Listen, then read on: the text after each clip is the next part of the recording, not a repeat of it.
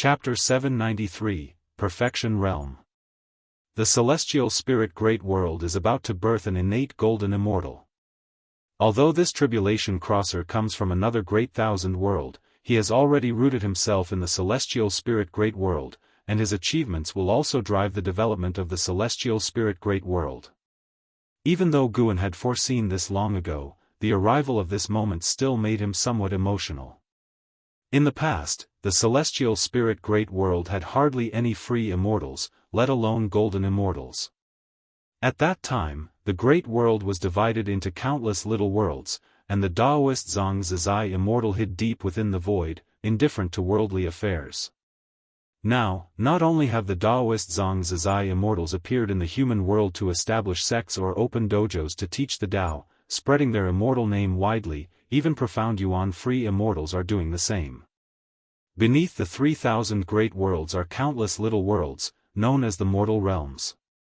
The cultivators in these mortal realms, upon reaching the limits of heaven and earth, will all ascend. Many ascenders of the celestial spirit great world either merge into the world or continue to rise to legendary status. Every day, splendid events unfold across the land. During Guan's leisure, he always finds matters that pique his interest when he takes a sweeping glance at the world. Since you wish to go, then go. You may take a group of disciples, decide the number yourself, Guan said to Nzizai with a smile. Upon hearing this, Nzizai immediately flashed a smile, quickly bowed, and thanked him. Ancestor, in your opinion, will that person succeed in breaking through? Nzizai asked curiously. Guan replied, he will succeed. In the future, the world will welcome the era of the golden immortals. In the years to come, each era will be longer, and the changes from one era to another will not be defined by great calamities. Hearing this, Nzizai felt even more eager for the future.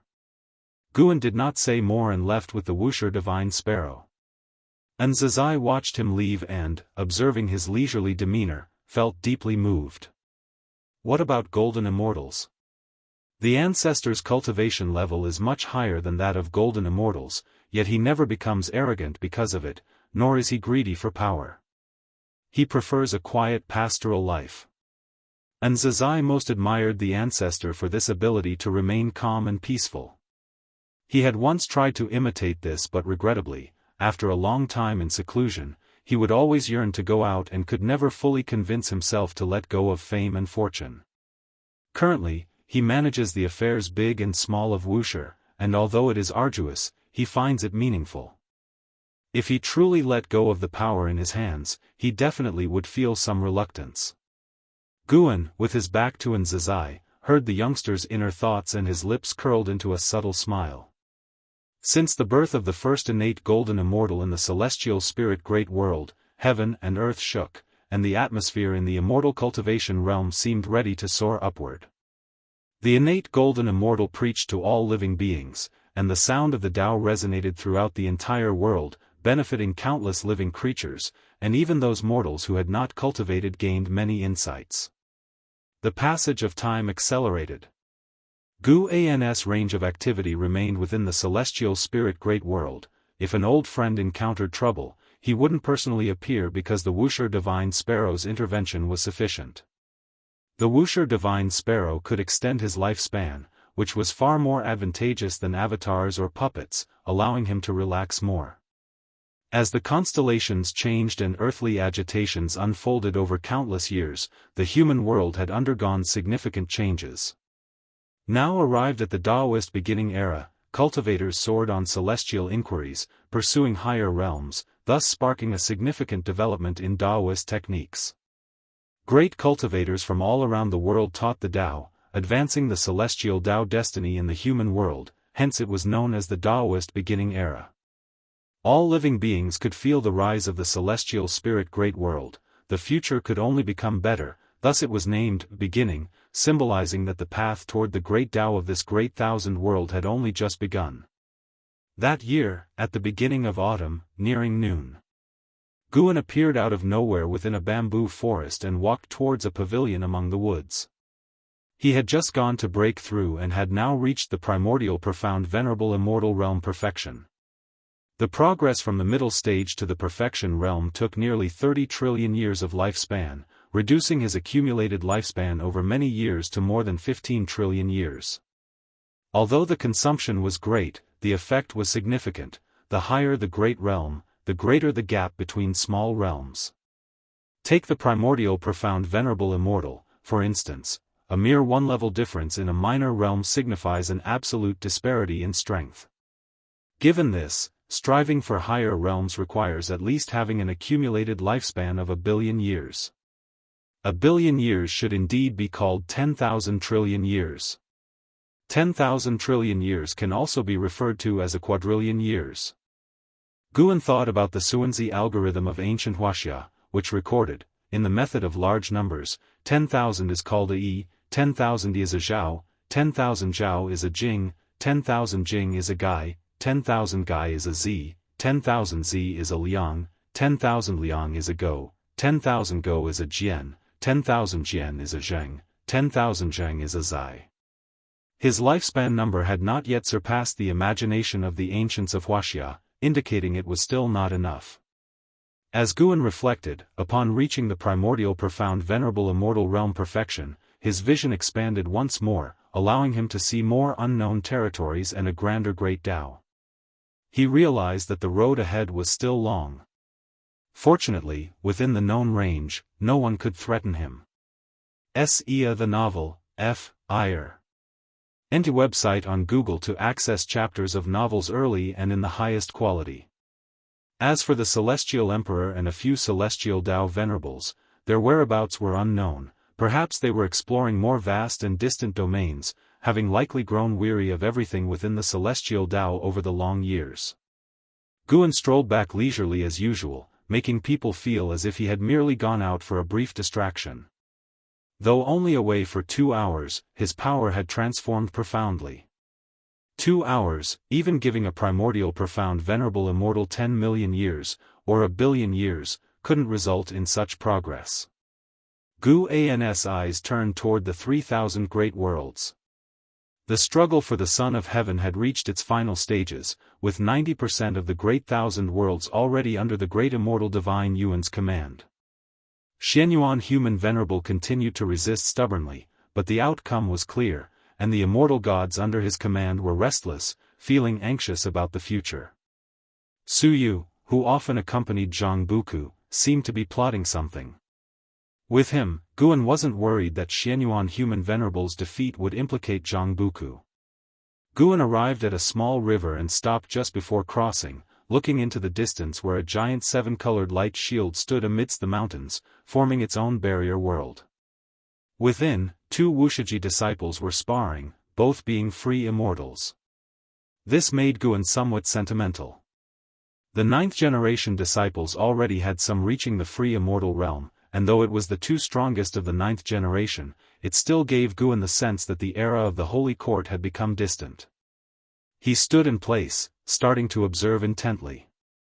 His relationship with his disciples and grand disciples wasn't particularly close. He rarely guided his grand disciples' cultivation, but he occasionally viewed their cultivation results. The time needed to achieve free immortal status was becoming increasingly shorter, but the transition from free immortal to Daoist Zhangzai immortal still remained long. The reincarnation tribulation was difficult to complete, with countless free immortals stuck at it for millions of years. To bypass the reincarnation tribulation, the only path is to become a primordial Tao Emperor.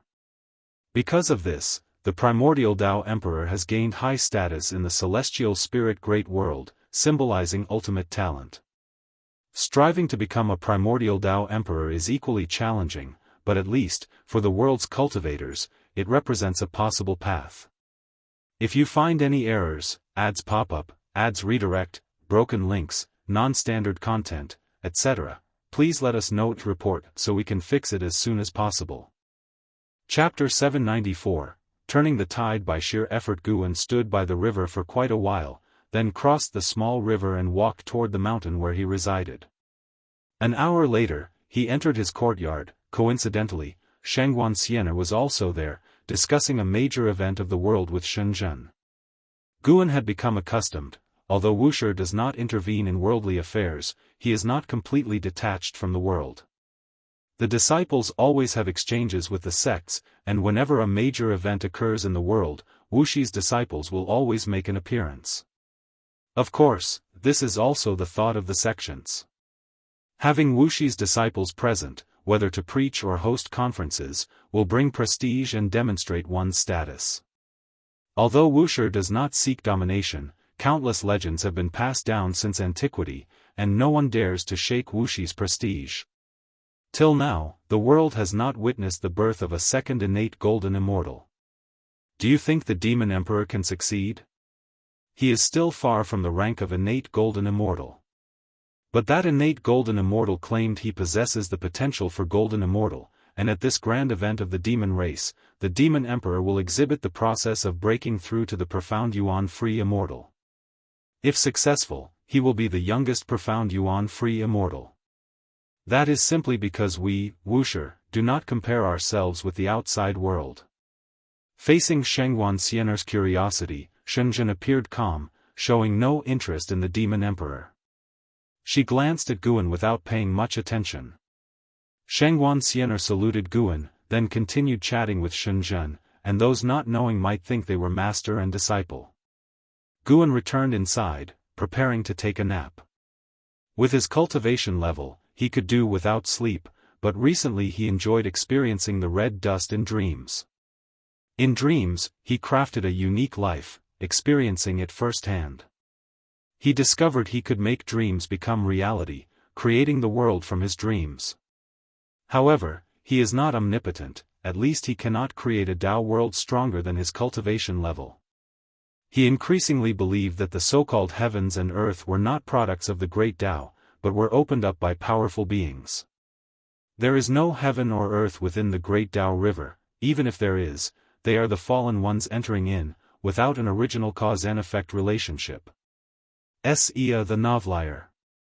N.E.T. website on Google to access chapters of novels early and in the highest quality.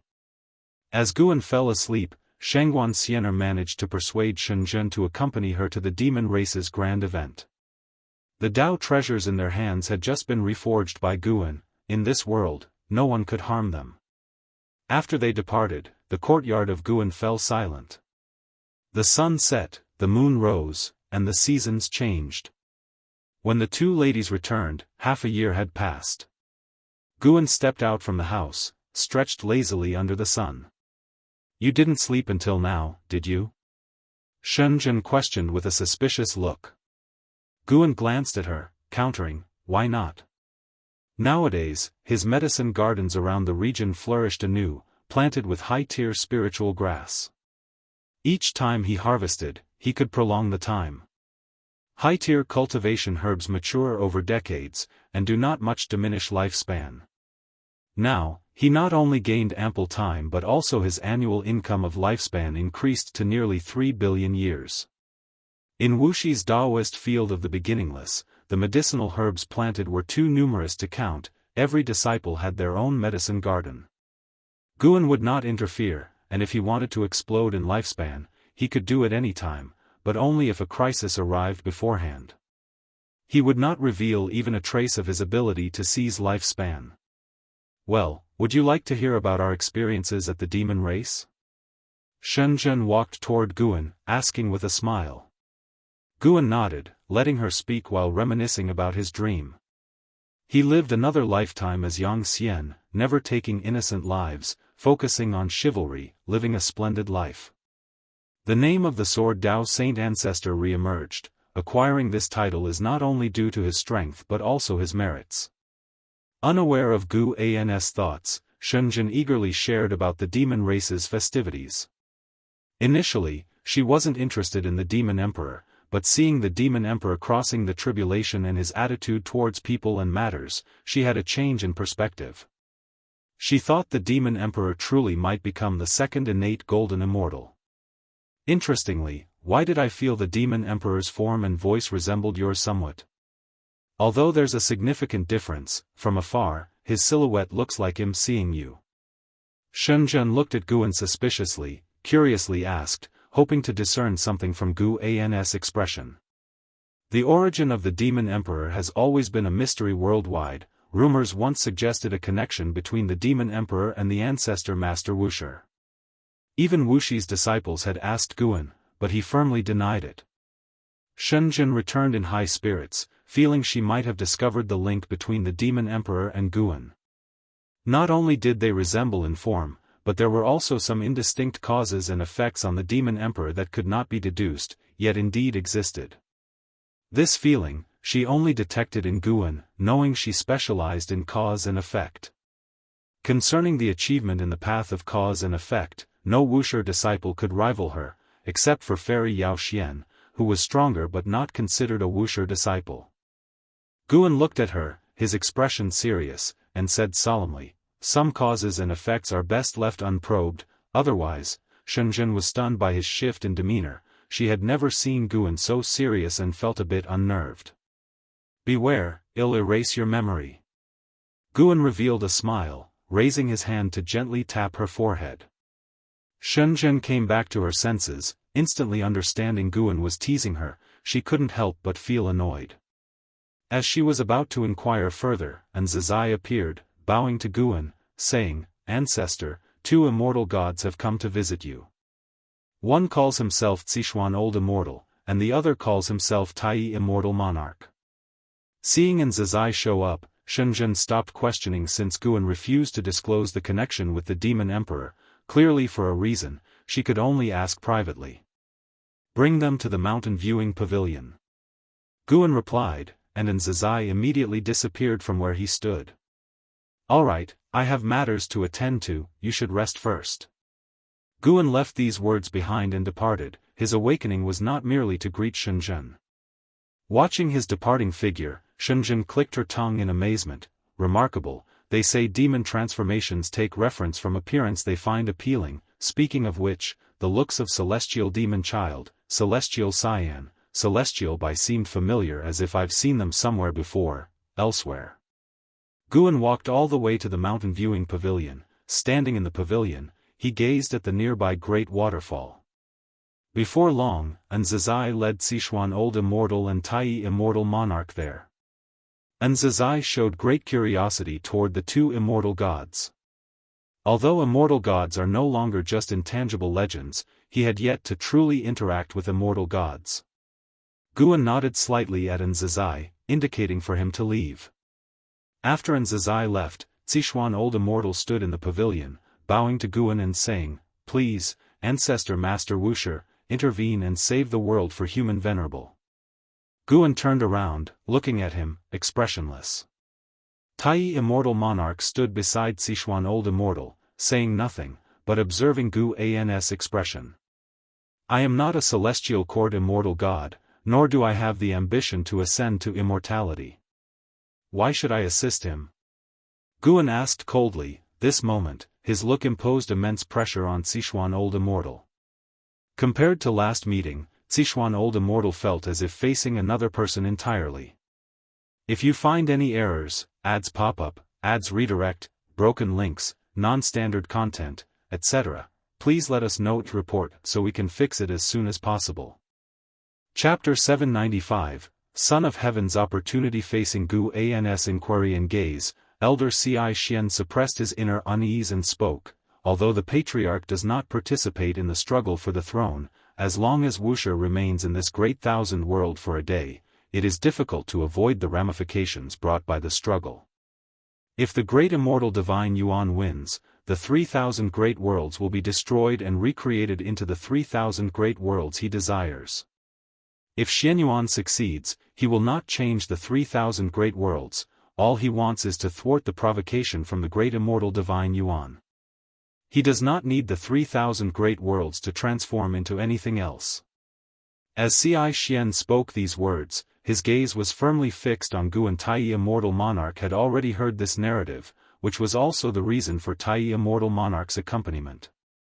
If the great immortal divine Yuan were victorious and became an enemy of Guan, at that time, should Guan resist, he would face the entire celestial court, and Tai Immortal Monarch would also have to oppose Guan, which would be unacceptable for Tai Immortal Monarch.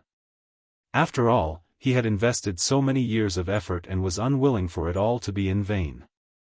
The rapid development of the celestial spirit great world has been supported significantly by Tai Immortal Monarch behind the scenes.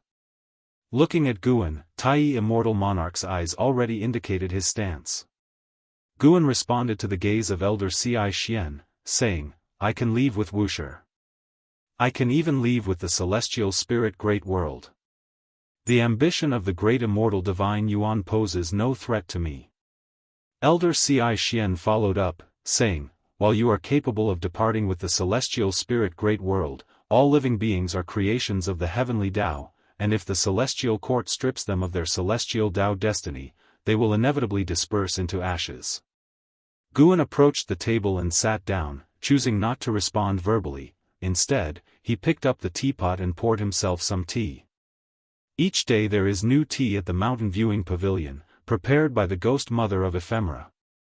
Even if Guan is not within the dojo, she prepares it personally or dispatches others to do so. Elder Ci Xian looked at Guan, waiting for his decision. The sound of the waterfall cascading echoed around the three. Gritting his teeth, Elder Ci Xian said, if the patriarch is willing to intervene, His Highness can agree to any request. This was previously instructed to me by His Highness. Guan sighed and said, I have no demands. I have finally found a place for peaceful cultivation and enlightenment and have no desire to be disturbed. Upon hearing this, Elder Ci Xian felt a hint of delight. The absence of absolute refusal meant there was room for negotiation. If you wish not to be entangled in the cause and effect of the celestial court, after this battle ends, I will not report your name to the celestial court. Moreover, you can rest assured, the struggle for the throne relies on individual abilities. The great immortal divine Yuan has also sought many great powers not belonging to the celestial court. Should you be willing to act, His Highness will ensure you bear no trouble and will reward you, even if you do not wish to join the celestial court. However, if your disciple wishes to ascend to immortality, His Highness will absolutely support it. Elder Ci Xian spoke thus, observing the number of disciples under Wuxia and noting precedents of ascension, thinking such words might sway Guan. Guan was evaluating. In his view of the future, Xianyuan Human Venerable was destined to fail. He indeed had the capability to alter fate. He knew Elder Ci Xian spoke truthfully because he had seen the arrival of heavenly soldiers and generals at the celestial spirit great world. He had painstakingly repaired relations with the celestial court, and now there was another obstacle. How could he stand by and do nothing? The reason he agreed to see Elder Ci Xian was that he already had a decision at heart. However, he wanted Xianyuan Human Venerable to know the difficulty of his intervention so that Xianyuan Human Venerable might treat Wuxia disciples in the immortal class kindly in the future. Having reached Gu An's realm, personal interest was no longer highly significant. He cared more about those around him and the younger generation. He never hoped for those near him to provide substantial help or benefits. If such were the case, it would indicate he was not strong enough and still required the people around him to perform certain tasks for him. What mattered to him were emotions and his inner desires. Moreover, in his view, the presence of old friends could remind him of the path traveled. Seeing Guan fall into silence, Elder Ci Xian felt increasingly uncertain. He did not understand what Guan was still considering. Tai Immortal Monarch, on the other hand, was secretly excited. Facing the forces of the great immortal divine Yuan, Guan did not refuse outright, which inherently demonstrated his strength. Tai Immortal Monarch began to envision the future.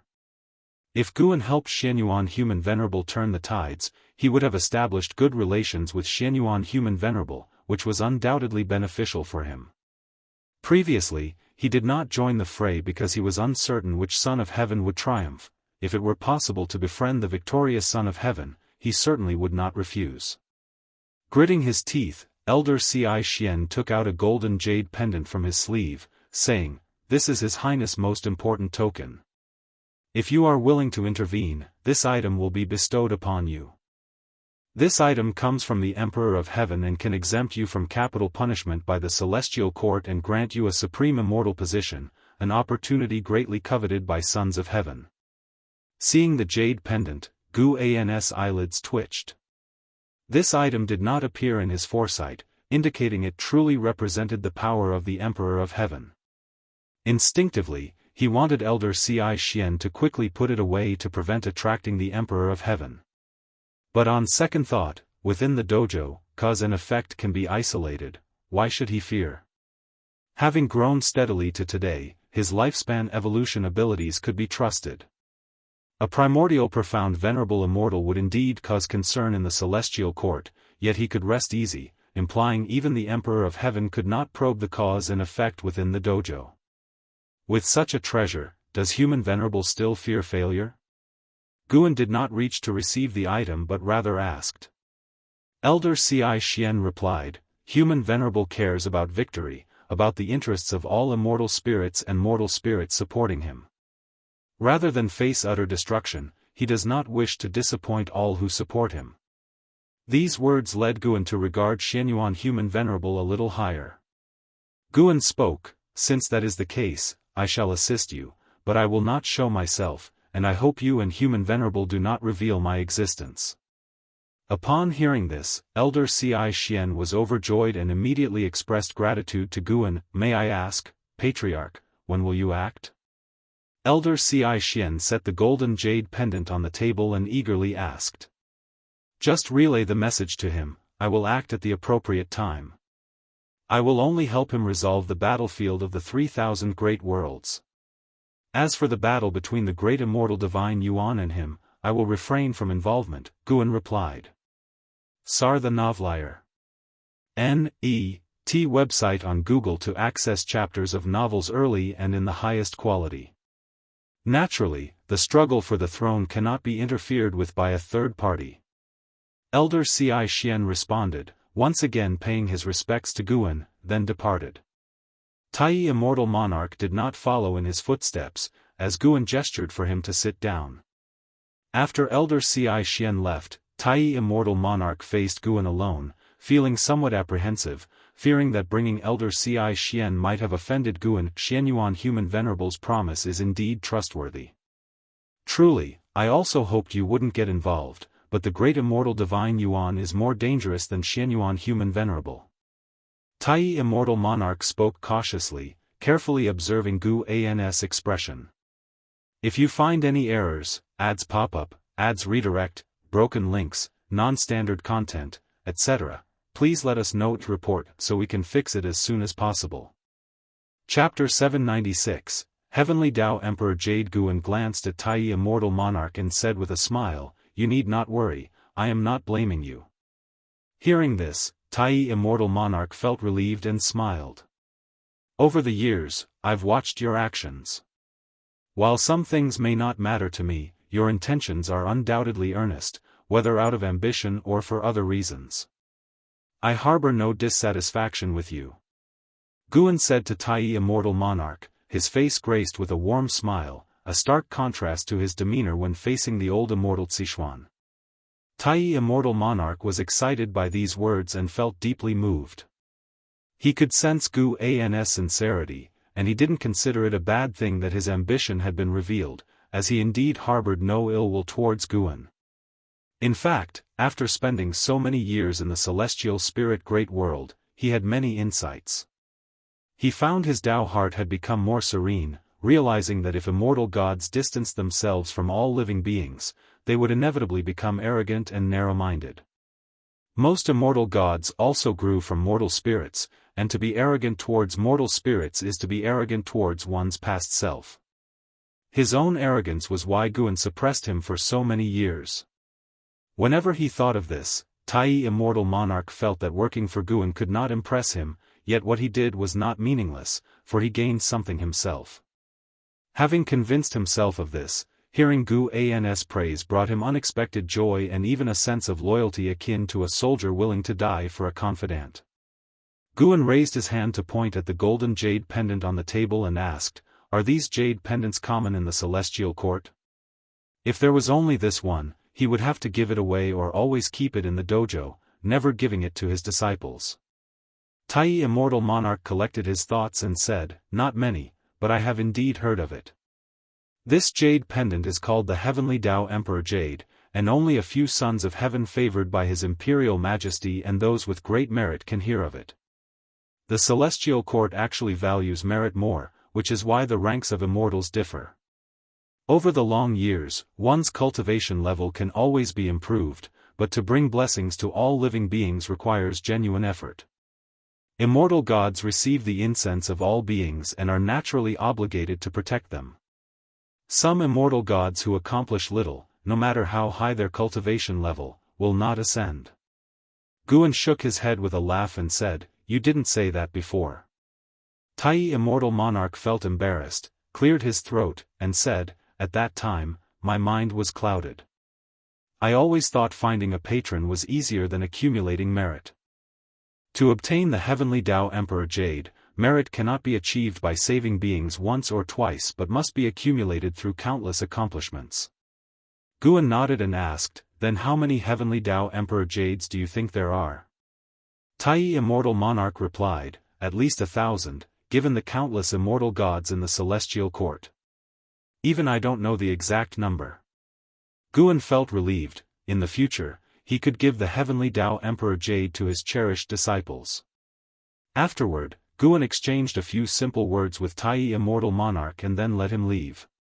Before leaving, Tai Immortal Monarch hesitated to speak but ultimately took his leave with a bow. Guan knew what he wanted to ask but purposely left it unsaid. After Tai Immortal Monarch left, Guan raised his eyes to gaze at the celestial vault outside the mountain viewing pavilion and mumbled to himself, "The cause and effect of this matter are so great that you cannot hope to conceal it." This time, he intended to eliminate the nefarious formidable creatures of the 3,000 great worlds, granting the living beings of various worlds a chance to rescue the world. Striking in such a manner would certainly yield him an exceptionally vast lifespan. Guan, who relied on growing medicinal herbs for longevity over the years, unexpectedly felt anxious. After all, lifespan reincarnation holds too many past lessons. Rampantly killing to gain strength quickly would invite annihilation by more formidable beings, including the attention of the celestial court. Guan did not plan to involve his true self but instead used the Wuxia Divine Sparrow to intervene. As the thought arose, the Wuxia Divine Sparrow transformed into a beam of white light and flew over to land on the table, then lay down. Guan raised his hand to gently stroke its head, feeling as if he were touching his own head. Within the rolling thunderclouds, lightning flashed and thunder roared, making the entire world overwhelmingly oppressive, dim, and eerie. The land was barren, the mountains lifeless. Above the mountains, a cloud soared past, carrying a dozen people, among whom Zhu Shi was present. "When we meet His Highness, you all must kneel and do not raise your heads to look at him, understood?" Standing at the front, an elder spoke.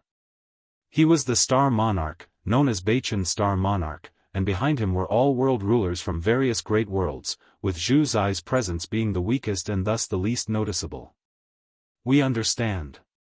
The masters of the great worlds responded in unison. Faced with the upcoming meeting, they were both excited and anxious, with some feeling uneasy. The most uneasy was Zhu Shi, who always felt that meeting the Son of Heaven was not a good thing.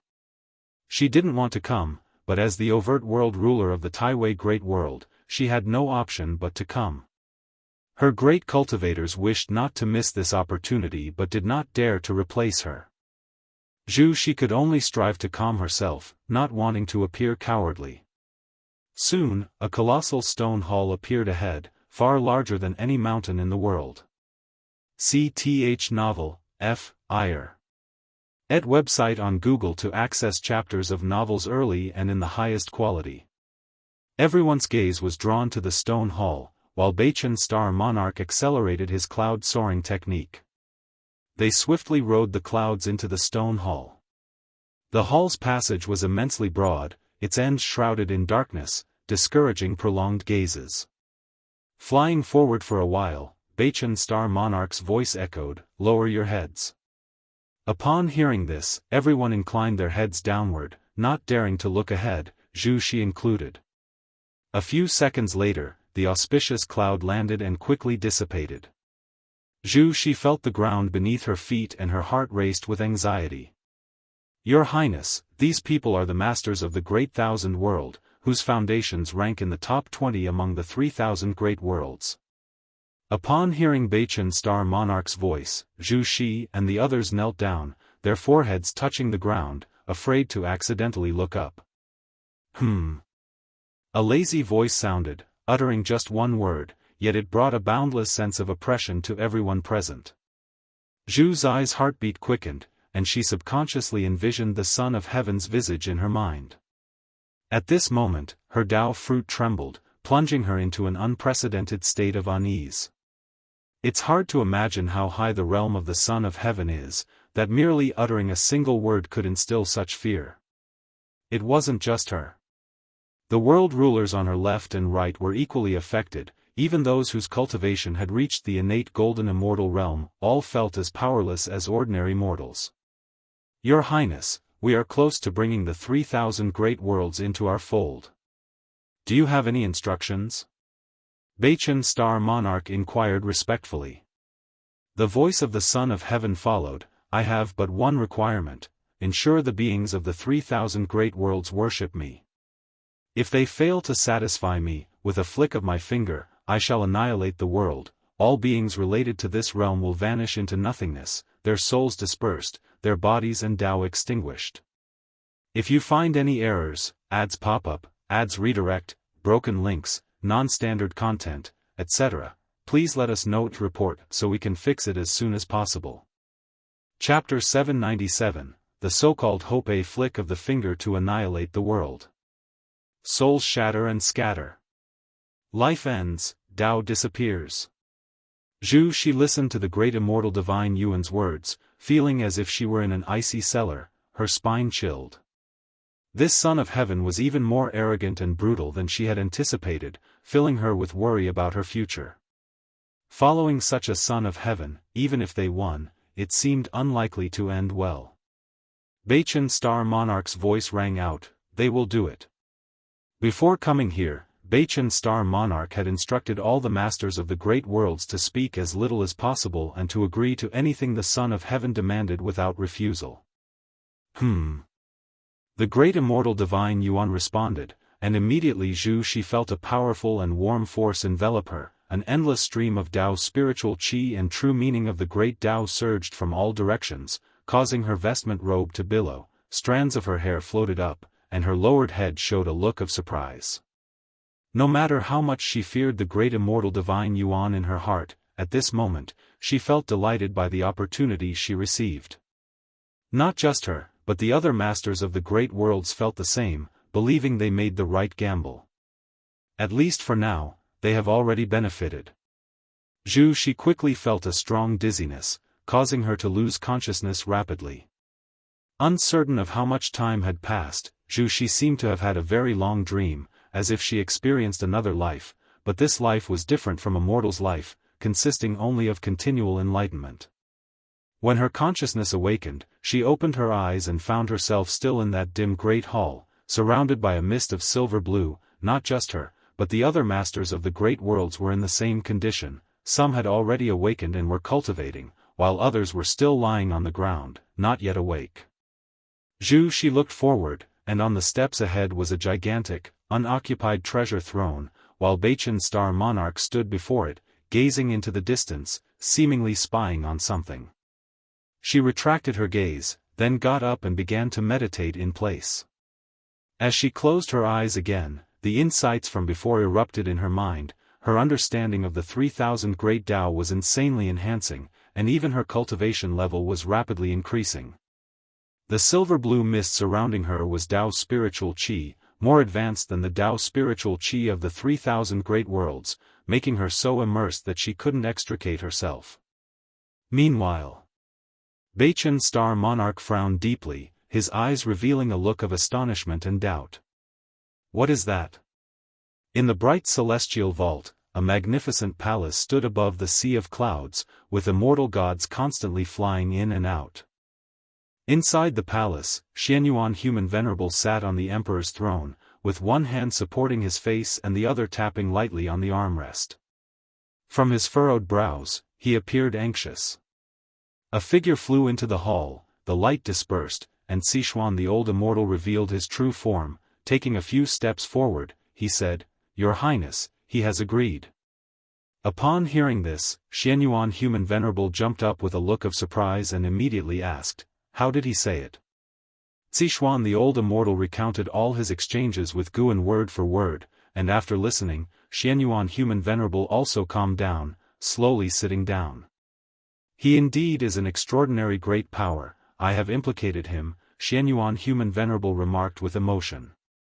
Back then, when he held the advantage, he invited Guan, who politely declined. Now, as he reaches his downfall, Guan instead extends a helping hand for the celestial spirit great world's all living beings, filling him with admiration for Guan. Sichuan the old immortal nodded, sensing that Guan indeed disliked trouble, even hesitating when presented with the heavenly Tao Emperor Jade.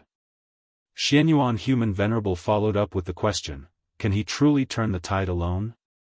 Sichuan the old immortal replied helplessly, "Now only he is willing to act, those supreme immortals are unwilling to intervene at this time, even that Supreme One refuses to send disciples to aid you, and there's no response from other realms."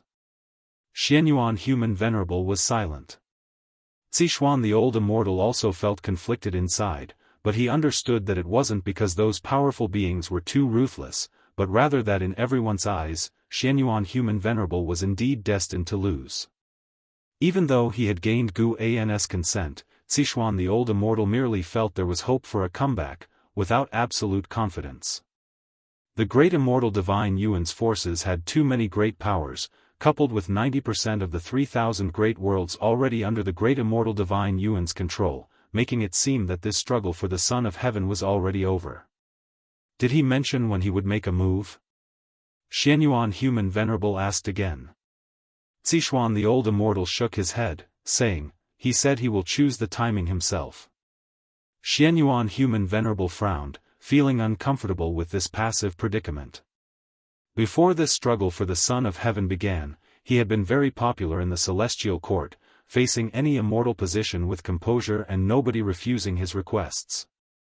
Now, he had not yet returned to the celestial court but already felt the pressure from it, with everything he once had gradually slipping away, and those who once showed kindness perhaps now looking on coldly, watching him fall into the abyss. Xianyuan Human Venerable took a deep breath, trying hard to adjust his emotions. Just then, he heard a wailing sound, causing him to raise an eyebrow involuntarily, and he looked outside the hall, asking, "What is that sound?"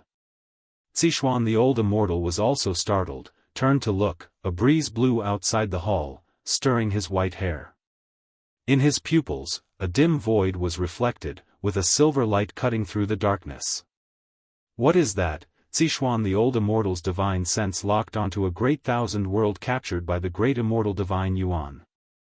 That great thousand world had plunged into utter darkness, the demonic mist forming clouds, obscuring the sun, and the land desolate, littered with white bones. A gigantic divine sparrow carrying a seven-colored glow flew into this great thousand world, dispelling the darkness. Amidst a pile of rubble, there were dozens of human race cultivators meditating and healing. The silver light sprinkled on them, and they instinctively looked up, witnessing an unforgettable sight. It was a silver-white divine bird with wings spanning the sky, its long tail feathers bearing a seven-colored glow, like a rainbow unfurling. The eyes of the human race cultivators flickered with a peculiar light, and upon seeing such a majestic divine bird, hope and longing were born in their hearts involuntarily. In this dark era, with demons rampant, living was so hard, and all living beings yearned for hope, longing to see the light of day again. Yet the immortal gods did not aid them, Zhangtian showed them no favor. Under their gaze, the silver-white divine bird flew towards the horizon, in the direction where the demonic chi was the densest.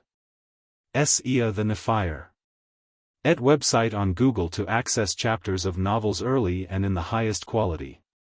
The ground began to quake, a familiar yet terrifying aura erupted from afar. Clearly, this silver-white divine bird had alarmed that demon. Could it be that the immortal gods have arrived? Nonsense, those demons are mere minions of the immortal gods. It should be a spiritual object of heaven and earth, though the immortal gods do not pity all living beings, heaven and earth do, for those demons hail from outer heaven. I wonder if it can prevail over those demons. The human race cultivators glanced at the silver-white divine bird, whispering anxiously, fearing the shattering of hope. If you find any errors, ads pop up, ads redirect, broken links, non-standard content, etc., please let us know to report so we can fix it as soon as possible. Chapter 798, Under the gaze of dozens of cultivators, a monstrous fog rose at the end of the world, its length and width immeasurable, seemingly swallowing half the sky. In the endless darkness appeared a pair of terrifying eyes, like two blood moons, oppressive and eerie. Dozens of cultivators felt their hearts race with fear, but when the gallant silver bird's majestic form entered their sight, their terror instantly dissipated a great deal. The silver-white divine bird showed no fear. As its divine wings vibrated, it did not stir up winds, seeming not to belong to this world, making it appear all the more agile. Suddenly, the silver-white divine bird abruptly accelerated, transforming into a rainbow of 7 colors, charging into the massive black fog, causing the heavens and earth to erupt with dazzling radiance, compelling dozens of cultivators to instinctively close their eyes, unable to look directly ahead. Roar, a hysterical roar echoed in their ears, deafening, yet they were no longer afraid, because within those roars they heard despair. Those unyielding, supremely cruel evil demons were in despair. What an inspiring thing!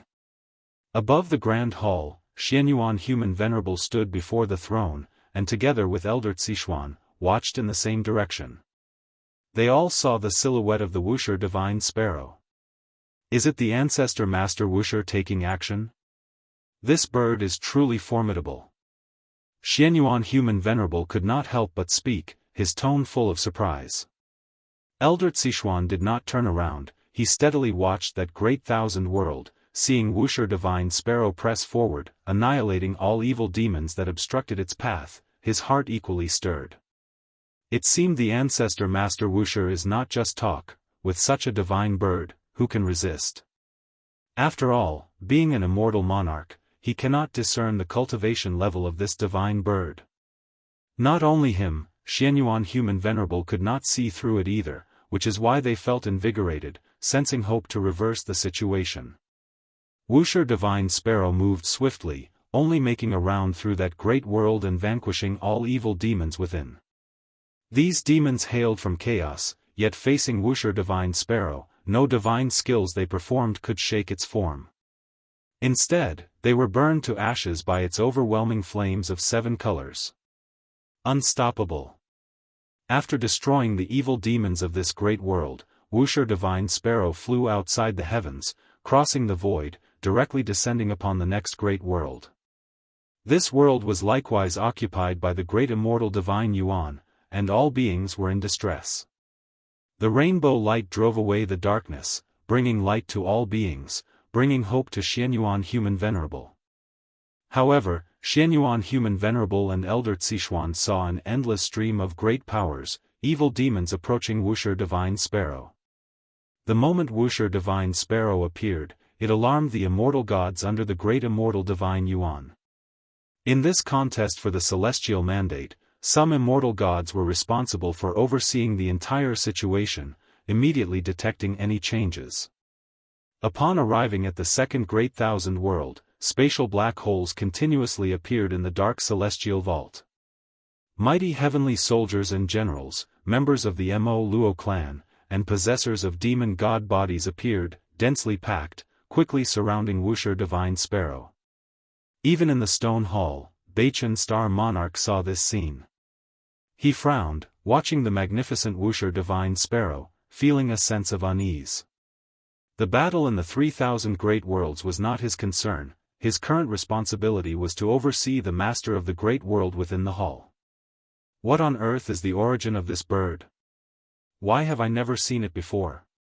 Beichen Star Monarch muttered to himself, continuing to observe, but the more he watched, the more alarmed he became. Even when encircled by 1,000,000 opponents, that divine bird did not stop, it was completely unstoppable. Those he deemed formidable could not withstand the divine bird, their attacks utterly ineffective.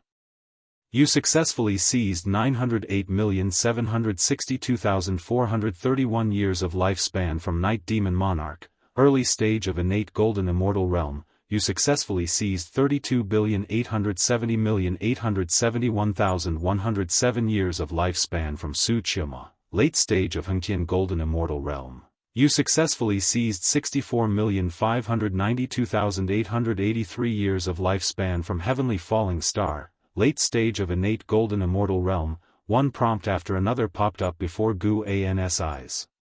He couldn't help but sigh. Indeed, those daring to participate in the celestial mandate struggle mostly have known their fate and had to take a gamble to avoid death. Immortal gods could not grant him lifespan, but fortunately, there were enough evil demons.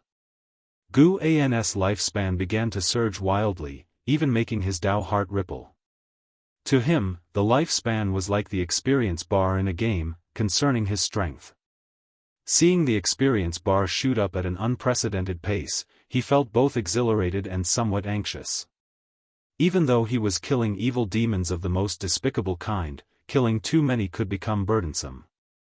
The novel, F.I.R. Net website on Google to access chapters of novels early and in the highest quality. He could only think that he was helping the 3,000 great worlds, and with Xianyuan human venerable around, the celestial court would not hold him accountable. Although he already possessed the ability to face the celestial court, Guan still did not want to prematurely become its enemy. The celestial emperor was his imaginary foe, not that he necessarily wanted to battle the celestial emperor, but he had to ensure he possessed the effortless strength to eradicate the celestial emperor before he could completely disregard the celestial court. Guan stood up, preparing to take a walk in the dojo to disperse his focus. But the speed at which his lifespan increased was faster than he imagined.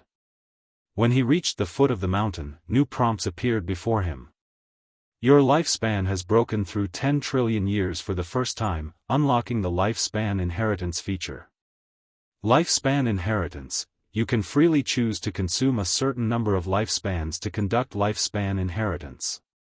You will enter the Vanished Enlightenment Seeker dojo to listen to their teachings. The grade of the dojo corresponds to the lifespan you consume, with a minimum consumption of 100 billion years per session. Not an upgrade to the previous lifespan feature? Looking at the 100 billion years consumption bottom line, Guan felt it was a trap. There once was a time when 100 billion years was a lifespan number he could only aspire to. No, can't use it recklessly. Guan thought silently. He had already unlocked lifespan detection, lifespan barrier, lifespan deduction, life expectancy prediction, lifespan fusion, lifespan reincarnation, lifespan simulation, lifespan dojo, lifespan breakthrough, lifespan projection, and lifespan inheritance. Many of these features he rarely used, but he would never consider them too few. Some things can go unused but cannot be absent. Guan moved along the small river at the foot of the mountain, his gaze shifting towards the 3,000 great worlds.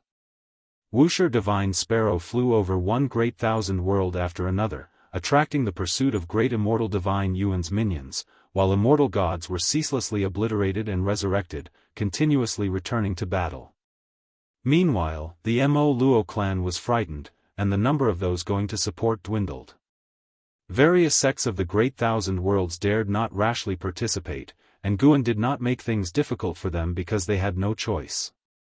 Exhausting and eradicating all evil demons and immortal gods, each Great Thousand World would naturally return to peace. After the calamity, each world's sects would need to govern and restore the heavens and earth. Arriving at a valley, Guan saw Nzazai teaching a disciple a lesson. The disciple was a young man, kneeling before Nzazai. Facing the stern Nzazai, the disciple wore a defiant expression, meeting his gaze without fear. Guan became intrigued, Nzazai's prestige within the Wuxia far exceeded Nzin's. With Nzazai not present, the disciples feared him most. Yet there was a disciple daring to be stubborn with Nzazai? If you find any errors, ads pop up, ads redirect, broken links, non-standard content, etc. Please let us know to report so we can fix it as soon as possible. Chapter 799, Major Variables, Do You Still Not Realize Your Mistake? And Zizai glared angrily at the disciple kneeling in front of him and shouted somberly. The disciple looked up, gritting his teeth, and said, "What mistake did I make?" That person relied on his family's influence to bully others. As a Wuxia disciple, I ought to take action when I see such things. Do you not know the rules of the Wuxia sect? Wuxia disciples must not interfere in the affairs and grievances on the continent. If you encounter injustice, you can report it to the officials. With your status as a Wuxia disciple, no one would dare neglect you. Reporting to the officials, who merely evade responsibility, what is the point?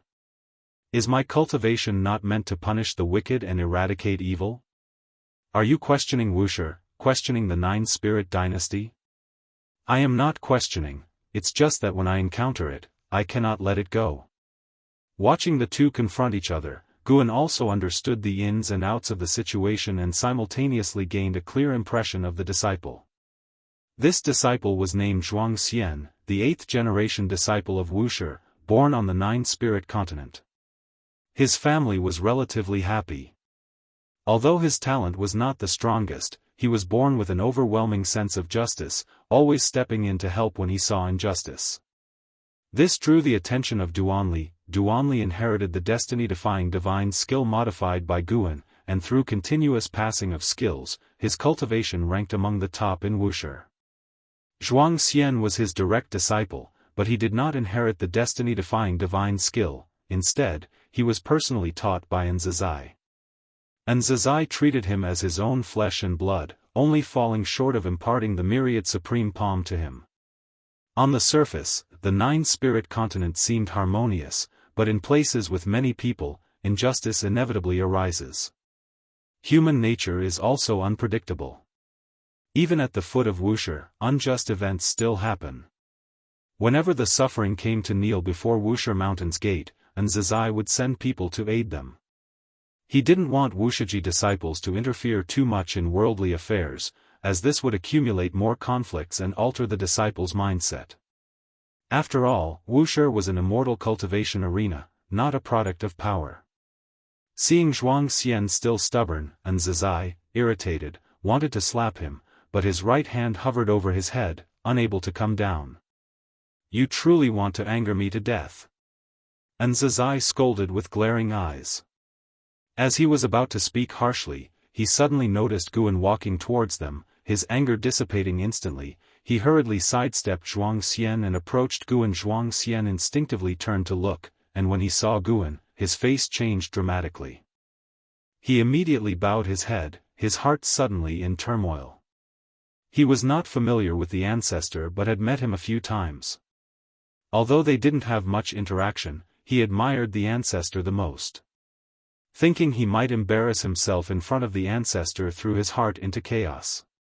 However, he did not regret it. He believed he hadn't done anything wrong, even if he were expelled from Wuxia, he wouldn't regret it. Do you intend to strike your junior? Guan came to Zizai and asked with a smile, and before his eyes, messages about seizing lifespan kept popping up, putting him in a very pleasant mood. Zizai almost broke into a cold sweat hearing this. He helplessly said, "Who told him to be so stubborn?" He narrated what Zhuang Xian had done, seemingly angry, yet his tone unavoidably conveyed a sense of gratification. Zhuang Xian was righteous, loved to fight against injustice, and refused to yield. A disciple like this was rarely found even at the Wuxia dojo. Though Wuxia disciples were not evil, because of countless years of transmission, most had developed a detached attitude, put harshly, indifference. Zizai understood Guan's constraints were out of fear that the disciples would become too indulgent, so he was in no position to judge whether the rules of Wuxia were right or wrong. He needed to follow Guan's established rules. He's quite good like this. Different ways should be allowed, as long as one is wholeheartedly benevolent, it's not necessarily bad. If you want to forge him, why not let him go out and train? Guan, smiling, commented. Somehow, looking at Zhuang Xian reminded him of his reincarnation body, Yang Xian, who who also loved to stand against injustice, unyielding, though not as impetuous as Zhuang Xian. Speaking of which, Liya also possessed a sense of justice, but Liya acted with more discretion, never being stubbornly fixated. He idles around every day. If he wants to cultivate to the Zizai immortal realm, he may still need some time. Zizai shook his head and sighed. It's alright, let him go ahead, consider it an exception. Guan waved his sleeve with a generous laugh, but his words instead made Zizai hesitate. Zizai hesitated in speaking, and Guan, reading his thoughts, reproached, I say training, means training. I never beat around the bush. I also want to see if, after experiencing the red dust, he will still maintain such a pure heart. I am very much looking forward to it. With that, Guan walked towards the distant mountains and forests, his gaze gliding over Zhuang Xian's back without a trace. Zizai froze, then grew delighted and promptly bent in salute towards Guan. After Guan disappeared into the forest, Zizai approached Zhuang Xian. At this moment, Zhuang Xian was apprehensive, uncertain if the ancestor's arrangement was to train him or to suppress his spirit. Zizai looked down at him and said, You heard him, prepare to go out and train. As for when to return, I won't limit you, but you must stay outside for at least 1,000 years. Zhuang Xian, fearless, responded loudly, All right. I will never let you or the ancestor down. His words sounded like a promise, but his tone seemed to oppose Zizai. Zizai glared at him, urging, Hurry up and get out of here. Zhuang Xian knelt and bowed to Zizai, then stood up and left. Be sure to inform your master first. Zizai instructed. Upon hearing this, Zhuang Xian waved his hand as he walked away without looking back. Ia the Oval Fire. Et website on Google to access chapters of novels early and in the highest quality. Watching his back, Zizai's stern expression faded, replaced by anticipation. How many years had it been? It was the first time the ancestor personally arranged for a disciple to train, also anticipating whether this boy would change his will. I hope you truly remain as repulsed by evil as you claim. If you maintain it, you will turn the tide, which is also the good fortune a righteous heart should have. Zizai thought silently, having realized a deeper meaning. If Zhuang Xian returns and earns Gu An's commendation and inheritance, it will inspire other disciples to foster a spirit of goodwill and guide them towards the direction Wuxia should take. But then again, the ancestor seemed so happy. What exactly happened? Zizai turned to watch where Guan had gone, curious about what had transpired.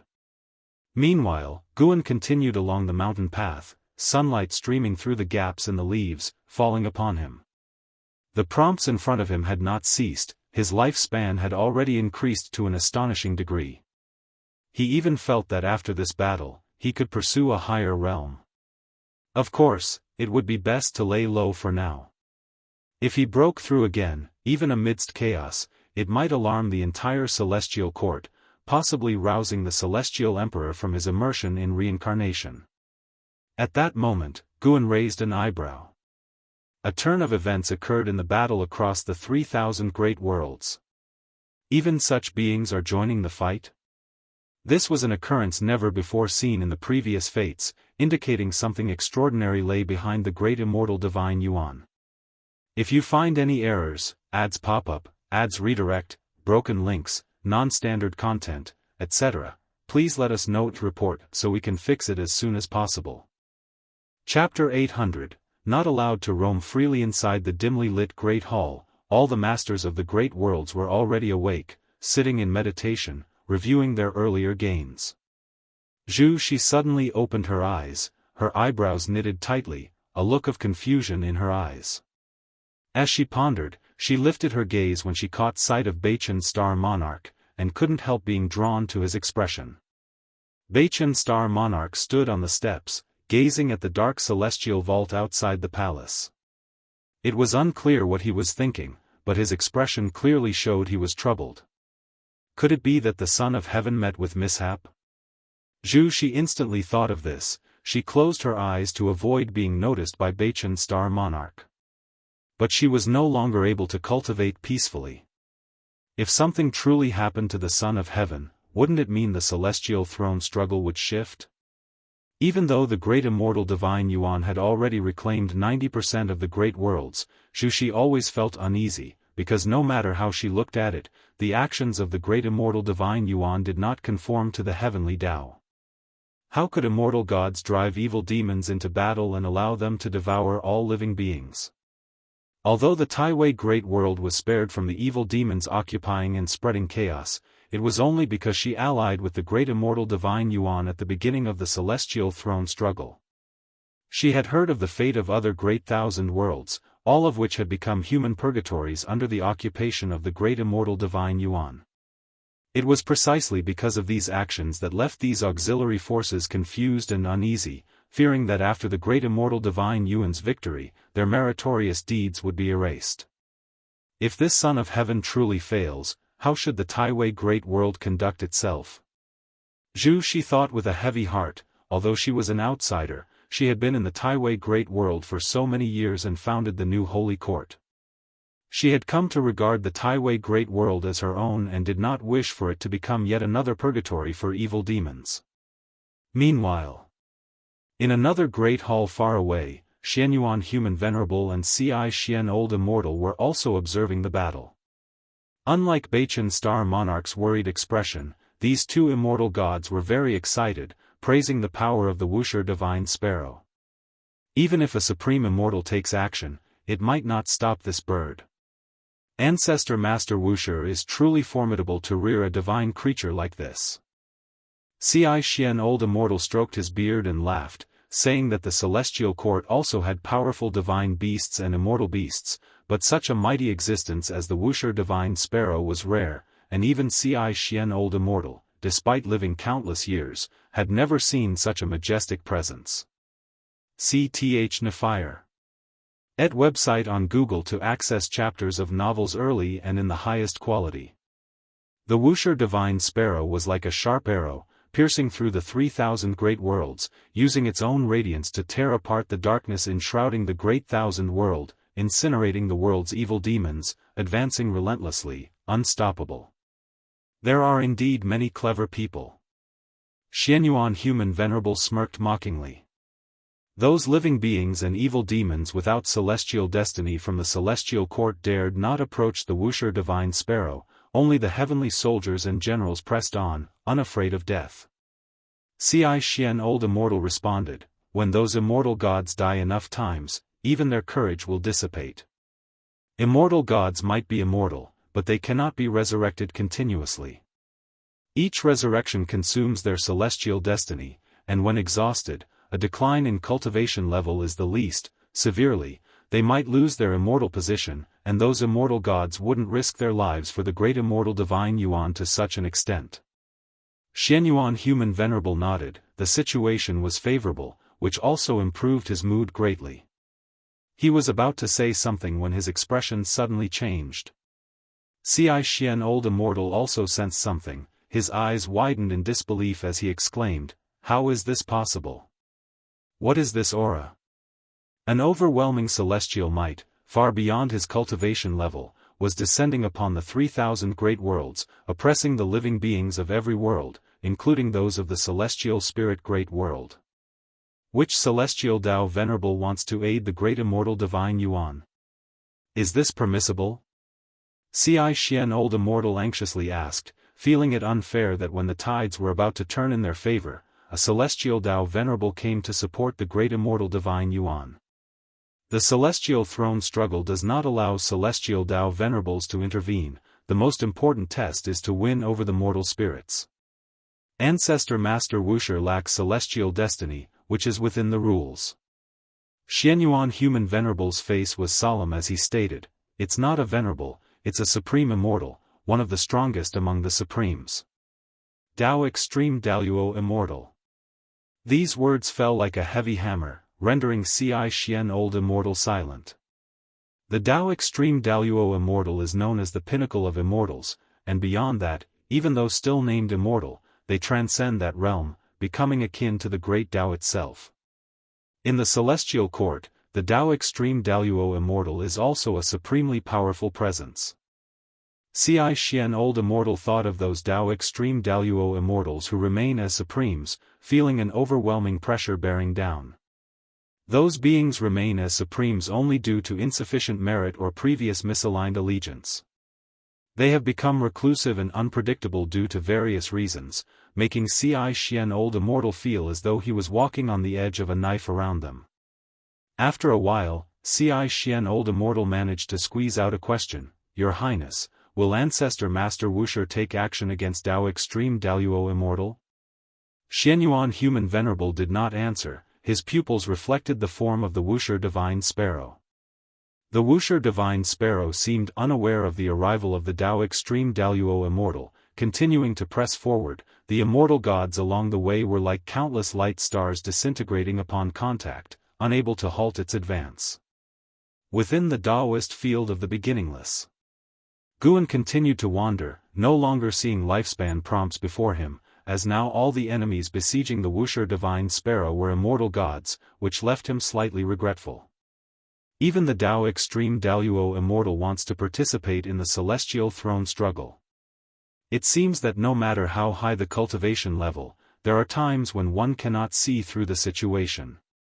Guan thought silently, though he did not consider the Tao Extreme Daluo Immortal a threat, he couldn't help but reflect upon seeing the involvement of a Tao Extreme Daluo Immortal.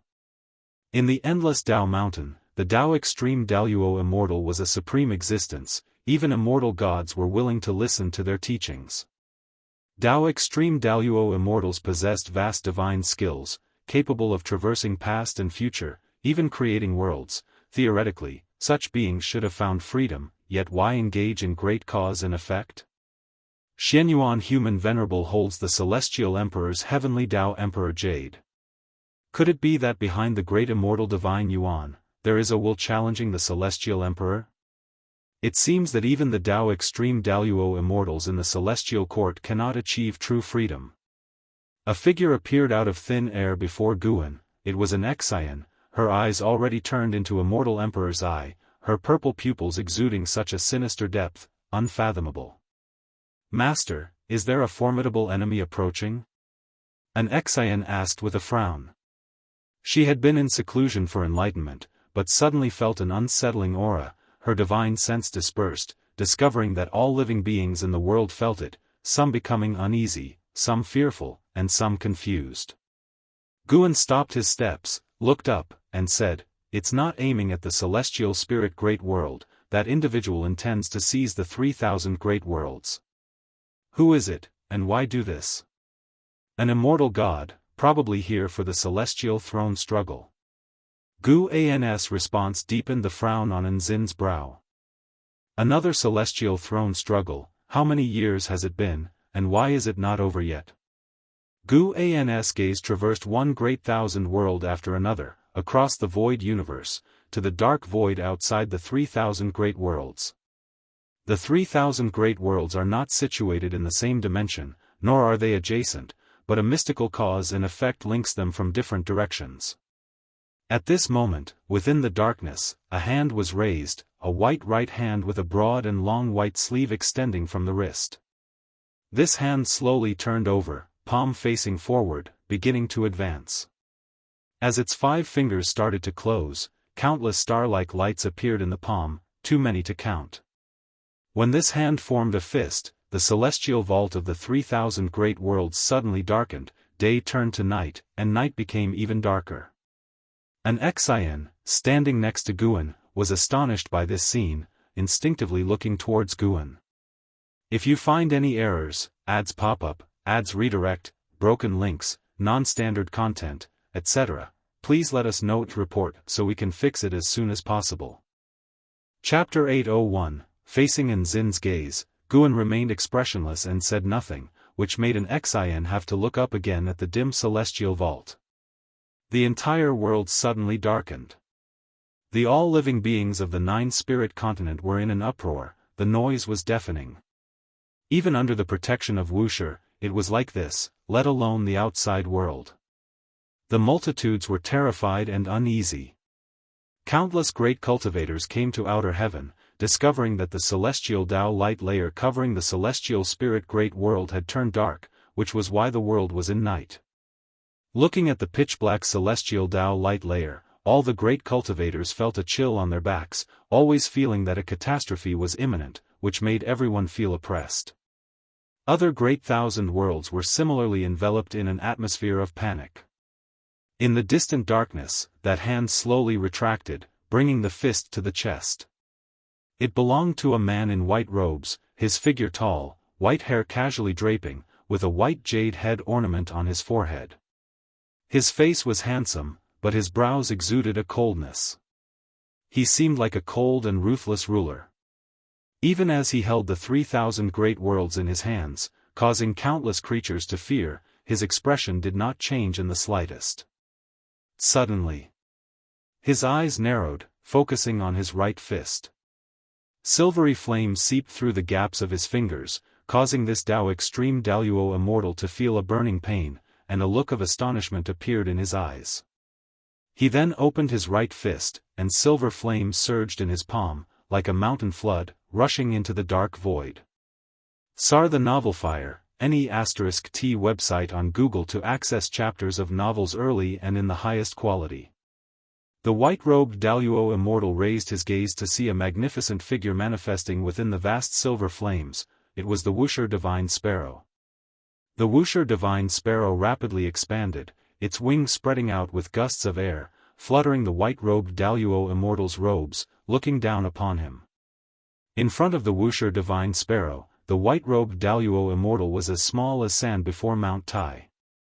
The white-robed Daoist immortal looked up at the Wuxia divine sparrow, with his right hand still held at his chest, with a dense number of spots of light hovering above his palm, and those were the 3,000 great worlds. Holding the 3,000 great worlds, his aura was so steady that he wasn't suppressed by the Wuxia divine sparrow. Who are you, with such cultivation level, yet not belonging to the celestial court? Perhaps you and I have met before. The white-robed Daoist immortal spoke, his tone exuding a sense of supremacy. He may not have been the strongest existence, but he was definitely one of those who have lived the longest, having even ventured into chaos. The Wuxia divine sparrow did not answer him, it merely floated before him, flapping its wings. The heavenly will belongs to the great immortal divine Yuan. I hope fellow Daoist does not oppose it. The defeat of Xianyuan human venerable is already certain, so why act at this critical juncture? The white-robed Daoist immortal inquired, his Tao extreme Daoist immortal aura fully erupting, causing immortal gods and great powers within the 3,000 great worlds to be awed. To think even such an existence is taking action. Su Yu, standing next to Jianghu, said solemnly, his eyes for the first time showing strong apprehension. Jianghu looked up at the dark celestial vault, saying nothing, not knowing what sort of existence had startled such immortal gods. Their celestial army was currently recuperating and had not gone to war for 10,000 years. Not just them, many immortal gods were looking up at the celestial Tao light layers of the realms, wanting to see the figure of the white-robed Daoist immortal, but they could see nothing. The white-robed Daoist immortal was freely displaying his aura. He looked at the Wuxia divine sparrow, his lips curling into an arrogant smile, a smile of supreme confidence. Even if the opponent was also a Tao extreme Daoist immortal, he was unafraid. Being of the same Tao extreme Daoist immortal realm, he hailed from the celestial court, possessing an innate advantage. Moreover, he hadn't had a hearty battle for many years, seldom fighting since stepping into the Tao extreme Daoist immortal realm. The Wuxia divine sparrow continued flapping its wings, seemingly not understanding his words, giving no response, retreating neither forward nor backward, which made a cold gleam flash in his eyes. In that case, let me personally drive you away. The white-robed Daoist immortal snorted coldly, dropping his right hand, raising his left hand, and grabbing in the void, miraculously forming 9 true dragons radiating brilliant light, larger than the Wuxia divine sparrow, attacking it from all directions. The 9 dragons jointly attacked, unleashing an unparalleled domineering killing pressure that enveloped the Wuxia divine sparrow, causing the silvery flames on its body to freeze. Boom, The white robe of the white-robed Daoist Immortal billowed violently, his gaze firmly fixed on the Wuxia Divine Sparrow.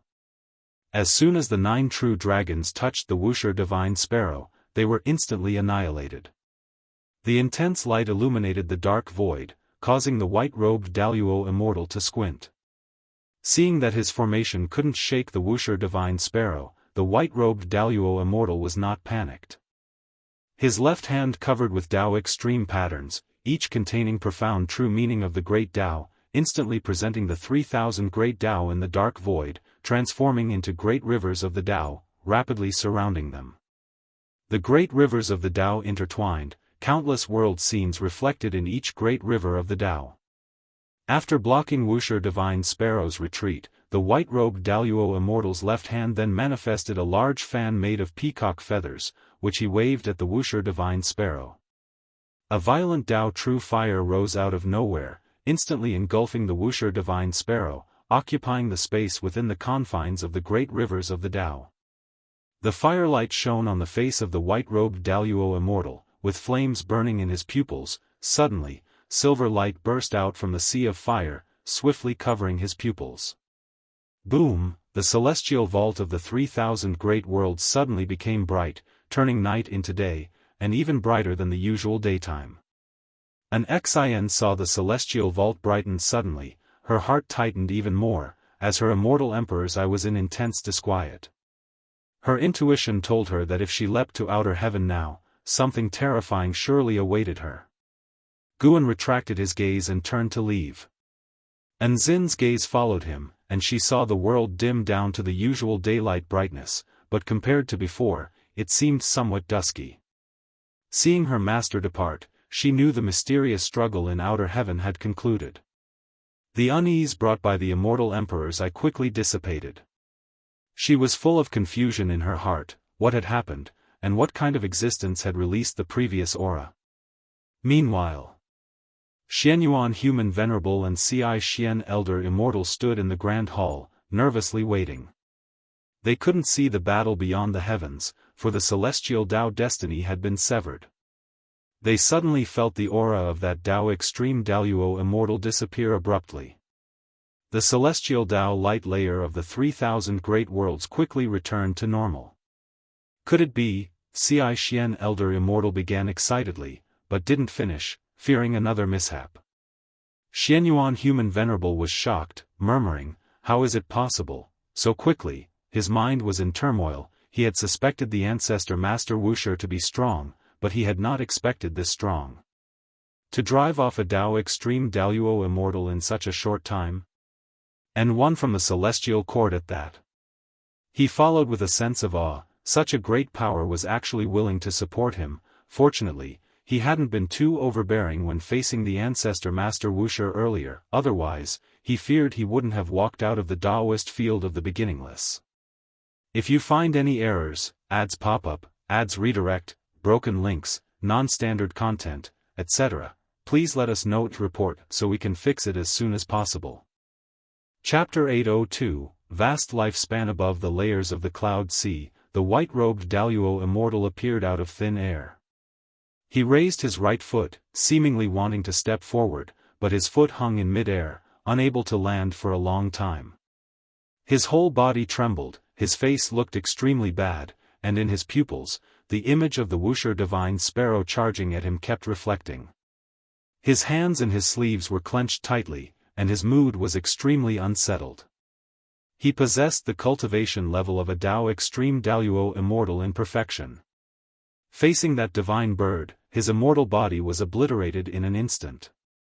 When he resurrected and flew out from the heavenly pool, even the celestial gods guarding the pool cast surprised glances at him, which he found so ironic. How could this be? Who on earth is he? Could it be the Xianqi primordial immortal? The white-robed Daoist Immortal's face shifted between clear and gloomy. Even though he had deliberately concealed the heavenly secret before striking, preventing the celestial court from noticing this battle, once Xianyuan Human Venerable won, the news would undoubtedly reach the celestial court, and he would definitely become the laughingstock of heaven. He was burning with rage, yet inwardly somewhat fearful. This conflicting emotion made it difficult for him to step forward. The opponent could so easily obliterate him, their cultivation level must vastly surpass his. Going again would only be self-humiliation. But if he didn't go, then the great immortal divine Yuan would be finished. He could see Xianyuan human venerable mobilizing his troops, preparing to launch a counterattack. After this battle, the morale of the great immortal divine Yuan's side had plummeted, and in the eyes of the white-robed Daoist immortal, he could already see the 3,000 great worlds falling entirely into Xianyuan human venerable's hands. The white-robed Daoist immortal fell silent, standing above the cloud sea for a long time, finally choosing to return to the celestial court. After the unsettling atmosphere across the 3,000 great worlds dispersed, the clamor in various realms continued for a long time. The celestial spirit great world was the first to quiet down, while other great worlds plunged back into turmoil. After defeating the white-robed Daoist immortal, the Wuxia divine sparrow once again descended on the 3,000 great worlds, continuing to gallop and exterminate the evil demons remaining in various realms. This caused more and more evil demons to flee, and the number of immortal gods coming to stop the Wuxia divine sparrow dwindled. Until dusk, Guan retrieved the Wuxia divine sparrow. Name: Guan, lifespan, 29,681,432,532,584,321,418,460, physique, primordial infinite creation Tao body, cultivation level, primordial profound venerable immortal realm perfection. Guan's lifespan increased to 230 trillion years. When he broke through the 100 trillion years lifespan, he didn't activate new lifespan abilities or upgrade opportunities, but he didn't mind, as he was enjoying the joy brought by the enormous lifespan. Breaking through to the next great realm is secure. Guan was overjoyed, but worry followed. Today, the Wuxia divine sparrow slaughtered far too many evil demons, and their cultivation levels were not low, involving unimaginable cause and effect. Now, lifespan alerts continuously appeared before Guan's eyes, not to seize lifespan, but to predict life expectancy in determining cause and effect nemesis. The life expectancy prediction is indeed a good thing, at least it gives him a sense of crisis. No matter how high his cultivation, seeing these endless enemies was inevitably disconcerting. Guan shook his head, ready to fish to soothe his mood.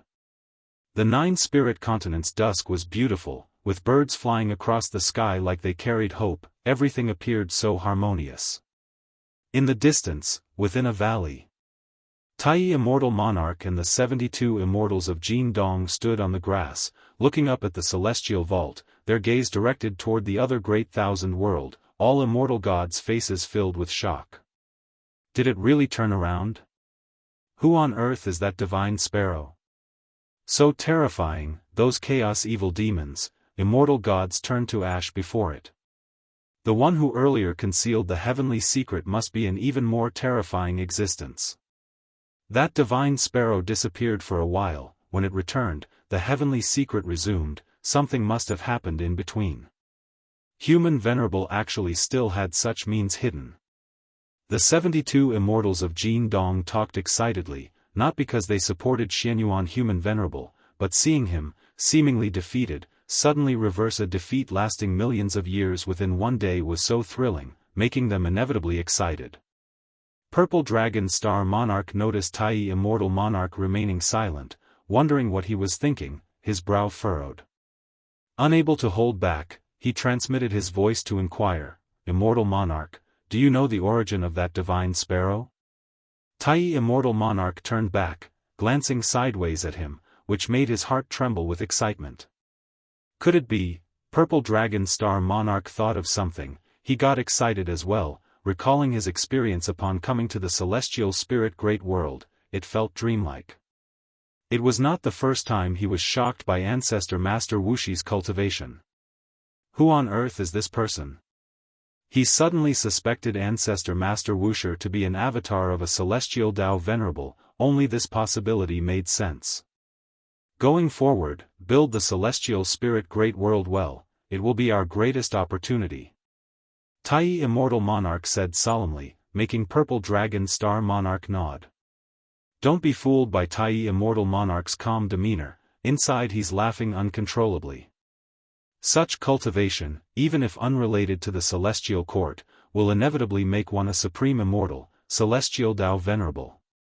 Judging by Guan allowing his disciple to ascend to immortality, he bore no enmity toward the celestial court, coupled with his attitude toward all living beings. Following such a person, Tai Immortal Monarch was at ease, filled with infinite anticipation. After gambling so many times, he finally gambled right this time. In the dim great hall, the atmosphere was oppressive. All masters of the great world stood, no longer reminiscing about previous insights. Their gazes fell on Baichen Star Monarch. Baichen Star Monarch continued standing atop the steps, but his face was utterly sour, not hiding his terrible mood. The masters of the great world were filled with confusion and unease, yet no one dared to speak.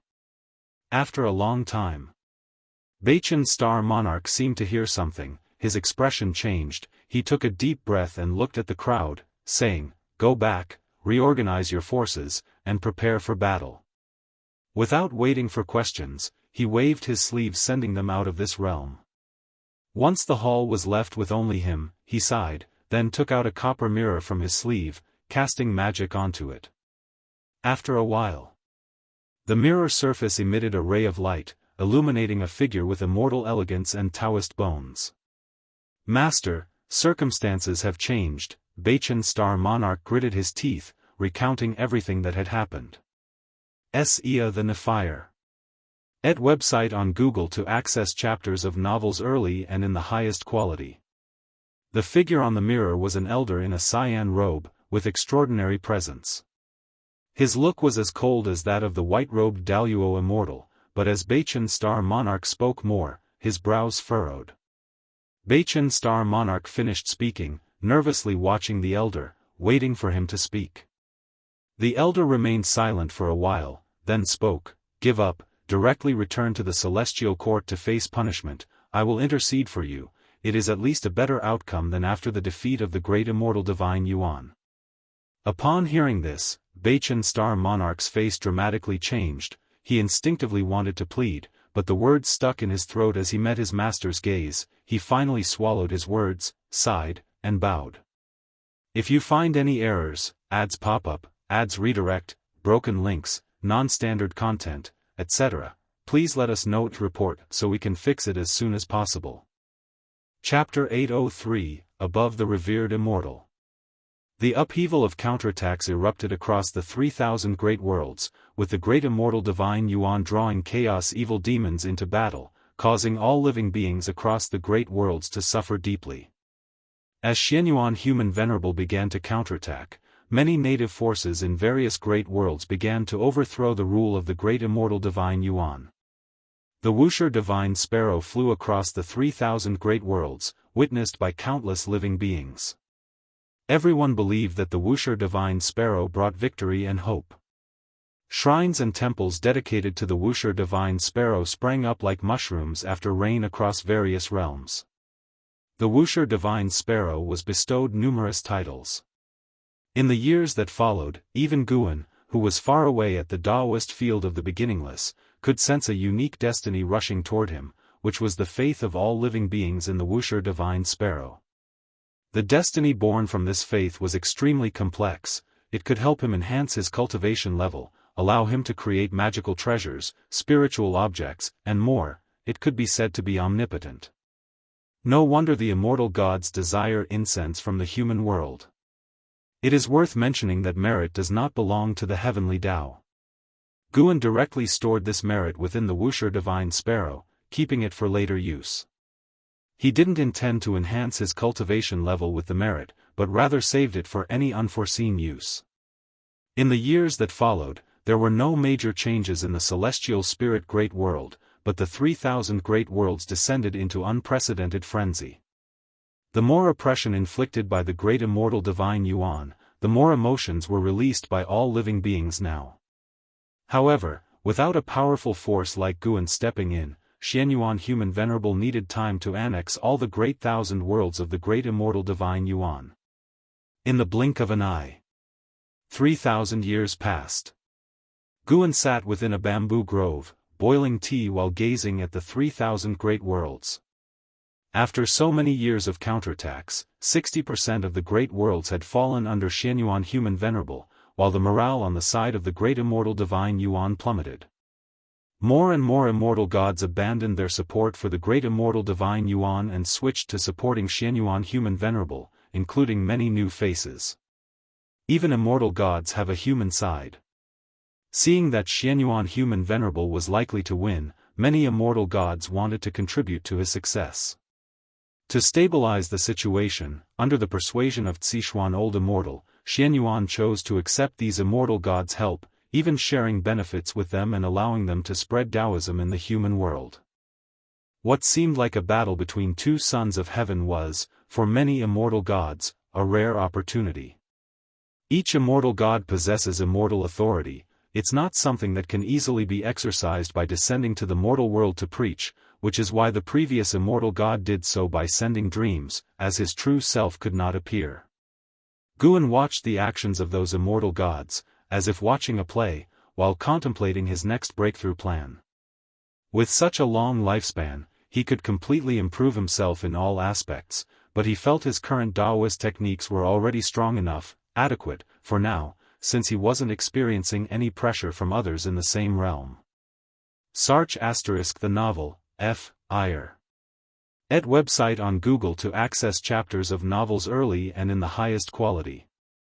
However, upon recalling the Celestial Emperor's reincarnation encountered by Gu Xianyu, he changed his mind. No. He not only needed a higher cultivation level, but his combat power must also far surpass others in the same realm. To be invincible does not mean having no rivals one-on-one, but rather being undefeated no matter how many enemies come. Guan even started hypothesizing the possibility of multiple celestial emperors existing in the celestial court, since the position of celestial emperor can be inherited.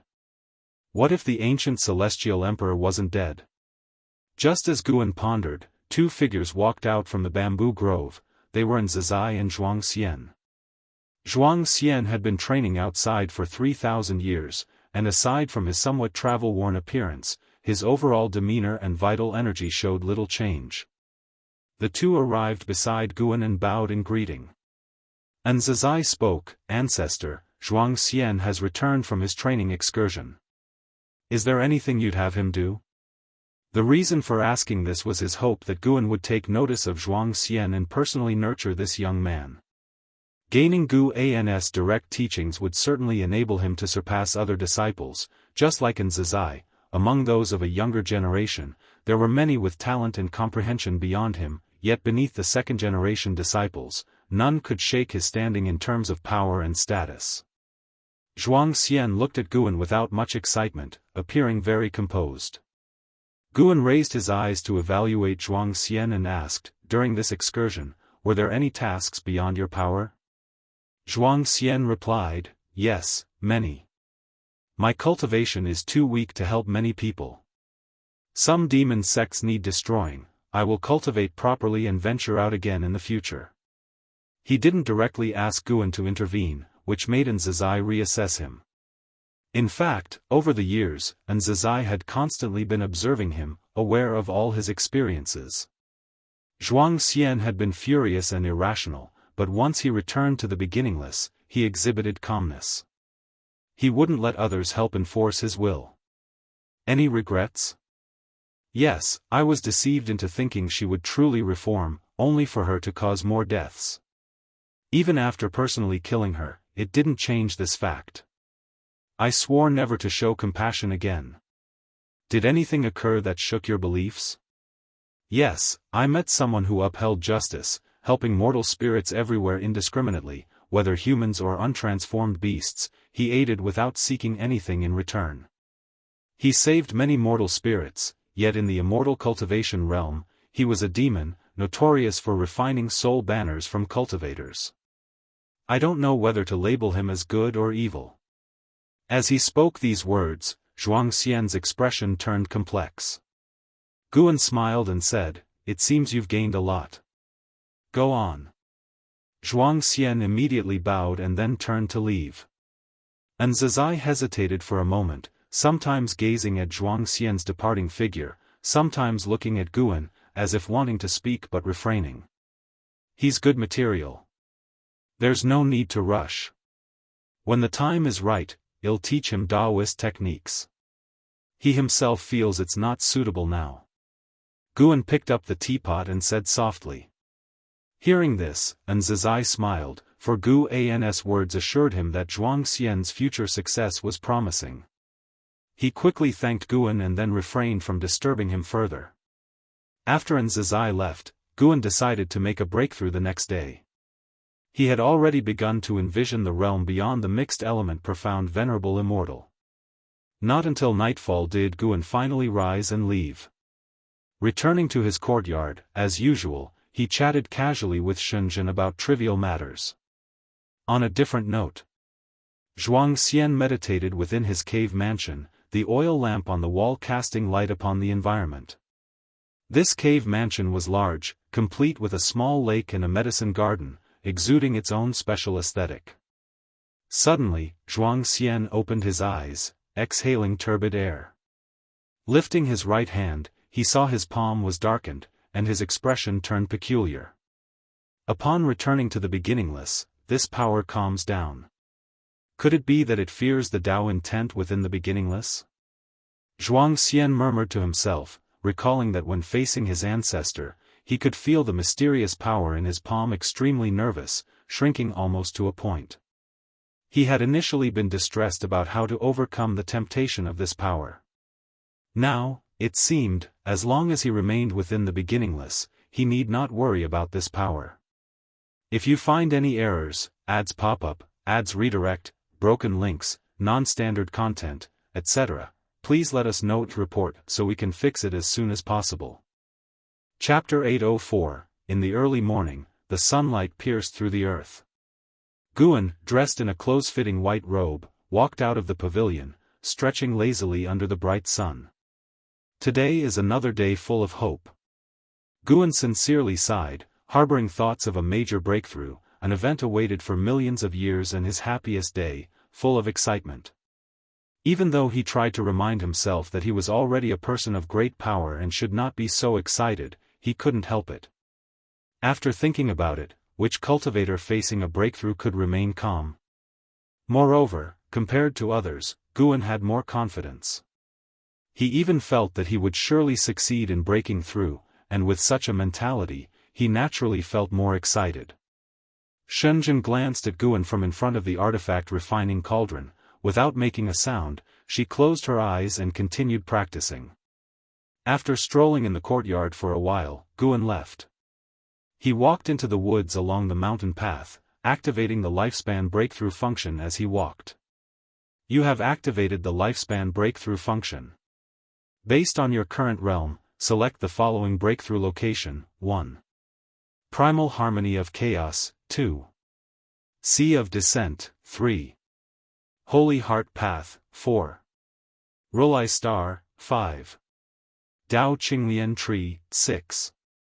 Great Dream Lost Realm, 7. Boundless Yin-Yang Inverted Realm, 8. Final End, 9. Demon God Lake, so many new place names. This means that previously common places cannot give birth to existences higher than primordial profound venerable immortal. Guan weighed the options, as some of the place names sounded dangerous. However, the lifespan breakthrough can send him to relatively safe places, at least temporarily, as long as he promptly activates the lifespan barrier. In such a case, Guan wanted to choose the broadest place possible. Search * the novel, F. Iyer. Et website on Google to access chapters of novels early and in the highest quality. Guan's gaze fell on the final end. This place name had appeared before, and the combination of the words final and end made his imagination run wild. Does the great Tao truly have an end? Is there really an ultimate to the years? Or is it just a name without any significant meaning? The final end should be very vast, right? After much thought, Guan decided to take a look. Transporting to the final end requires consuming 10 billion years of lifespan. Do you wish to continue? Continue. Despite reaching such a level, the transportation cost of lifespan breakthrough remains unchanged, which is quite fair. A long-lost dizziness hit him, making Guan close his eyes. After a while, Guan abruptly opened his eyes, his pupils suddenly contracted. In his sight was a dark red void, endless, with barren stars of all sizes floating around. As far as the eye could see, dark clouds seemed to be swirling at the end of the void, everything was so oppressive. He immediately activated the lifespan barrier. As the lifespan barrier consumption prompt appeared in front of him, he relaxed. After activating the barrier, he seriously observed the final end.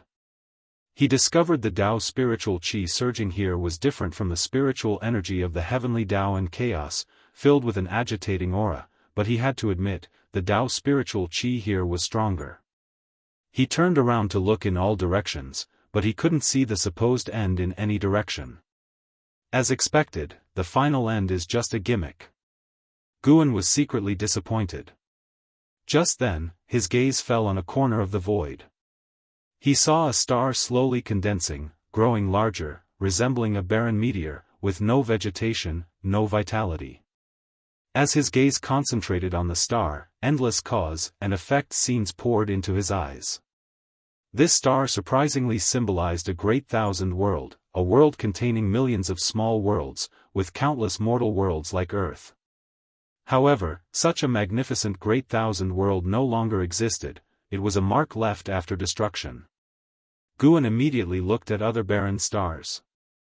Not only the great thousand worlds, but also powerful Daoist lineages, cosmic planes, Tao domains, etc., were all marks left after being destroyed. He even saw a type of destiny, similar to the destiny of Daoist emperors and primordial Tao emperors. The destiny star conveyed multitude scenes of cause and effect, where countless cultivators pursued this destiny, dominating and spirited, but ultimately fell with its dissipation. This kind of destiny, he had never felt on the path of the great Tao, but seeing its peak, it was definitely not comparable to Daoist emperors and primordial Tao emperors. Hongmeng Venerable. Guan secretly noted the name of this destiny, perhaps someone still remembered its existence. Now, Guan could understand what the final end was, a place independent of chaos and the heavenly Tao. From here, one couldn't feel the direction of chaos and the heavenly Tao, but whether chaos or the heavenly Tao, the mighty things after extinction left marks here. Guan couldn't understand why the final end formed as it did. The 3,000 great Daos is just a term, in reality, the great Daos are innumerable, always with unknown Tao rules existing. But he knew one thing, this place could give birth to existences surpassing the primordial profound venerable immortal. What an unimaginably terrifying existence could be born in such a negative and oppressive place. Guan suddenly felt that the heavenly Tao was small, and even chaos couldn't represent everything. Perhaps the celestial emperor immersing himself in reincarnation wasn't indulgence, but searching for an opportunity to break into a higher realm. Guan took a deep breath, meditating where he was, floating in the void, as if there was invisible land beneath him. First, enhance the physique. Last time upgrading the physique consumed 5 trillion years of lifespan, not seeming much, but compared to last time, it was more than 100-fold increase. If this time also increased 100-fold, it would be 500 trillion years of lifespan. This number was quite terrifying. Guan invested lifespan into the physique, one amount after another. Soon, the investment exceeded 5 trillion years of lifespan. Finally, he spent 1.2 quadrillion years of lifespan, and his physique ascended to the creation essence body. This was already equivalent to his lifespan consumption when he last broke through a great realm. Guan didn't have time to grieve the life-consuming physique upgrade before an unprecedentedly vast creation flooded into his mind. Profound Abyss Divine Pool. Guan's avatar and Hongya walked on the wasteland, he walked ahead, Hongya followed behind. Hongya held a stone in his hand, like a small knife, inscribed with 2 characters, furrowing his brows in deep thought. Years had passed, and they had yet to escape the predicament. This land seemed endless, even flying into the sky or digging into the ground was fruitless. Just then, a glow of sunset rushed from behind, swiftly sweeping over the dim celestial vault, brightening the whole world. Hongya Zi looked up, seeing the celestial vault not only lit by the glow of sunset but also appearing in a wave-like distortion. What is this phenomenon? Hongya Zi asked. Having adventured with Guan for so long, he had unknowingly developed a dependence on him.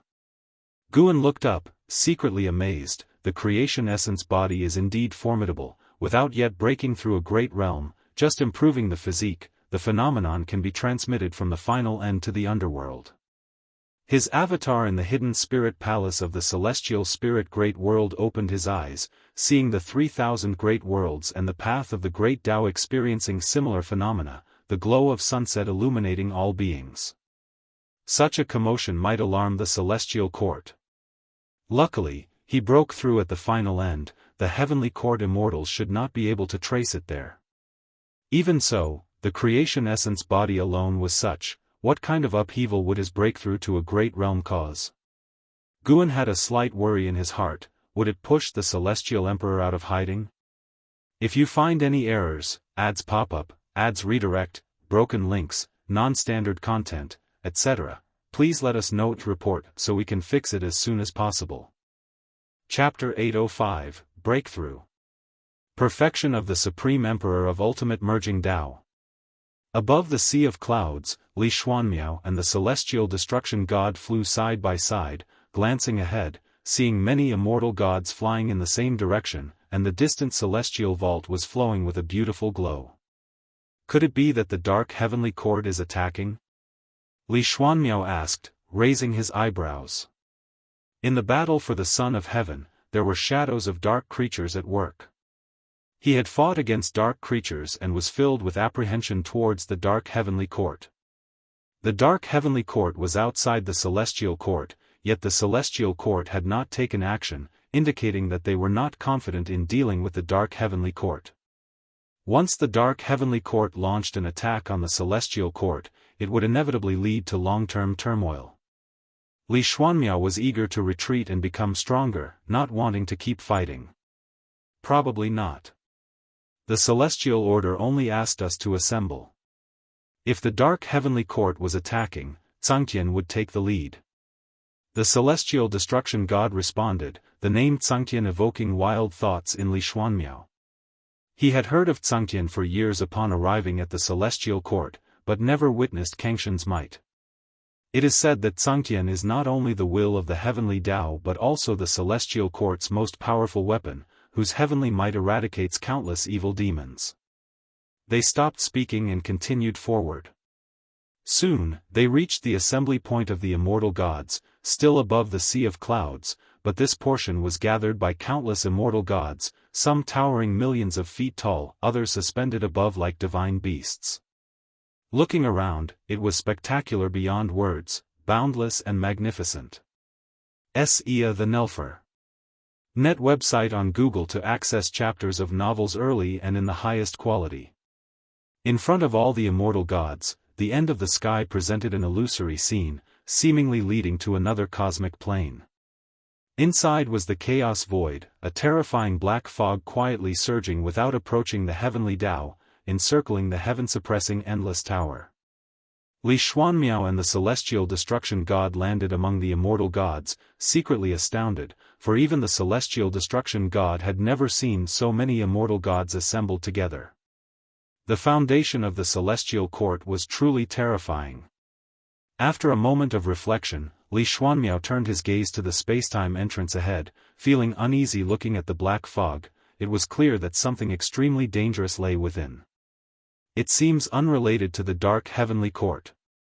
Yes, there are similar glowing anomalies deep within chaos. Could it be an almighty being breaking through? What cultivation level would it take to stir chaos and the heavenly Tao? The immortal servant I left in the underworld told me there are similar phenomena there too. Speaking of which, in recent years, anomalies have been cropping up frequently, not a good omen. If it's about breaking limits, how many powerful beings might have secretly arisen? Why are they hiding? Their intentions must be speculated upon. The immortal gods were discussing among themselves, while Li Xuanmiao quietly listened, picking up a lot of intelligence, including names of many non-celestial court forces. The world outside the celestial court was far vaster than he had imagined. The 3,000 great worlds might not be worth mentioning to the celestial court because there are many more powerful forces and enigmatic domains worthy of its caution. What exactly will happen? Li Xuanmiao felt tense, his gaze tightly fixed on the chaotic scene far ahead. An hour later, the glow on the celestial vault began to fade, allowing all the immortal gods to breathe a sigh of relief. However, not long after, the celestial vault displayed countless lightning bolts like snakes silently intertwining. At first glance, the vault seemed to fracture instantly, terrifying, causing the recently relaxed immortal gods to tense up again. The previous glow phenomenon, though attracting the attention of beings across realms, did not appear frightening, so the realms remained relatively peaceful. But with the emergence of new anomalies, all living beings were scared. Even the various battlegrounds of the Son of Heaven conflict were disturbed. All forces were investigating the source of the anomaly, especially the celestial court, but to no avail. Final end. Floating in the void, Guan opened his eyes, his left pupil deep red, right pupil silver blue, seemingly harboring two lotus flowers. He exhaled a breath of impure air. His infinite eternal Dao technique had been upgraded to the infinite supreme merging Dao skill, consuming nearly 20 trillion years of lifespan. Dao Qi eternal divine sense was upgraded to the mind-only Dao Qi divine technique, consuming nearly 4 trillion years of lifespan. This was his critical Daoist technique for hiding cultivation level, indispensable, still enhancing his divine soul and Qi blood. The 3,000 slaying Dao swords were upgraded to the no death no life heaven slaying sword, consuming nearly 3 trillion years of lifespan. The great primordial celestial net step was upgraded to the Hongmeng 3,000 steps, consuming nearly 8 trillion years of lifespan. This step technique shifted from shuttle divine power to attack divine power, annihilating a Dao in one step, after 3,000 steps, rendering all Daoist techniques and cultivation of the enemy into nothingness. The great Dao formless body was upgraded to the infinite eternal Dao body, consuming nearly 20 trillion years of lifespan. The demon shadow divine skill had greatly aided Guan, never being abandoned. This divine skill formed a Dao of its own, with endless wondrous methods, enabling someone to attain the Dao. The absolute void I was upgraded to the extreme demon and immortal pupil, consuming the most lifespan, nearly 60 trillion years. These were his main life-consuming Daoist techniques, and he mastered many more techniques that he wouldn't upgrade one by one. Next was the main event, breaking through the great realm. Looking at the current situation where only a small fraction of his total lifespan was consumed, Guan felt fully assured. This time, he would break through successfully without any concern. He directly invested 1 trillion years of lifespan into cultivation level. Within the next hour, chaos, the heavenly Dao, and the underworld faced an exceedingly terrifying upheaval, the Dao rules shivering. Nature's spiritual energy turned into a storm, and the minds of all living beings in immortal cultivation were plunged into overwhelming oppression, with a feeling of suffocating pressure. The celestial vaults of all realms kept changing colors, anomalies appeared one after another, even bizarre mirage-like scenes occurred, dazzling the eyes. As time passed, all cultivators felt a tremor. The beings within the Daoist field of the beginningless felt better, but they were nonetheless attracted by the constant anomaly mutations in the sky. Within the courtyard, an Xian, celestial demon child, Shenzhen, fairy Yao Xian, and other female cultivators gathered together, while the male cultivators gathered in the distance, discussing the celestial anomaly. The Son of Heaven conflict has just seen a variable, and we now face such anomalies. Shangguan Xianer shook her head, her words sounding like worry, yet her face was full of excited and anticipative expressions. Fairy Yao Xian stood at the edge of the crowd, gazing up at the celestial vault, her brow furrowed. She had spent millions of years adapting to the new era, but faced with such a greatly changing anomaly, she still couldn't see through it. Her intuition told her this anomaly was far more frightening than she imagined. "What are you chatting about?" A gentle laugh came, causing the women to turn their heads. They saw Guan in white clothes entering the courtyard, with his usual smile, instantly dispelling all the unease and tension in their hearts. If Guan was calm, so were they. "Ancestor, what is the reason for this anomaly?" asked the impatient Xianxia.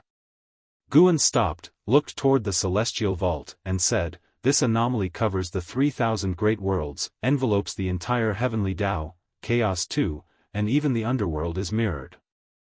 This remark caused everyone's expression to change drastically. How great a cause and effect must it be? "I don't know either, but with such a vast range, it shouldn't pose a threat to us. If the heavens fell, the celestial court would hold it up." Guan shook his head and smiled. He had already broken through successfully. Unlike before, he had broken through to the perfection realm in one go, but the anomalies of this realm were truly terrifying. Even after his breakthrough ended, they hadn't dispersed, influencing all heavens and myriad realms. At this moment, he had already stepped into a higher tier. Supreme Emperor of Ultimate Merging Tao. Perfection Realm. While conversing with everyone, he was also meticulously sensing the changes in himself, genuinely delightful, making it impossible for him to hide his smile. If you find any errors, ads pop up, ads redirect, broken links, non-standard content, etc., please let us know to report so we can fix it as soon as possible. Chapter 806, Integrating into the Great Tao. Supreme Emperor of Ultimate Merging Tao, a transcendent existence surpassing the primordial profound venerable immortal. Just how powerful is this realm? Simply put, in Guan's eyes, the entire heavenly Tao no longer holds any mystery. Both the past and the future are in his sight. He saw the birth of the heavenly Tao, indeed initiated by a supremely powerful existence. He saw the end of the heavenly Tao, likewise concluded by a supremely powerful being. Not only that, he leaps out of cause and effect, and no one can find his past or future. Even if they visit the past or future of his acquaintances, he remains unseen. In the realm of merging Tao, he can integrate himself into the great Tao, coexisting with and enduring alongside the Tao. How can the Tao perish? In a certain sense, as long as he merges with the Tao, he will not die, which is true longevity and immortality. Even if he just steps into the early stage of the Supreme Emperor of Ultimate Merging Tao, he transcends everything, eternally carefree, and upon reaching the perfection realm, Guan feels his physical body has become indistinguishable from the Tao. This is an incomparably perfect realm, so powerful that it defies description with words. Indeed, the celestial court is no pushover. I've heard the struggle for the Son of Heaven isn't over yet. Could these anomalies be related to that struggle? Very likely, there is a Son of Heaven sending chaos evil demons into battle, truly resorting to any means. I hope the struggle for the Son of Heaven ends soon. I can't focus on my seclusion, afraid an enemy might invade at any moment. What you say sounds amusing. Do you really need to protect heaven and earth? An Xian, celestial demon child, celestial Cyan, and others discussed in the courtyard. With Guan's words present, their mindset became relaxed, even shifting their topic to the struggle for the Son of Heaven. Guan looked up. Though standing in this tiny courtyard, his vision could overlook the entirety of the heavenly Tao. He saw the Celestial Emperor. The Celestial Emperor sat at the highest point of the celestial court, and throughout the range of the heavenly Tao, there were more than 10 million reincarnation bodies of his, some distributed in the past, others experiencing the future, with endless insights into the Tao flowing into his true body through cause and effect. In that highest palace, dark and silent, the Celestial Emperor supported his head with his hand, seemingly resting, yet his posture radiated the most terrifying aura, as if nothing could disturb him. Even the phenomena caused by Guan's breakthrough couldn't make him open his eyes. Guan could sense that the Celestial Emperor was also a Supreme Emperor of Ultimate Merging Tao. His cultivation was no weaker than Guan's, but not vastly stronger either, meaning both were within the same great realm. Besides the Celestial Emperor, within the range of the Heavenly Tao, there was no third Supreme Emperor of Ultimate Merging Tao. However, there were several primordial profound venerable immortals, all hidden deep within the Celestial Court, likely those few Celestial Tao venerables dwelling in areas Guan couldn't previously discern in the Celestial Court. Celestial Emperor, I've caught up, and I will surpass you. I hope that when we cross paths in the future, my strength will please you. Guan's lips curved upward, his smile radiant. Because of the life of Guxuanyu, he held no hostility toward the Celestial Emperor, even harboring some goodwill, only regarding the Celestial Emperor as an imagined rival to spur his own strength. Shenzhen happened to see Guan's expression, and her eyes shifted slightly, involuntarily showing a smile on her face. This sweeping phenomenon involving chaos and the heavenly Tao lasted for several hours, dissipating only when night fell. The celestial spirit great world returned to tranquility, yet Guan could see the celestial court was in chaos, with primordial profound venerable immortal realm celestial Tao venerables hastening to chaos. But this no longer pertained to Guan. After successfully breaking through, he did not go into seclusion but instead repeated his daily routine, experiencing the specific wonders of the Supreme Emperor of Ultimate Merging Tao in ordinary life. 3 years later, Guan came to the Heavenly Spirit Tao Alliance to visit old acquaintances. He stood before a mountain gate, calling up his attribute panel. Name, Guan, lifespan, 29,684, 473/14, 101, 880, 574, 623, 609, physique, creation essence body, cultivation level, Supreme Emperor of Ultimate Merging Tao realm perfection. The breakthrough 3 years ago consumed 22 trillion years of his lifespan, leaving only a remainder. Yet this remainder still represented an immensely vast number in lifespan. Guan could feel that the next great realm he wished to reach would be far more difficult than before, fearing that a 100-fold, 1,000-fold lifespan would be severely inadequate. This intuition was strong, almost certainly true, and this was the strength of the Supreme Emperor of Ultimate Merging Tao. All sensations were prophecies, a prejudgment of the 3,000 great Tao. Guan contemplated higher realms while looking at his attribute panel. His location was mid-mountain, before him a majestic stone gate, and behind him lay vast and magnificent hills and rivers. At first glance, this seemed not like an immortal cultivation sect but rather a place remote from the mundane world. Suddenly, ripples appeared within the stone gate ahead, like a watery surface, and a human silhouette emerged. A young male disciple approached Guan, glanced at him suspiciously, and spoke, "My ancestor wishes to see you, please follow me in." In the young disciple's eyes, Guan was indeed astonishingly handsome, yet by his aura, he seemed but an ordinary celestial and earthly immortal. How could such a cultivation merit a personal audience with his ancestor? Though full of confusion, he dared not be careless. Guan smiled with a nod, then followed him through the stone gate. Passing through the gate, the heavens abruptly changed before him. The mountain ranges continued, yet each peak housed pavilions, palaces, pagodas, and every mountaintop shone with rays of light, akin to an immortal land. Under the guidance of the young disciple, Guan flew toward the most majestic giant mountain. Along the way, passing disciples greeted the young disciple, clearly indicating his esteemed status in this little world. After a while, the two landed before a palace at the mountain summit, where the heavens were not seen overhead, but instead, a vast starry sky. "Our ancestor is inside, you may enter on your own." The young disciple gestured with his hand, and Guan nodded, then opened the palace doors and walked in. Once the doors closed, the young disciple withdrew his gaze, turned, and flew down the mountain, his mind pondering the origins of Guan. Could this person be a descendant of the ancestor? Inside the palace, the sight was bright, spirit mist drifted along the ground.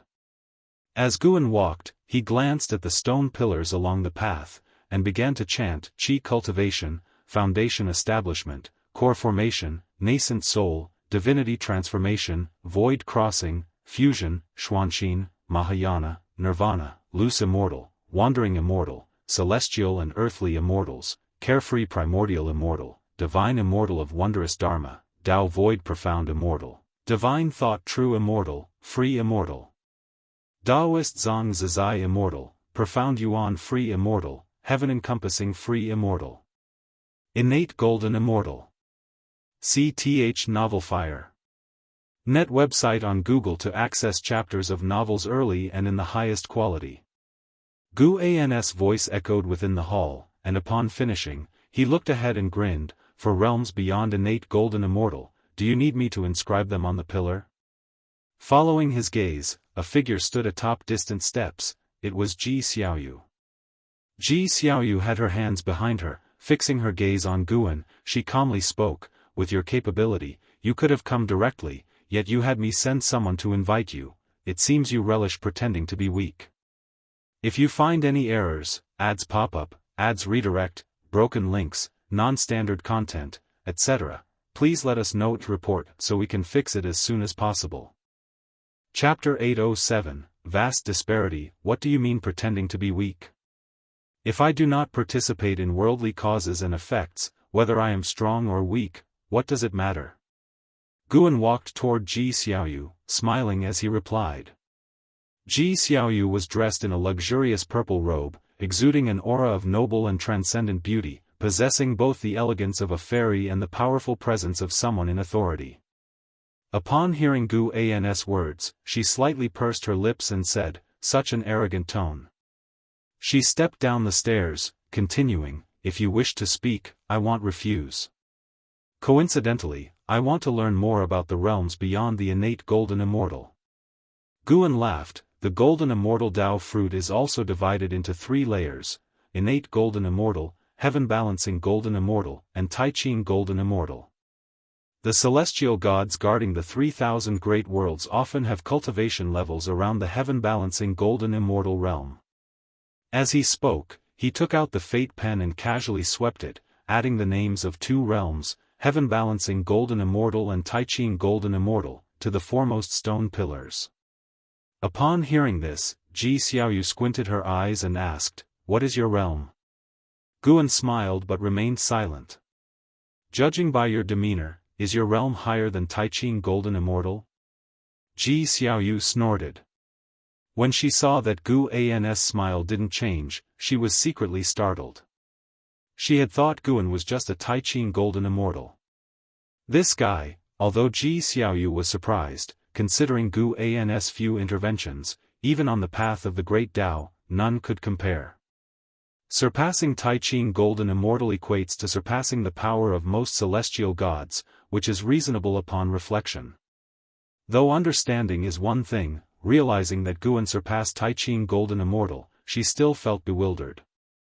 Guan listened to her inner thoughts, secretly thinking, indeed, I am above Tai Ching golden immortal, with 5 realms in between. He arrived in front of Ji Xiaoyu, glanced around, and asked, do you usually reside here in seclusion? Yes, the factions of the Heavenly Spirit Tao Alliance are complex. I don't want to get involved in too many causes and effects, so I seldom venture out. Ji Xiaoyu replied, currently still in the heaven-encompassing free immortal realm, just a step away from the innate golden immortal, but unable to break through that step. Sar the Oval Fire. Et website on Google to access chapters of novels early and in the highest quality. She wasn't in a hurry since those who can achieve innate golden immortal have lived for a long time. Her age compared to these great powers is still far behind. Yet, with Gu An's arrival, she felt a sense of urgency. Continuing like this, she might soon give up her determination to pursue Guan. Guan looked at her and said, going out occasionally is beneficial, aiding enlightenment. The Tao is not entirely found through secluded hard practice alone. The existence of the reincarnation tribulation is to guide beings toward the Tao. You can also visit the Daoist field of the beginningless sometimes. The 9-spirit continent has become quite lively these days. Listening to Gu An's words, Ji Xiaoyu gazed fixedly at him. Their eyes met, both without any fluctuations. When I headed to outer heaven, I thought it would be a farewell to you, but in the end, I returned. When pursuing the Daoist emperor along the path of the great Tao, I thought for the second time would be separated forever. Now, am entirely rooted in the celestial spirit great world, seemingly unable to sever our ties for eternity. Ji Xiaoyu spoke in a calm tone, causing Guan to raise his eyebrows. What? Do you hold a grudge against me? If you really wish for eternal separation, I simply won't come anymore. Guan said helplessly. Upon hearing this, Ji Xiaoyu's eyes showed subtle changes. She replied, I just don't want to burden you, and pursuing the great Tao must rely on oneself, at least that's how I view it. Guan understood her true thoughts, which was why he didn't get angry. He said wryly, according to your view, do you wish to remain forever alone? Ji Xiaoyu paused in silence, then asked, is there anything I can do for you? Why don't you show me around? I find this place quite interesting. Guan said with a gentle smile. Ji Xiaoyu didn't reject the idea, she nodded slightly, then began to lead the way, walking in front of Guan, who followed closely. Walking ahead of Guan, her lips slightly upturned but quickly returned to normal. Thus, Guan followed Ji Xiaoyu around her dojo. To avoid suspicion, Ji Xiaoyu donned a hat and a veil. In the blink of an eye. 2 days passed. On this day, Ji Xiaoyu escorted Guan to the mountain gate. As the formation at the gate closed, only the two of them remained on the cliff. Guan turned toward Ji Xiaoyu and said, if you encounter immortal fate in the future, do not accept it. Ji Xiaoyu asked, why? She didn't think Guan simply didn't want her to leave. There must be a special reason, perhaps the reason he came to find her. In her view, Guan couldn't have come merely for leisure. Because it will be a trap. If you wish to ascend to immortality, there will be plenty of opportunities in the future, and I'll tell you when. Guan responded. This made Ji Xiaoyu's gaze toward him filled with deep meaning. She was curious about just how far Guan's eyes could see into the future. Guan continued, since you want to become an innate golden immortal, I will assist you in achieving it. As he finished speaking, Guan suddenly waved his sleeve, and a gentle breeze blew toward Ji Xiaoyu, lifting her hat, revealing astonishment on her cool and beautiful face. She stood frozen in place, regaining consciousness only after several breaths. By the time she returned to awareness, Guan's presence was gone, and she widened her eyes in shock, discovering her Tao fruit had transformed, with unfamiliar energy surging within. Soon, she realized she had achieved the innate golden immortal realm. No celestial tribulation. Directly transformed into it. She instinctively thought she was dreaming, yet she couldn't find Guan's figure anymore. She immediately entered the stone gate to confirm she was in the real world. Meanwhile, Guan arrived at the Shao family city to find Xiaolan, roaming the streets and sensing Ji Xiaoyu's changes. This was the strength of the Supreme Emperor of Ultimate Merging Tao, able to forcibly elevate others' realms without any drawbacks. The reason there's no need to cross the tribulation is that he used his Tao intent. Now Ji Xiaoyu just needs to slowly adapt to the new realm's transformation to completely become an innate golden immortal. Guan couldn't help but think of the celestial court, whose destiny could rapidly strengthen mortal spirits without any side effects. Isn't this the ability of the Supreme Emperor of Ultimate Merging Tao? Could it be that all heavenly court immortals were promoted by the Celestial Emperor? If so, it makes sense. The Celestial Emperor wouldn't fear the immortals' rebellion, nor fear the Son of Heaven growing powerful, as the immortal's strength derives from him. To create so many heavenly court immortals, the Celestial Emperor's cultivation level is indeed terrifying. However, the Celestial Emperor hasn't exposed this point, instead allowing Zhangtian and the heavenly Tao to substitute for his function. Guan wasn't planning to forcefully help disciples break through realms unless they hit a limit. Even when assisting those around him, Guan won't reveal the intricate wonders of it, as they are simply too unbelievable. Moreover, for the Supreme Emperor of Ultimate Merging Tao, having more subordinates is pointless. No matter how many strong people are under the Supreme Emperor of Ultimate Merging Tao, combined, they can't rival him. Moreover, he and the Celestial Emperor stand in the Perfection Realm. On the heavenly Daoist scope, there are only two Supreme Emperors of ultimate merging Dao, both in the Perfection Realm, and their gap with all beings is astoundingly vast. Why do I suddenly relate to the Celestial Emperor's arrogance? Guan chuckled, shaking his head. He felt this mindset was unacceptable, just as the Celestial Emperor couldn't foresee him rising unknowingly. Perhaps another Supreme Emperor of ultimate merging Dao might emerge in the future without either him or the Celestial Emperor realizing. No matter what, he must never be conceited. If you find any errors, ads pop up, ads redirect, broken links, non-standard content, etc., please let us know to report so we can fix it as soon as possible. Chapter 808, Another Side of the Patriarch. The passage of time resembles a spinning wheel and is as merciless as flowing water, erasing worldly grudges, disasters, and happiness. Regardless of good or bad, all will pass before the sands of time. The contest for the title of Son of Heaven is no exception, and its progress is accelerating. After 3 million years, the 3,000 great worlds have all fallen under Xianyuan human venerable's dominion, bringing peace to various realms. Following a great calamity, these realms enter a new era, receiving blessings from the heavenly Tao, with all things reborn. While the 3,000 great worlds are rejoicing, the contest for the title of Son of Heaven still has one crucial final battle. The celestial spirit great world remains in peace, yet the number of little worlds from outer heaven is increasing. Ji Xiaoyu's attainment of innate golden immortal status has not been spread widely. She chooses to hide her cultivation level, continuing to pretend as the heaven-encompassing free immortal, and uses her unique qi concealment technique. This year as spring begins, Zhai takes Xianxia into the bamboo forest to find Guan. This bamboo grove has become Guan's exclusive domain, where others dare not tread lightly. After many years, Xianxia has become a free immortal and is now pursuing the path of primordial Dao Emperor. He wears a black shirt and white robe, with his long hair bound at the top by 2 bamboo hairpins, his expression solemn, embodying the aura of a seasoned sage. Coming before Guan, the two respectfully salute Guan. You may return first. Guan tells Zhai, who upon hearing this, can only suppress his curiosity and turn to leave. Facing the ancestor alone, Xianxia, who usually fears neither heaven nor earth, now feels somewhat nervous, his breath becoming unsteady. Guan sits on the steps in front of the pavilion. He gestures for Xianxia to sit on the ground, and Xianxia promptly complies.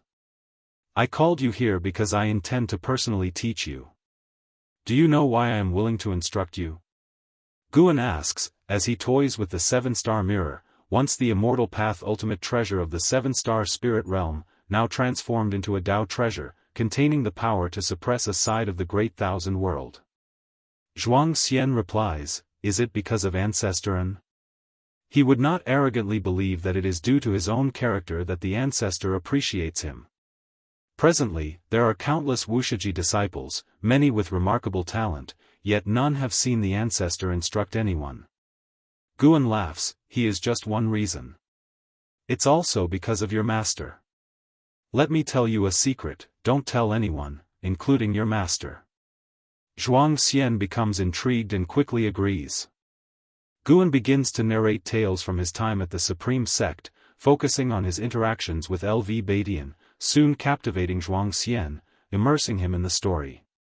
He seems transported into the tale, witnessing Guan and LV Badian, who has transformed into Elder Tian, walking and chatting in the medicine garden. Xianxia had heard many stories about the ancestor before, but those were mostly legends of the ancestor saving the world. Hearing a simple story of the ancestor interacting with others was a first. Very simple, yet full of flavor, calming his spirit. Hearing about LV Badian restoring his identity, always wanting to pass his cultivation level to Guan and urging him to become the sect leader, causes Xianxia to smile involuntarily. Once Guan finishes speaking, he himself drifts into reminiscence.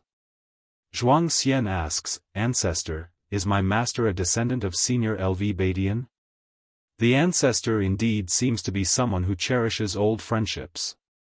Guan glances at him, smiling. No, he is the reincarnation of LV Badian. The cultivation technique I imparted to him was once taught to me by his prior incarnation. Xian widens his eyes with an expression of disbelief. To him, the tales of Guan and LV Badian should stem from an unfathomably distant past, so far back that it transcends thousands, tens of thousands of reincarnation cycles. Given such reincarnation, it's seemingly impossible to find a familiar face.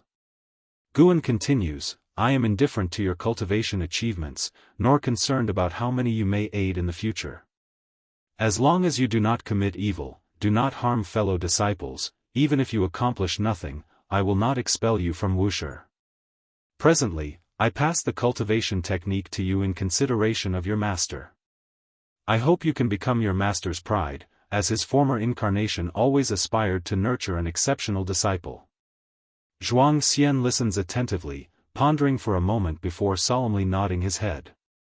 He doesn't feel disappointed by this. Instead, he finds the ancestor magnanimous and sincere, expressing a swaggering boldness that fears no change. He also hopes to become such a person. Guan raises his hand and sends out the 7-star mirror.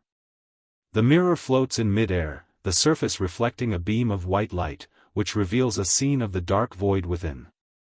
Let's watch a battle first. Guan says with a smile, and with a gesture from his right hand, a wine jug from the pavilion flies into his hand. A battle? Curious, Xian's gaze turns to the dark void ahead, witnessing two figures approaching each other. Who are they? Xian cannot resist asking.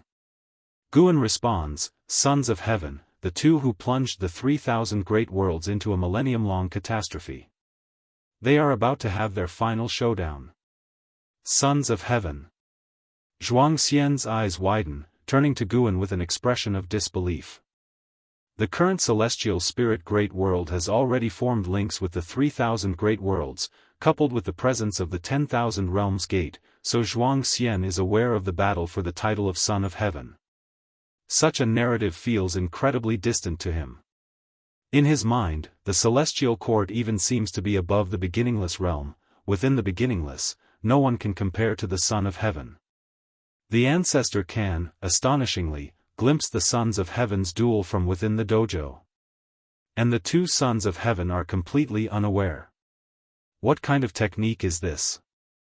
What kind of cultivation level could achieve this? Xian is both shocked and thrilled. Disciples have always known the ancestor is powerful, but the true extent of that power remains unseen to all. Today, the ancestor's demonstration, though not earth-shattering, has shattered his perception. Watching the ancestor's serene and tranquil smile, Xian's thoughts swirl. At this moment, a booming sound emanates from the strong light of the 7-star mirror, capturing his attention. He sees the two Sons of Heaven already engaged in battle. The scene instantly pulls back, yet even so, the mana of both Sons of Heaven fills the entire view.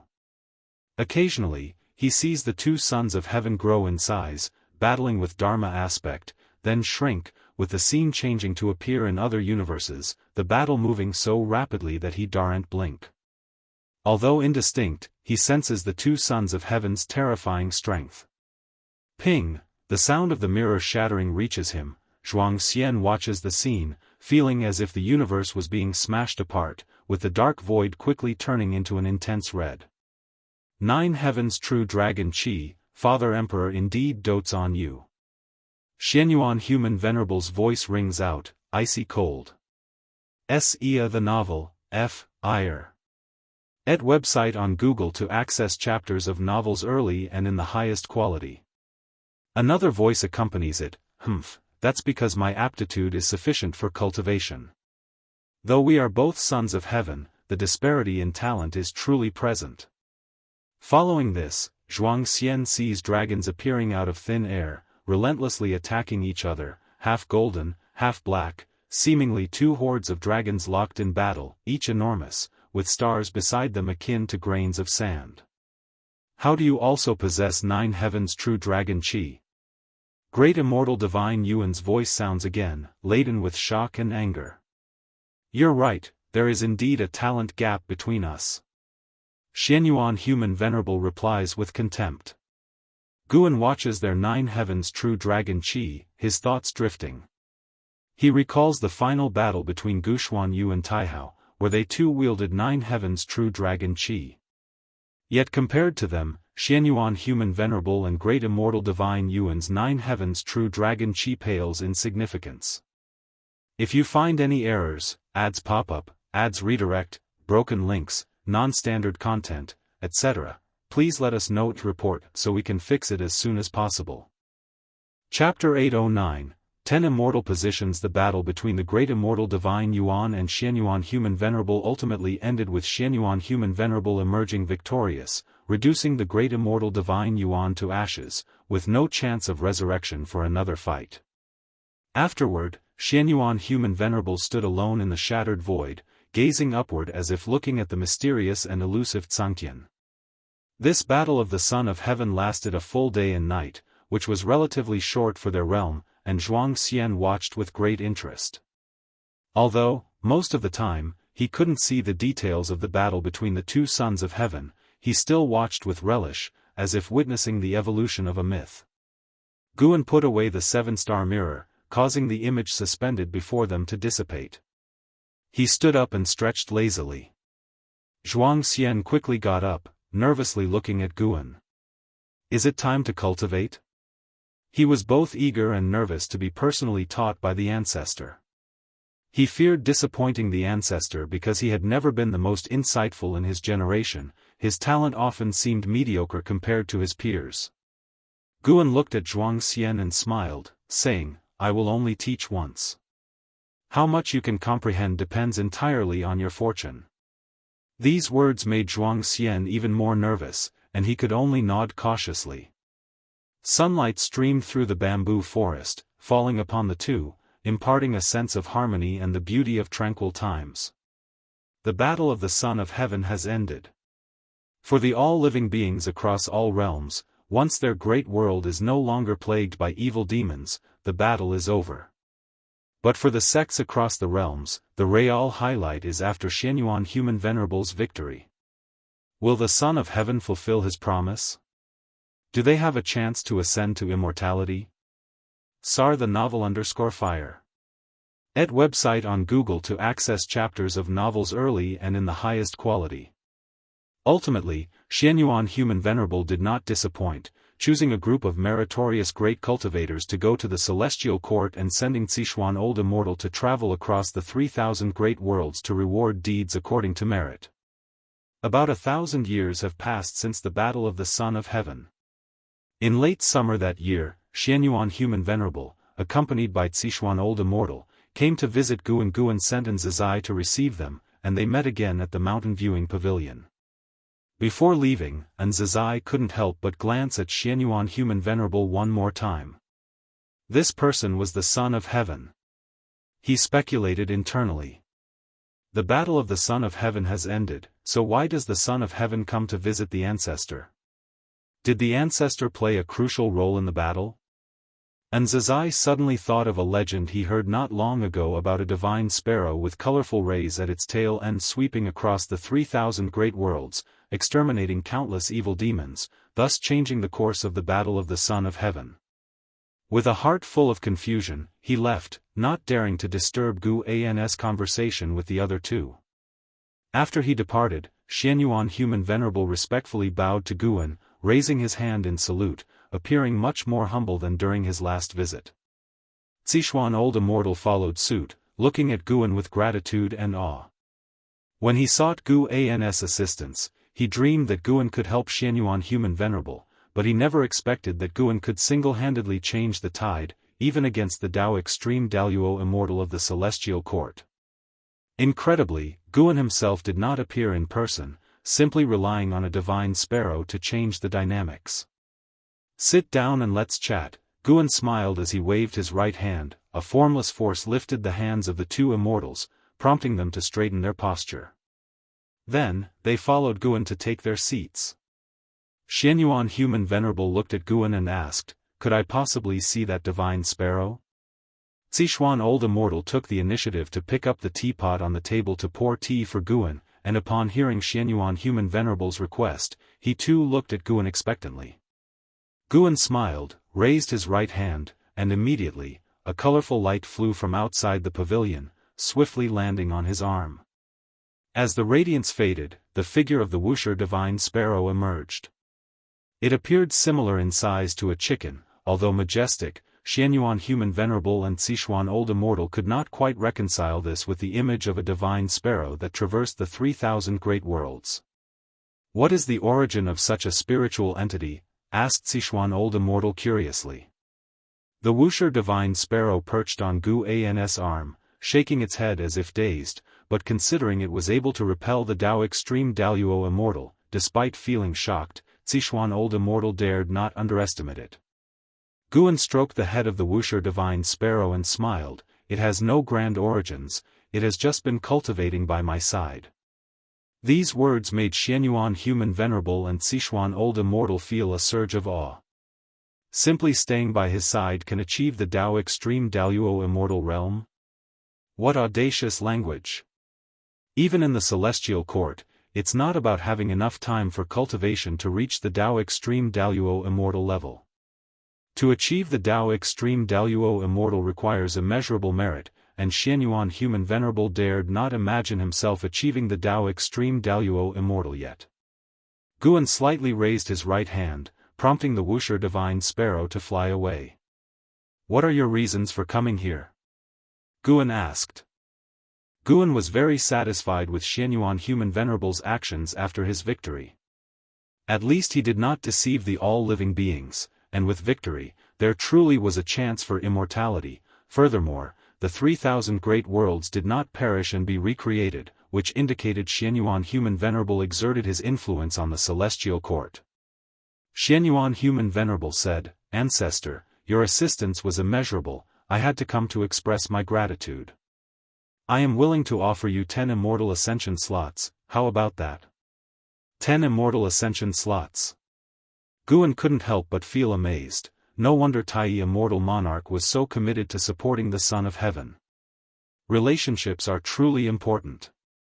How many years would it take for the 3,000 great worlds to birth an immortal god?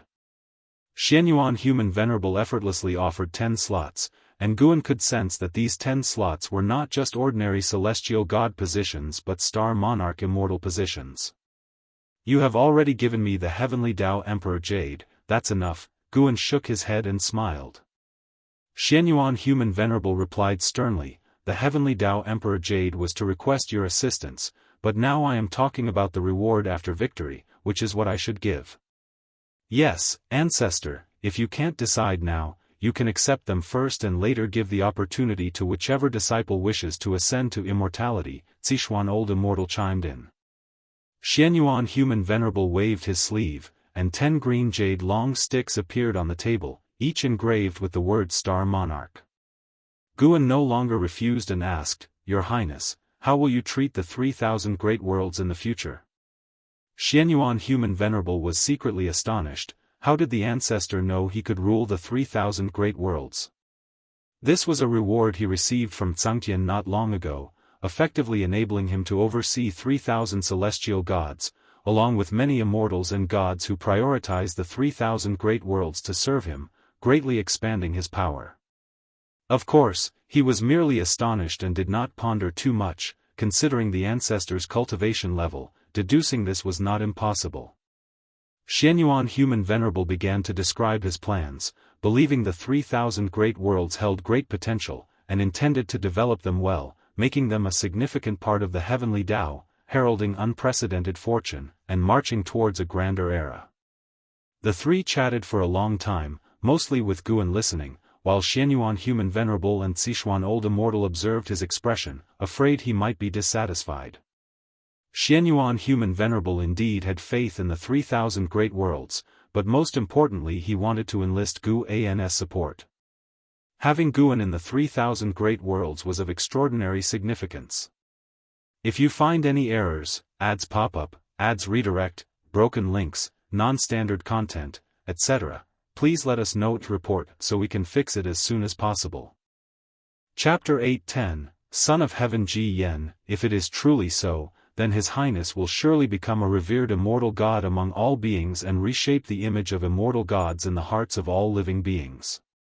Guan looked at Xianyuan Human Venerable, speaking with admiration, which prompted Xianyuan Human Venerable to smile.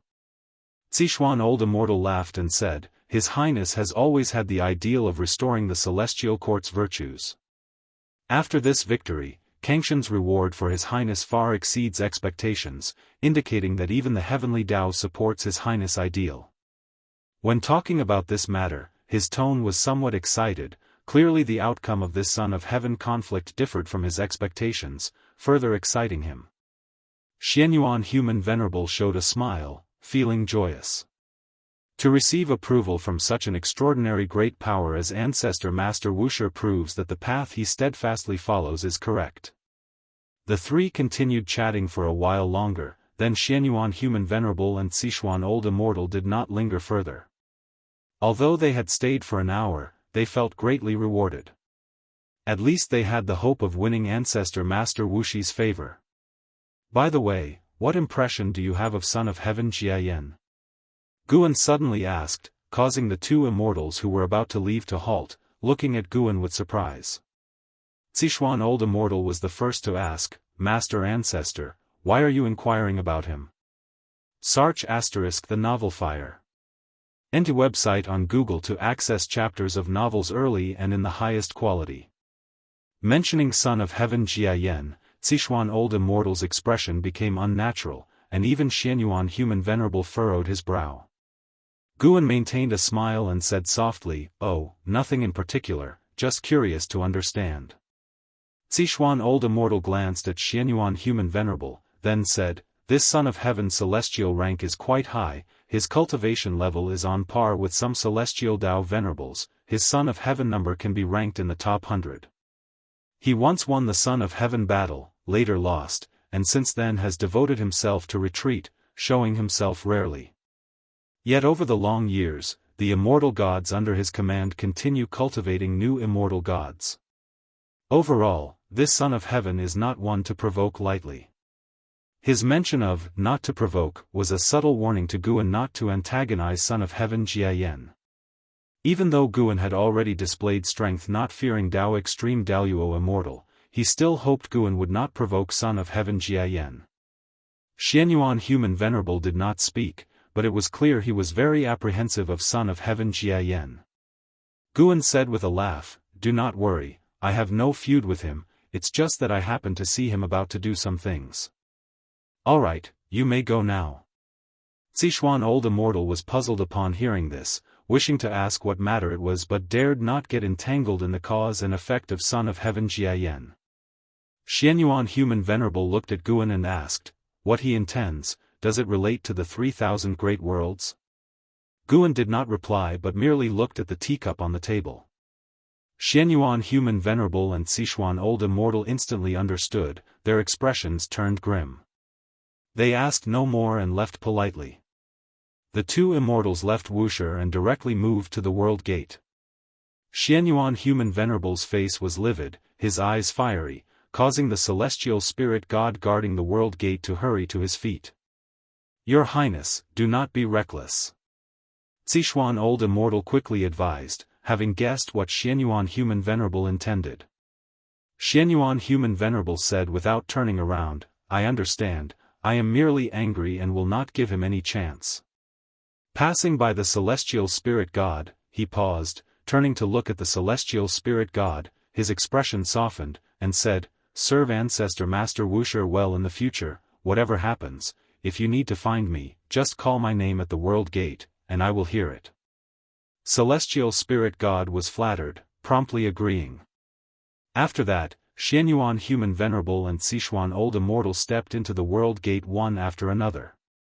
When the intense light of the world gate dissipated, only then did the celestial spirit god breathe a sigh of relief, his face breaking into a smile. The path becomes ever smoother. Being a celestial god, serving a great power outside the celestial court was once considered fundamentally rebellious behavior, but now, many high-ranking immortal gods support him in doing so. The celestial spirit god resumed his meditation, his gaze towards the distance, his mind drifted to Tianhao. He wondered if that boy had ascended to immortality, and what immortal position he held. Meanwhile, Guan walked out of the mountain viewing pavilion, proceeding along the mountain path, leisurely strolling through the wilderness, contemplating the future. In a distant future, Son of Heaven Jia Yan will reincarnate to the mortal realm, achieve supreme status in the celestial spirit great world, and commence a war for dominion over the 3,000 great worlds. This destiny emerged after Xianyuan Human Venerable One, clearly indicating that Son of Heaven Jia Yan was targeting Xianyuan Human Venerable. Guan had previously warned Ji Xiaoyu not to trust immortal fate, precisely because she would encounter Son of Heaven Jia Yan in the future. This Son of Heaven Jia Yan's cultivation level is quite formidable, having reached perfect Daoist Great Luo Immortal Realm. Yet regrettably, such a level holds no secrets to Guan. It made Guan feel relieved that when he achieved Dao Extreme Daluo Immortal, he did not act recklessly. Had he indiscriminately killed and crazily accumulated lifespan, he surely would have been targeted by Xian Qi Primordial Immortal and Mixed Element Profound Venerable Immortal. There are always those who take the lead role in this world, but staying here and watching the drama is more enjoyable. Guan murmured, with no one beside him to know what he meant. He prepared to assess Zhuang Xian's cultivation achievements. Though he said it was to see Zhuang Xian's own fortune, after millions of years, it was his first time teaching someone cultivation and could not let Zhuang Xian be too poor. Celestial Court, Guangfa Immortal Palace. In the Grand Hall, hundreds of immortal gods sat cross-legged on their respective mats, Li Xuanmiao and Celestial Destruction God among them, the two seated next to each other. The venerable Guangfa Taiguang had not yet appeared, and the disciples of Guangfa Immortal Palace chatted about the Son of Heaven conflict. Didn't expect Xianyuan Human Venerable to turn the tide, truly surprised me. Indeed, Taisien Divine Yuan almost won, yet it could be overturned, who knows what has happened within the 3,000 great world. It is said Xianyuan Human Venerable invited a supreme great power to intervene. I heard too that Taisien Divine Yuan invited a supreme immortal to act, but was not the rival, which might be why Xianyuan Human Venerable was conferred as Great Thousand World Immortal King. Xianyuan Human Venerable introduced hundreds of immortal gods at once, and Sangtian permitted them, likely leading to more sons of heaven engaging in such conflicts in the future. Listening to the immortal gods' discussions around him, Li Xuanmiao felt that this situation was connected to his master. If there was a major variable in the 3,000 great worlds, it could only be his master. That Taisien Divine Yuan acted unscrupulously, worrying him about the celestial spirit great world, also fearing Guan would become an enemy of the celestial court to protect the celestial spirit great world. Celestial Destruction God spoke, the Son of Heaven conflict causing such a significant impact might be some sort of signal. Li Xuanmiao turned to look at him, curiously asking, what kind of signal? Celestial Destruction God did not answer, but said, they say both sons of heaven displayed 9 heavens true dragon chi. What is 9 heavens true dragon chi? It is the Emperor of Heaven's divine skills, with abnormally domineering power to suppress the heavenly Tao. Celestial Destruction God's answer changed Li Xuanmiao's expression significantly. 2 sons of heaven with the Emperor of Heaven's true inheritance competing, and Sangtian offering unprecedented merit rewards, indeed extraordinary.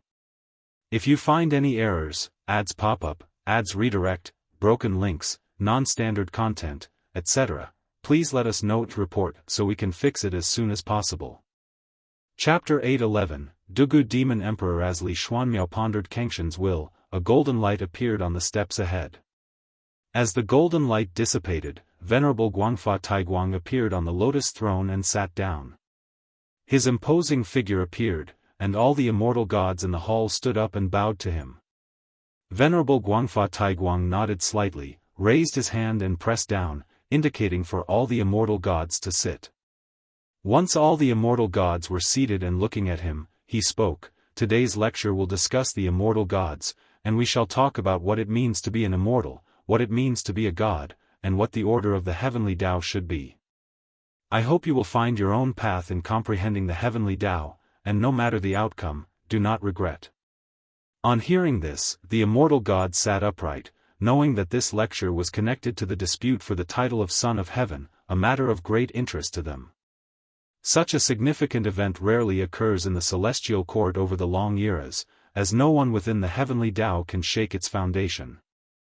The white-haired elder in the first row spoke first. This humble Daoist believes that immortal gods should focus on destiny. Relying on it means relying on all beings of heaven and earth. Thus, immortal gods should primarily protect all beings. His status was evidently high, as he was the first to speak, and the other immortal gods listened intently.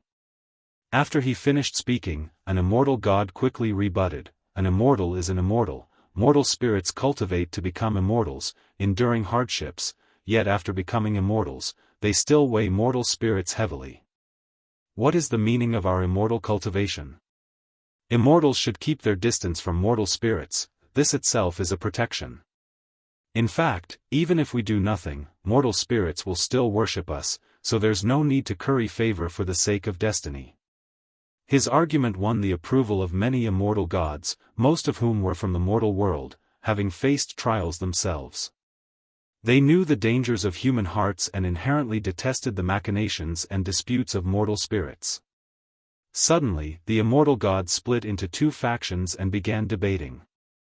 It was difficult for anyone to propose a third view without being dragged into the conflict between immortals and mortals. Li Xuanmiao remained silent, observing the attitudes of the immortal gods. Though he could understand some immortal gods' extreme comments, he always felt that immortal gods should protect mortal spirits. What's called an immortal god doesn't really rely on their own cultivation but on the heavenly court's destiny to achieve immortality. Since the heavenly court requires the faith of all beings, immortal gods should inherently have the responsibility to protect mortal spirits. At least, that's what Li Xuanmiao believes. Venerable Guangfa Taiguang did not speak, he listened quietly. With him presiding over the court, the immortal gods had disputes but maintained order without devolving into chaos. CTH Novel Fire. Net ** website on Google to access chapters of novels early and in the highest quality. Far away in the Daoist field of the beginningless, Guan was also listening to the lecture. After reaching the level of Supreme Emperor of Ultimate Merging Tao, the celestial court seemed less mysterious to Guan, who often spied on it.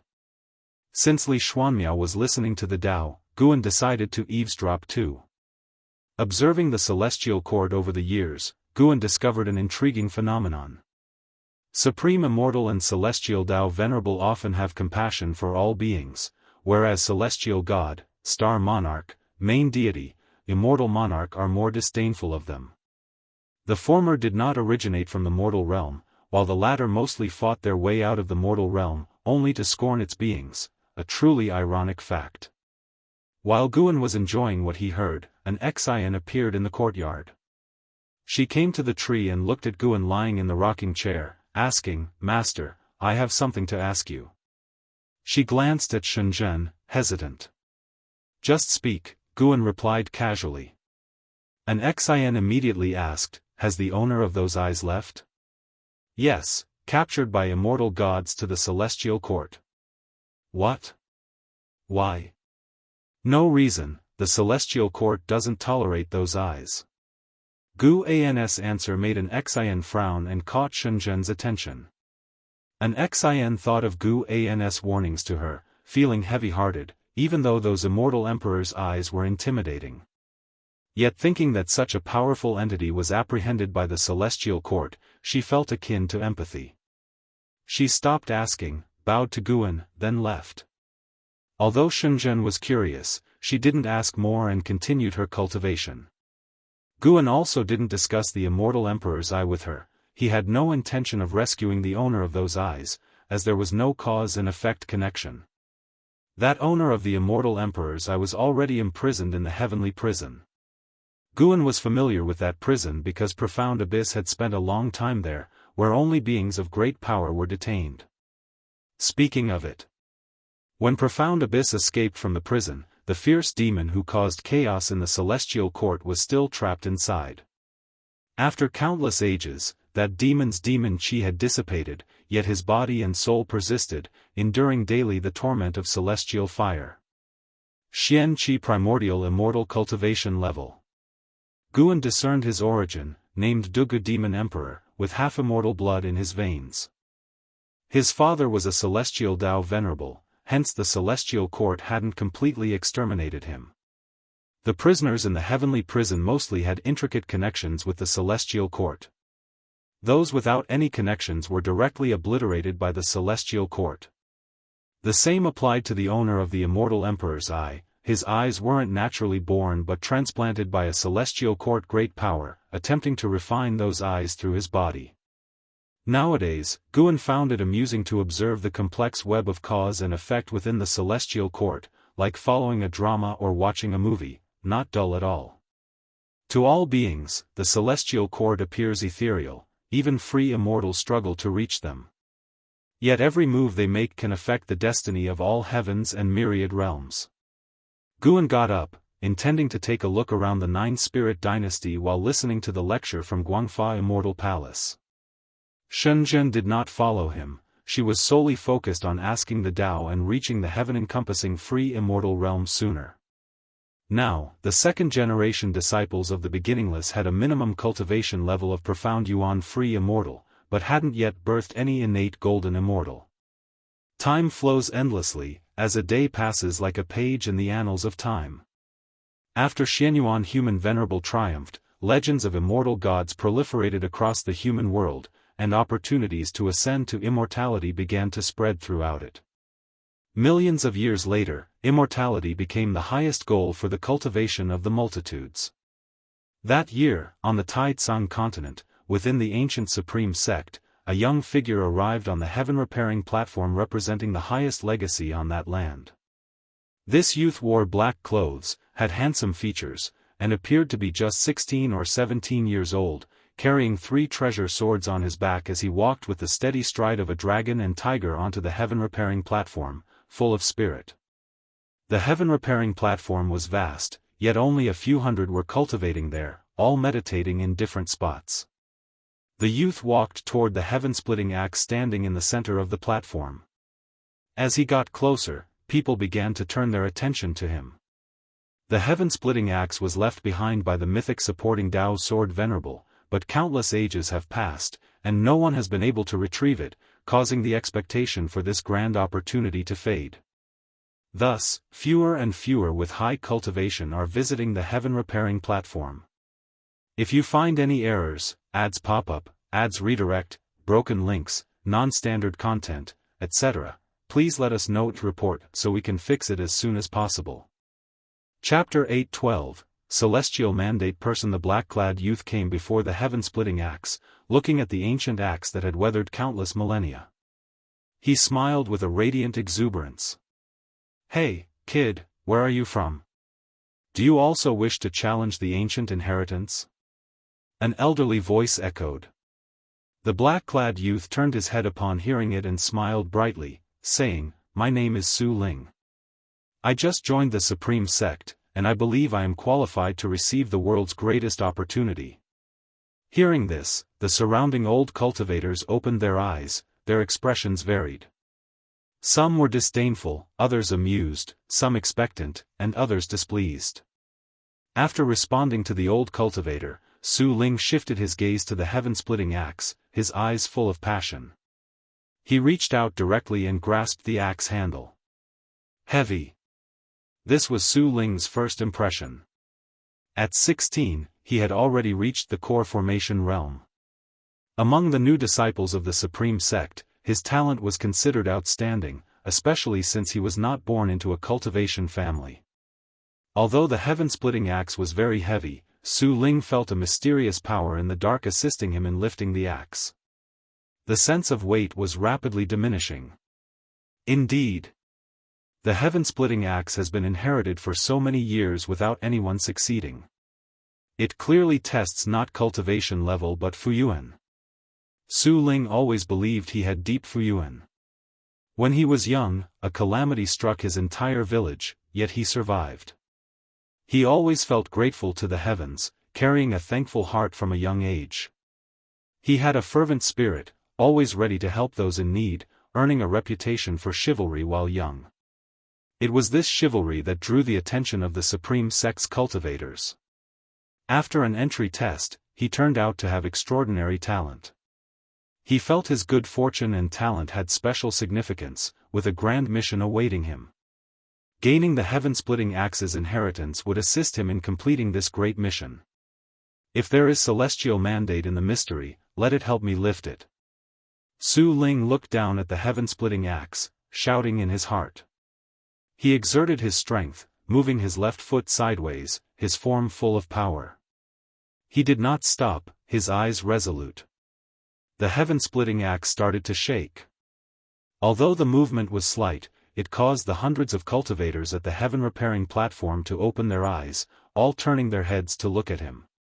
The heaven-splitting axe trembled more violently, prompting the cultivators to stand up one after another.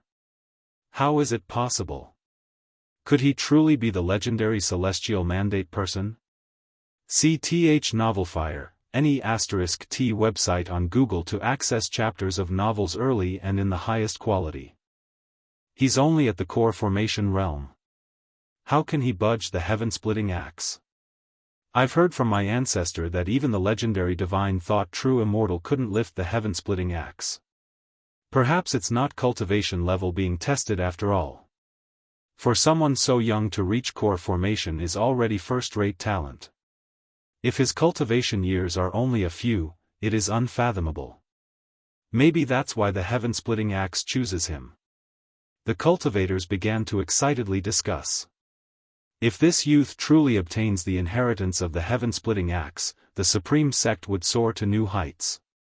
To them, the supporting Dao sword venerable seemed too distant, but the heaven-splitting axe was real. Su Ling was not thinking about that much. He concentrated all his attention on the heaven-splitting axe, putting in all his effort, but he still couldn't lift it completely. Just a little bit more. Su Ling thought through gritted teeth. In merely a few dozen breaths, he had exhausted all his chi power. But he didn't want to give up. The ensuing time felt endlessly long and agonizing for Su Ling, but he refused to quit.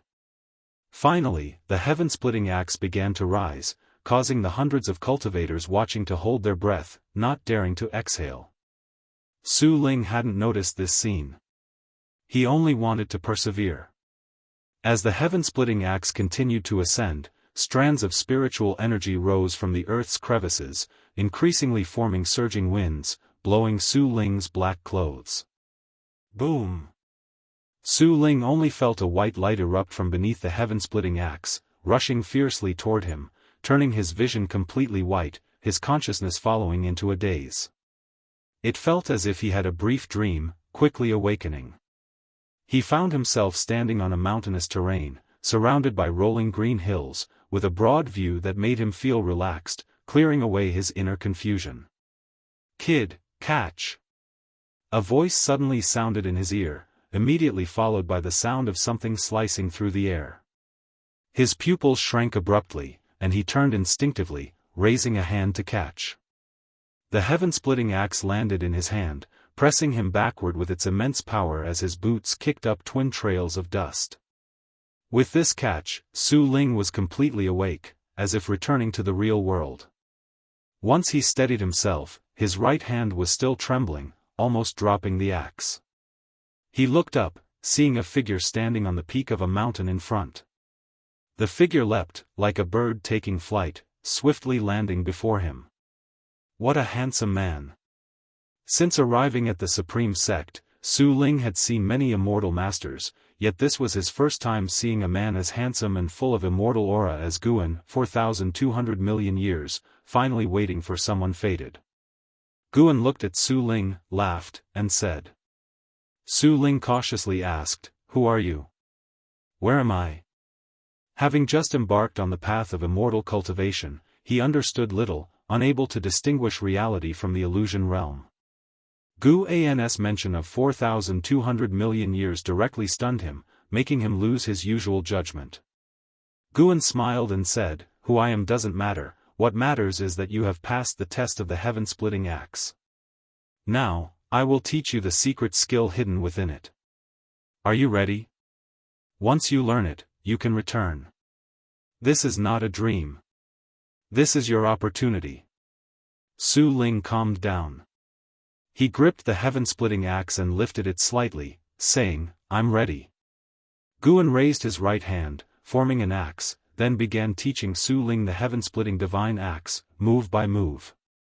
The heaven-splitting divine axe is divided into 9 forms: life-breaking, demon-breaking, ghost-breaking, mountain-breaking, broken sea, breaking technique, immortal-breaking, god-breaking, heaven-splitting. This axe technique was once the supreme inheritance of the Tai-Tsang continent, capable of sweeping the world. With high comprehension and Gu-Ans Dao intent, Su Ling quickly memorized the 9 forms of the heaven-splitting divine axe. After roughly learning it, Su Ling's expression showed hesitance. He occasionally glanced at the heaven-splitting axe in his hand, then at Guan, wanting to say something but stopping. Guan asked with a smile, "Are you disappointed?" Su Ling nodded and said, "It seems the power is not much different from the swordsmanship my master taught me. Indeed, I have modified it. Do you wish to learn the new heaven-splitting divine axe?" Guan looked at Su Ling, his smile unchanged, warm like a spring breeze. Su Ling quickly replied, "Of course I want to. This is the supreme sect's ancient inheritance. If it's not more powerful than my master's swordsmanship, it would be embarrassing, not just for me but for the whole supreme sect." He had already thought it through. Guan must either be the artifact spirit of the heaven-splitting axe or the legendary supporting Dao sword venerable. Either way, there must be a deep connection with the supreme sect.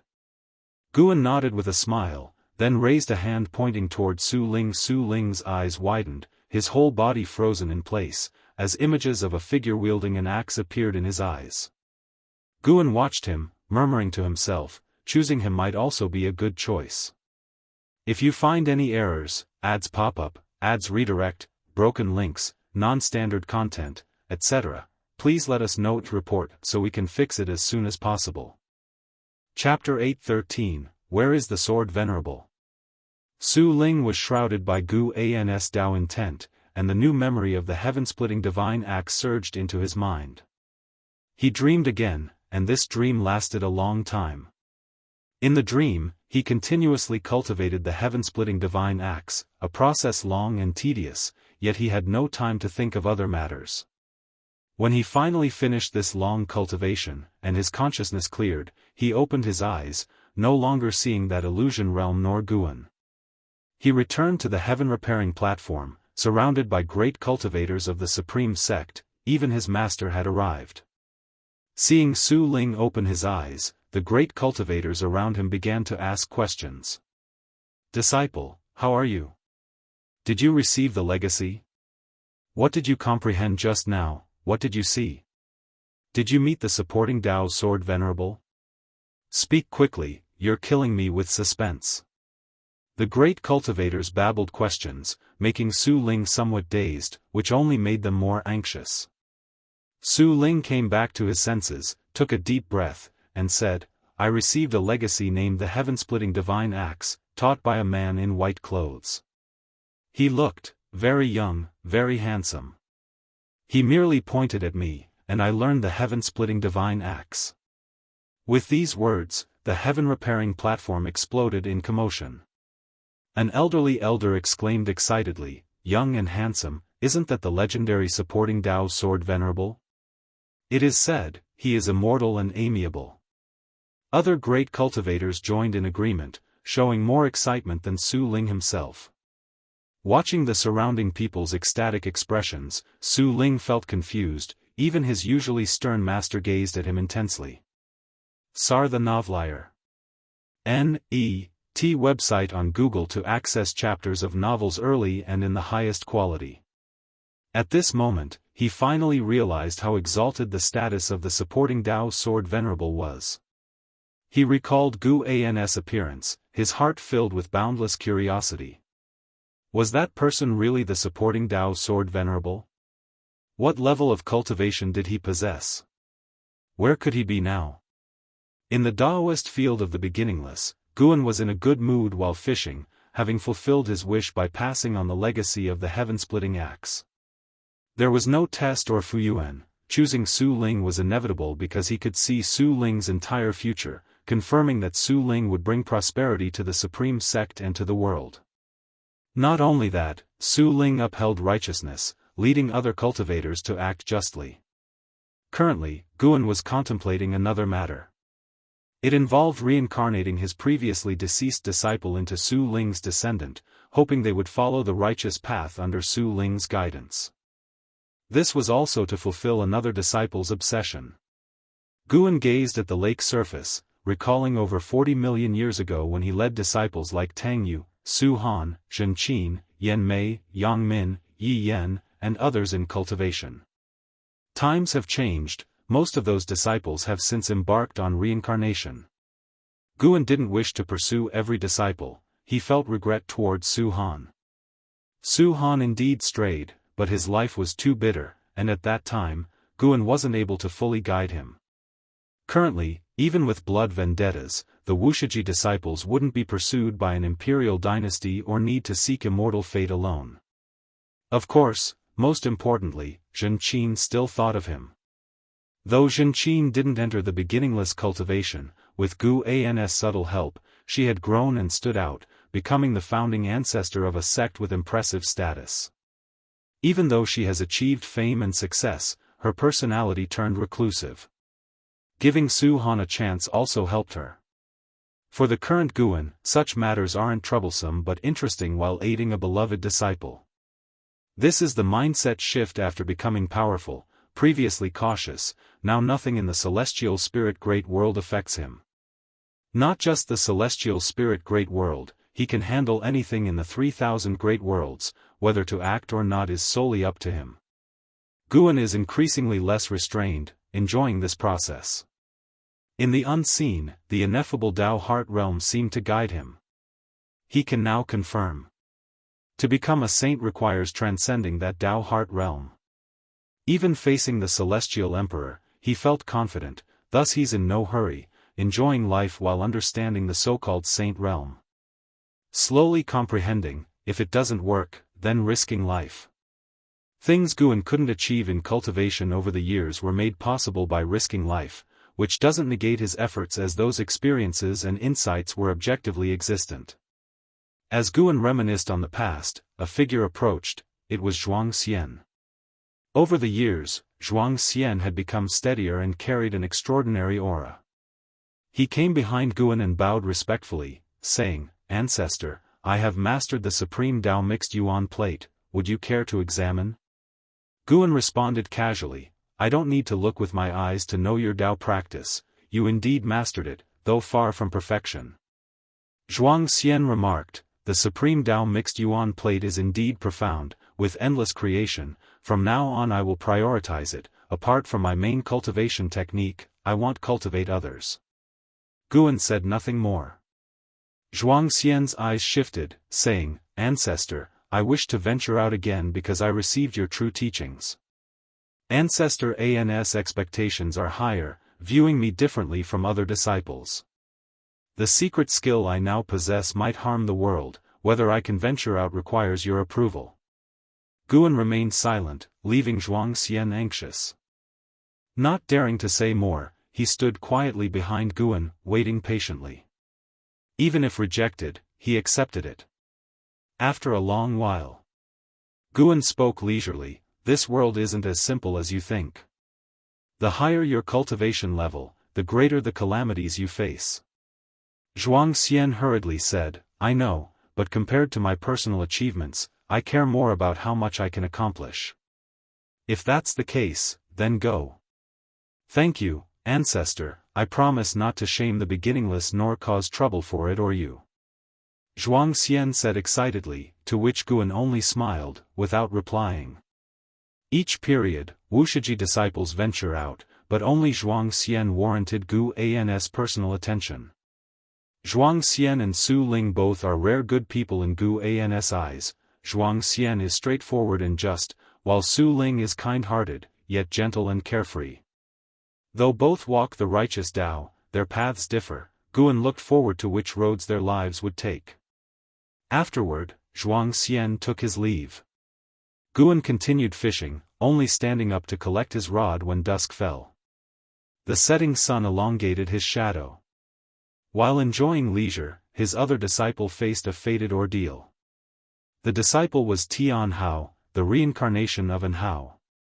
Tian Hao, cultivating in the misty immortal court, had reached a cultivation level to stand alone. He began his adventures in the great Tao domain, traveling within the heavenly Tao beyond the 3,000 great worlds. On this day, he encountered a grand scheme targeting him and the celestial court.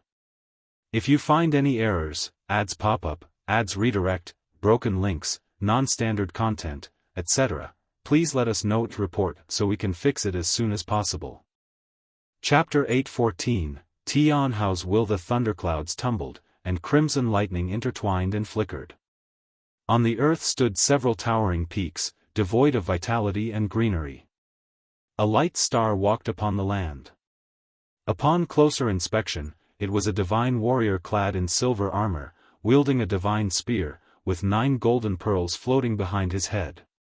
Flames swirled around the pearls, resembling true dragons, constantly surging, emitting dazzling light, like a war god advancing, dispelling darkness with each step.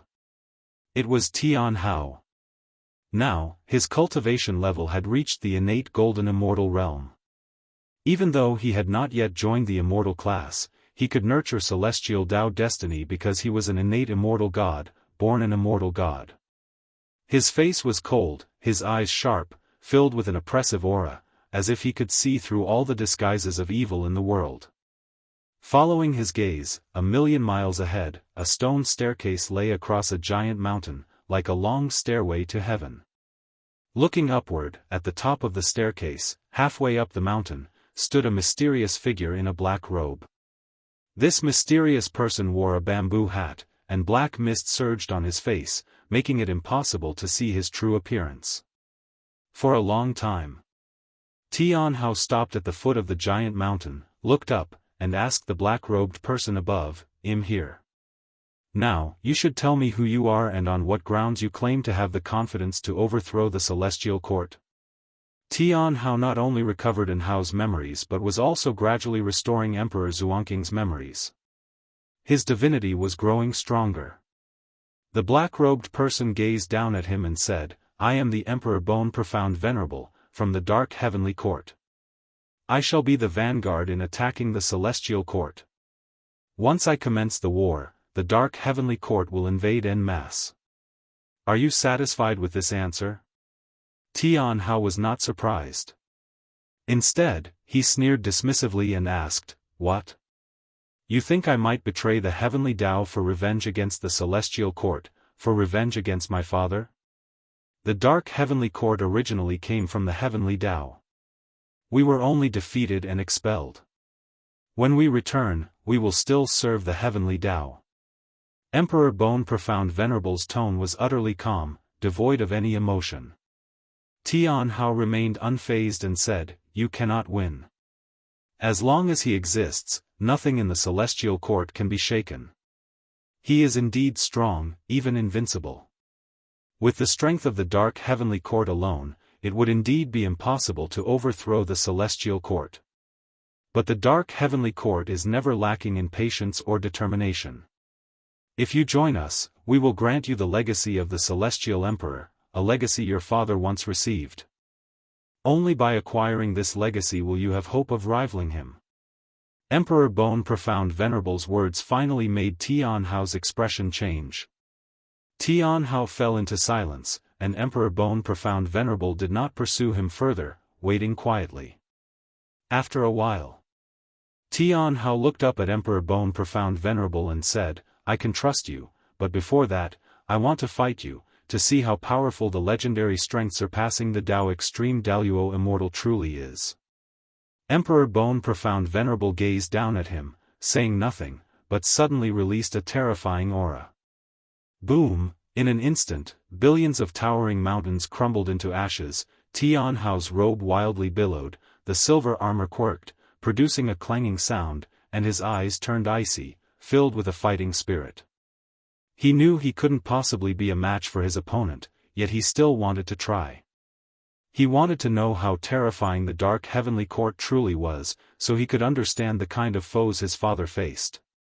Tianhao leaped towards Emperor Bone Profound Venerable. Just then, Tianhao's pupils suddenly dilated, and in his vision, the heavens and the earth trembled as if an immense invisible heart was pounding, and behind Emperor Bone Profound Venerable appeared a terrifying phantom, stretching towards him with bared fangs and claws. What is that? Just as the question formed in Tianhao's mind, he fell into a state of chaos. When Guan returned to the room, Tianhao had already been annihilated by Emperor Bone Profound Venerable. He did not immediately take action. After restoring Emperor Xuanqing's memories, Tianhao was clearly fixated, unwilling to stop before hitting the south wall. Better to let him venture into the dark heavenly court, whether it brings fortune or calamity. That decision lies with him and the Celestial Emperor. While observing Tianhao, Guan had a sense that perhaps the Celestial Emperor was already aware of his existence. But for some unknown reason, the Celestial Emperor did not pursue him and remained in his celestial palace, lost in reincarnation. The real Celestial Emperor was more incomprehensible than the reincarnation body Taihao. Sar the Novel Fire. Net website on Google to access chapters of novels early and in the highest quality. Whatever the case, Guan no longer feared the Celestial Emperor. Even if discovered by the Celestial Emperor, he wouldn't worry. What he desires now is to surpass the Celestial Emperor and reach the legendary Saint Realm. It is worth noting that Gu An's avatar and Hongya Zi were still in the profound abyss divine pool. They learned more and more of the ancient heavenly court and the secrets of saints and encountered numerous opportunities, steadily growing stronger. The profound abyss divine pool contained many crises that could have killed Hongya Zi, but Guan discreetly erased them. Therefore, to Hongya Zi, the only problem was his inability to escape. Guan sat down at the desk inside the room, picked up a book from the table, and began to savor it. This was written by the contemporary book sage, Profound Celestial Intent, who infused Tao intent into it, making every word rich in imagery, so that when one's divine sense delved into it, it felt like watching a movie. With such creations, Profound Celestial Intent had become deified, holding a lofty position in the celestial spirit great world. Of course, his status was largely due to his extraordinary friendship with ancestor Master Wuxia. The moon sets, the sun rises. Guan pushed open the door and stepped into the courtyard. Already, it was 1,000,000 years later. Basking in the bright sun, he stretched lazily. What's new in the world recently? Guan saw Shengguan Xian'er sitting beside Shenzhen and inquired. Shengguan Xian'er turned to him and said, "There are quite a few things, but one matter concerns us. A disciple named Zhuang Xian of the 8th generation killed the child of an alliance hierarch of the Heavenly Spirit Tao Alliance, and now it's causing an uproar. The eldest senior brother has already sent someone to handle it." And what else? Guan wasn't concerned about Zhuang Xian's affair, because he had witnessed the incident where the alliance hierarch's child used the blood of cultivators of a city as a sacrificial offering for a magical treasure, committing an atrocity worthy of death. However, this person had extraordinary background connections, involving too many people. Shengguan Xian'er tilted her head, thought for a moment, and said, "There's another thing you might be interested in. An ascender has come to this part of the human world, allegedly a son of heaven reincarnated, destined to undergo 120,000 cycles of reincarnation trials before returning to the celestial court. In each life, he must become the master of the human world, which means he is to become the master of the great world of celestial spirit." Guan became intrigued and said, "Go on." Shengguan Xian'er immediately stood up, eager to share. "It is said that this son of heaven reincarnate has already entered Qinchuan sword sect, and his comprehension of the sword Tao has already connected to the river of sword Tao. If you find any errors, ads pop up, ads redirect, broken links, non-standard content, etc., please let us know to report so we can fix it as soon as possible." Chapter 8:15, celestial mandate, farewell son of heaven Jia Yen has finally arrived. CTH novel_fire. @ website on Google to access chapters of novels early and in the highest quality. Guan listened to Shenghuan Xianxia recount the deeds of that ascender, while his eyes were also probing the future of Son of Heaven Jia Yen. After Son of Heaven Jia Yen ascended, he displayed a vast celestial Dao destiny, making many instantly believe he was the reincarnation of the Son of Heaven. For the sake of immortal fate, many supported him, allowing him to quickly gather a major force. To become the master of the great world, he would inevitably oppose the Heavenly Spirit Dao Alliance. The Heavenly Spirit Dao Alliance does not have an absolute ruler, there are many alliance hierarchs, and any major event must be discussed. They would never let Son of Heaven Jia Yen tread upon them. Various sects were watching to see how the Heavenly Spirit Dao Alliance would handle Son of Heaven Jia Yen. Shenghuan Xianxia again mentioned the great battle between Son of Heaven Jia Yen and a prodigy from the Heavenly Spirit Dao Alliance. That battle attracted worldwide attention. The Heavenly Spirit Dao Alliance had rankings for disciples of every great realm, and Son of Heaven Jia Yen challenged the top prodigy of the same realm from the Heavenly Spirit. With an absolutely powerful stance, he won, making people even more convinced he's the reincarnation of the Son of Heaven. Since ancient times, there have always been ascenders, but no matter how strong those from the lower realm are, their Daoist techniques always fall short compared to cultivators of the celestial spirit great world. Ascenders can stir up waves, but can never surpass the prodigies of the Heavenly Spirit Dao Alliance. The Heavenly Spirit Dao Alliance possesses the best resources of the celestial spirit great world, especially those who make a name as a prodigy, whose resources are far beyond those an ascender can compare to. Ancestor, can't you foresee the future? Do you think that Son of Heaven can shake the rule of the Heavenly Spirit Dao Alliance? Shenghuan Xianxia asked excitedly. She bore no animosity toward the Heavenly Spirit Dao Alliance, she was simply eagerly anticipating a drastic change in the world structure. Before the Heavenly Spirit Dao Alliance, there were 9 major sects. Earlier there was the Dao Court, and even earlier was the Holy Court. The Master of Heaven and Earth has always been replaced. Guan smiled and said, anything is possible. These words only piqued Shenghuan Xianxia's curiosity further, and she couldn't stop chatting away, with Shenzhen occasionally chiming in. Guan chatted with them for an hour before leaving. Today, he had an important affair. He was to meet an old friend from the Immortal Cultivation realm, who was holding a feast for his million-year birthday. A million years, in today's world, is nothing significant, but in a single continent, it would absolutely count as being akin to an ancestor's existence. Guan wished to go simply to see this old friend off for the last time. Everyone has their ultimate limit of lifespan, commonly known as celestial mandate. Even though this old friend has reached a high realm and seems robust, in reality, he's nearing his life's limit. Guan had no intention of altering his fate. After all, they were merely drinking buddies with shallow ties. He was just going for the spectacle. After Guan left, Shenghuan Xianxia sat back beside Shenzhen, and the two began discussing writing again. The book sage inspired writers all over the world, imbuing Dao intent into the text to create more meaningful writings. Under the dark celestial vault, the earth stretched infinitely.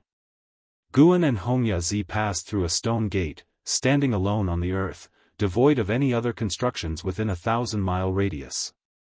Hongya Zi suddenly stopped, turned to look at the stone gate behind him, and with a dazed expression, he couldn't help but ask, have we already escaped from the predicament?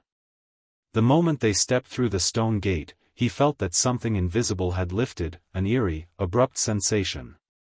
As a heaven-opening Daoist immortal, instinct told him that he had already escaped the endless predicament from before. Guan halted, turned to face Hongya Zi, and said, fellow Daoist, this journey was quite exhilarating, but it took a bit too long. We should part ways. Hongya Zi turned to look at Guan, his brows furrowing, asking, why part ways? Why choose this place? After traversing many lands together for so many years, he never expected they'd part ways here. Moreover, over the years, he vaguely sensed that Guan was not simple. The two were of the same realm, yet many times he found himself unable to see through Guan, never having seen Guan in a wretched state. But he didn't understand. They had not yet left the profound abyss divine pool, only escaped a mysterious plight that had trapped them for many years, and now Guan was to part ways with him? Guan looked at Hongya Zi, a smile on his face, and said, "Isn't there no such thing as a banquet that never ends?" Upon hearing this, Hongya Zi couldn't help but sigh. Guan jumped, transformed into a rainbow light, and swiftly disappeared. Hongya Zi watched Gu An's departing figure for a long time. When he finally came back to himself and turned again toward the stone gate, the oppressive aura attacked him, causing him to shiver. He suddenly realized something. Without Gu An's company, this journey would likely end in disaster. Gu An's avatar jumped out of the profound abyss divine pool and returned to his true self. He only recalled the avatar because he grew tired of it, not wanting to continue the antics with Hongya Zi. Besides, after he left, Hongya Zi would return to the misty immortal court to cultivate. In the future, the misty immortal court would become an important force for Tianhao. After obtaining the celestial emperor's inheritance from Emperor Bone Profound Venerable, Tianhao returned to the misty immortal court with greater ambition, and the misty immortal court would become his first stepping stone to help him soar. In the myriad heavens of the Tao, each had their own stories unfolding, and an endless web of cause and effect intertwined in ways beyond the comprehension of living beings, creating a giant net encompassing every world. In the blink of an eye, 20 million years passed. This day, in the mountain viewing pavilion, Guan was playing chess with Nzizai. The game had just begun. Ancestor, that Su Ling is truly remarkable, having become the alliance hierarch of the Heavenly Spirit Tao Alliance, and the Supreme Sect has also risen completely. Do you feel gratified? Nzizai asked with a smile. The story of Guan and the Supreme Sect he had long heard of, and Su Ling's legendary life couldn't be separated from the supporting Tao Sword Venerable's heaven-splitting axe inheritance. With Su Ling's heaven-splitting divine axe sweeping across the land, he became one of the most dazzling figures under the heavens. Of course, Nzizai knew that the supporting Tao Sword Venerable was indeed Guan, hence he had long regarded Su Ling as an ally, purposefully bringing up Su Ling's recent achievements. Guan laughed and said, "At my realm, no matter what you become, no matter how high you rise, it won't affect my mood." Nzizai, hearing the words thought indeed, Su Ling was also a Wuxia disciple. As Nzizai placed a piece, he followed with, "In today's world, there are indeed many notable figures. Unfortunately, whether it's Su Ling, or Zhuangxian, or those ancient prodigies of the Heavenly Spirit Tao Alliance, none can compare to Son of Heaven Jia. This child is said to be on the cusp of reaching the innate golden immortal realm soon. It's unimaginable. Innate golden immortal is a realm countless great cultivators dream of, including all of them as Wuxia disciples.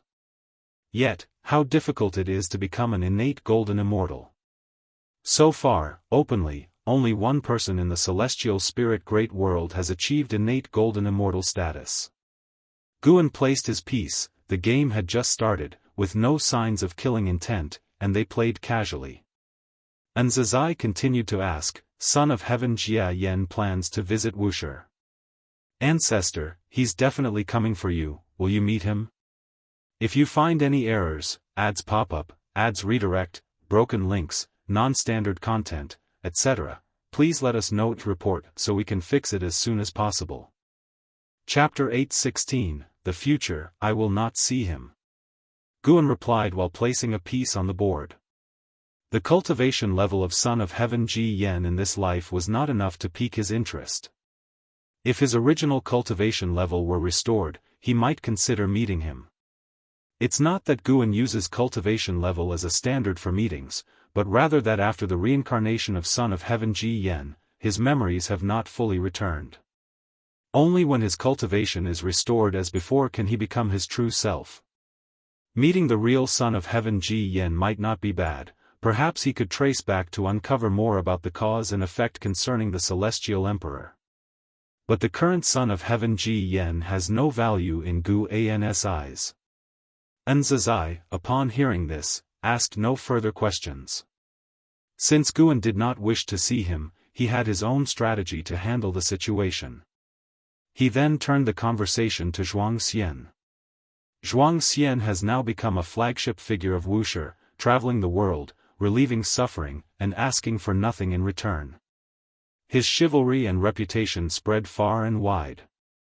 Surely, his fame as great as son of heaven Ji Yen and Su Ling's is owed to his own divine skills. The supreme Dao mixed Yuan plate was personally passed down by the ancestor Master Wuxia, renowned across the world, sweeping through the same realm. This has led many Wuxia disciples to inquire about this divine skill within the beginningless, wanting to cultivate it, but alas, few within the beginningless know it. To cultivate it, one must first obtain the master's verbal consent. As they chatted, Nzazai found himself unable to continue because he felt pressure in the game. Though he knew he couldn't surpass his ancestor in skill, he still harbored expectations each time, hoping to amaze the ancestor. Thus, the mountain viewing pavilion fell into silence. A stick of incense later, Nzazai left, lost in thought. Guan stood up and turned to look at the great waterfall beside him, within his pupils reflected a silhouette.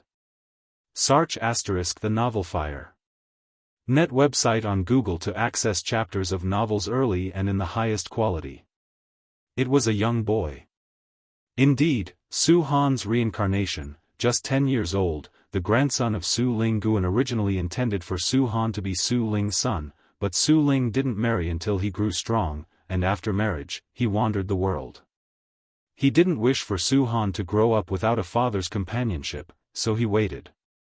Now Su Ling has become the alliance hierarch of the Heavenly Spirit Dao Alliance, with the Su family rooted there, allowing Su Han to grow up steadily. Back then, after Su Han transferred his cultivation using the destiny-defying divine skill to Zhenqin, his body was preserved by Guan. Once Gu An's cultivation grew powerful, finding his soul wasn't difficult, even if it had scattered, Guan could cross over to retrieve it.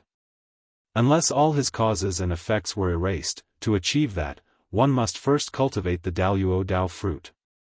Guan watched as Su Han of this life was practicing swordsmanship, reminiscent of the years when Su Han cultivated the heaven-hating divine sword passed down from his father.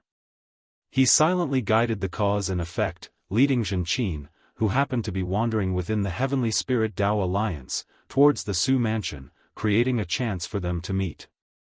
In this lifetime, Zhenqin would become a guide on Su Han's cultivation path. She would see in Su Han a resemblance to her senior brother and gradually release her obsessions by mentoring Su Han. The reason for not directly telling her the truth is that Guan predicted that if he did so, Zhenqin would spare no effort in indulging and cultivating Su Han, causing him to stray again. What Zhenqin needed to do was forgive herself and let go of the past. Su Han needed to start a whole new life. They could intersect, but not overlap. Once Zhenqin truly moved on, Guan would reveal Su Han's true identity, or let Su Han regain memories of his past life. Letting things run their course would be the best outcome for both. Guan turned his gaze towards the future, a very distant future. With more and more Wuxia disciples becoming stronger, it would eventually be difficult to maintain the current low profile. Whether turning towards good or evil, they could no longer stay low-key. He even foresaw many calamities for the Wuxia, including internal chaos and external threats. It was impossible for every Wuxia disciple to be a good person. Inevitably, one will become an evil person, and internal unity will eventually falter. Flourishing to the extreme must decline. This is an eternal truth, just like the heavens and earth, overly prosperous, will also usher in the cataclysm of all beings fighting. One day, Wuxia disciples will venture out independently, and Guan will only keep a few to accompany him. That is a future far distant, and even though Guan has glimpsed it, he remains neither sad nor indignant. He is at peace because he can already see through the destiny of all things. He's just considering that everything in the world seems ever-changing, yet in reality, there is a shared order that persists. Becoming a saint, does it mean breaking free from this order? No, it should be more powerful than breaking free. To set the order, to create the rules. Guan had an insight, but this level of insight was far from being a saint. He suddenly thought of the lifespan inheriting function he activated, which could allow him to lecture at an already obliterated enlightenment seeker dojo. Since ancient times, many cultivators must have sought the saint realm, otherwise, the legend of becoming a saint would not have been left behind. However, accessing such dojos is difficult. He cannot control it, he can only decide how much lifespan to invest. When his lifespan increases, he might invest 1 trillion years to test the waters. Guan retracted his gaze and walked out of the pavilion. Above the vast, magnificent sea of clouds, two figures strode on golden light, racing forward. They were Zhang Buku and Su Yu. Zhang Buku looked around curiously and asked, "Is this the legendary celestial extreme 9 heavens? The spiritual energy is indeed abundant, but why does it seem lifeless?" Su Yu flew alongside him, smiling. "Hidden beneath the sea of clouds are many divine beasts. Should they leap out, they would certainly startle you." Zhang Buku looked at him and asked, "How are you so familiar with the celestial extreme 9 heavens? What connection do you have with this place?" "My master cultivates in this realm," Su Yu replied, and a slight change crossed his gaze. Zhang Buku remained silent. When Xianyuan Human Venerable was about to fall, Su Yu had led him away from the celestial calming god celestial army, taking them to meet an immortal monarch, thus escaping the causes and effects of the contest for the title of Son of Heaven, which greatly astounded him. Although Xianyuan Human Venerable ultimately turned the tide, he too, through that immortal monarch, found a more promising path to ascend to immortality.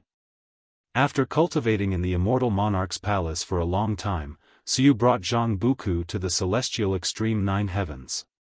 "You've always been curious about my background, now I can tell you." Su Yu looked ahead, speaking calmly, causing Zhang Buku to gaze towards him.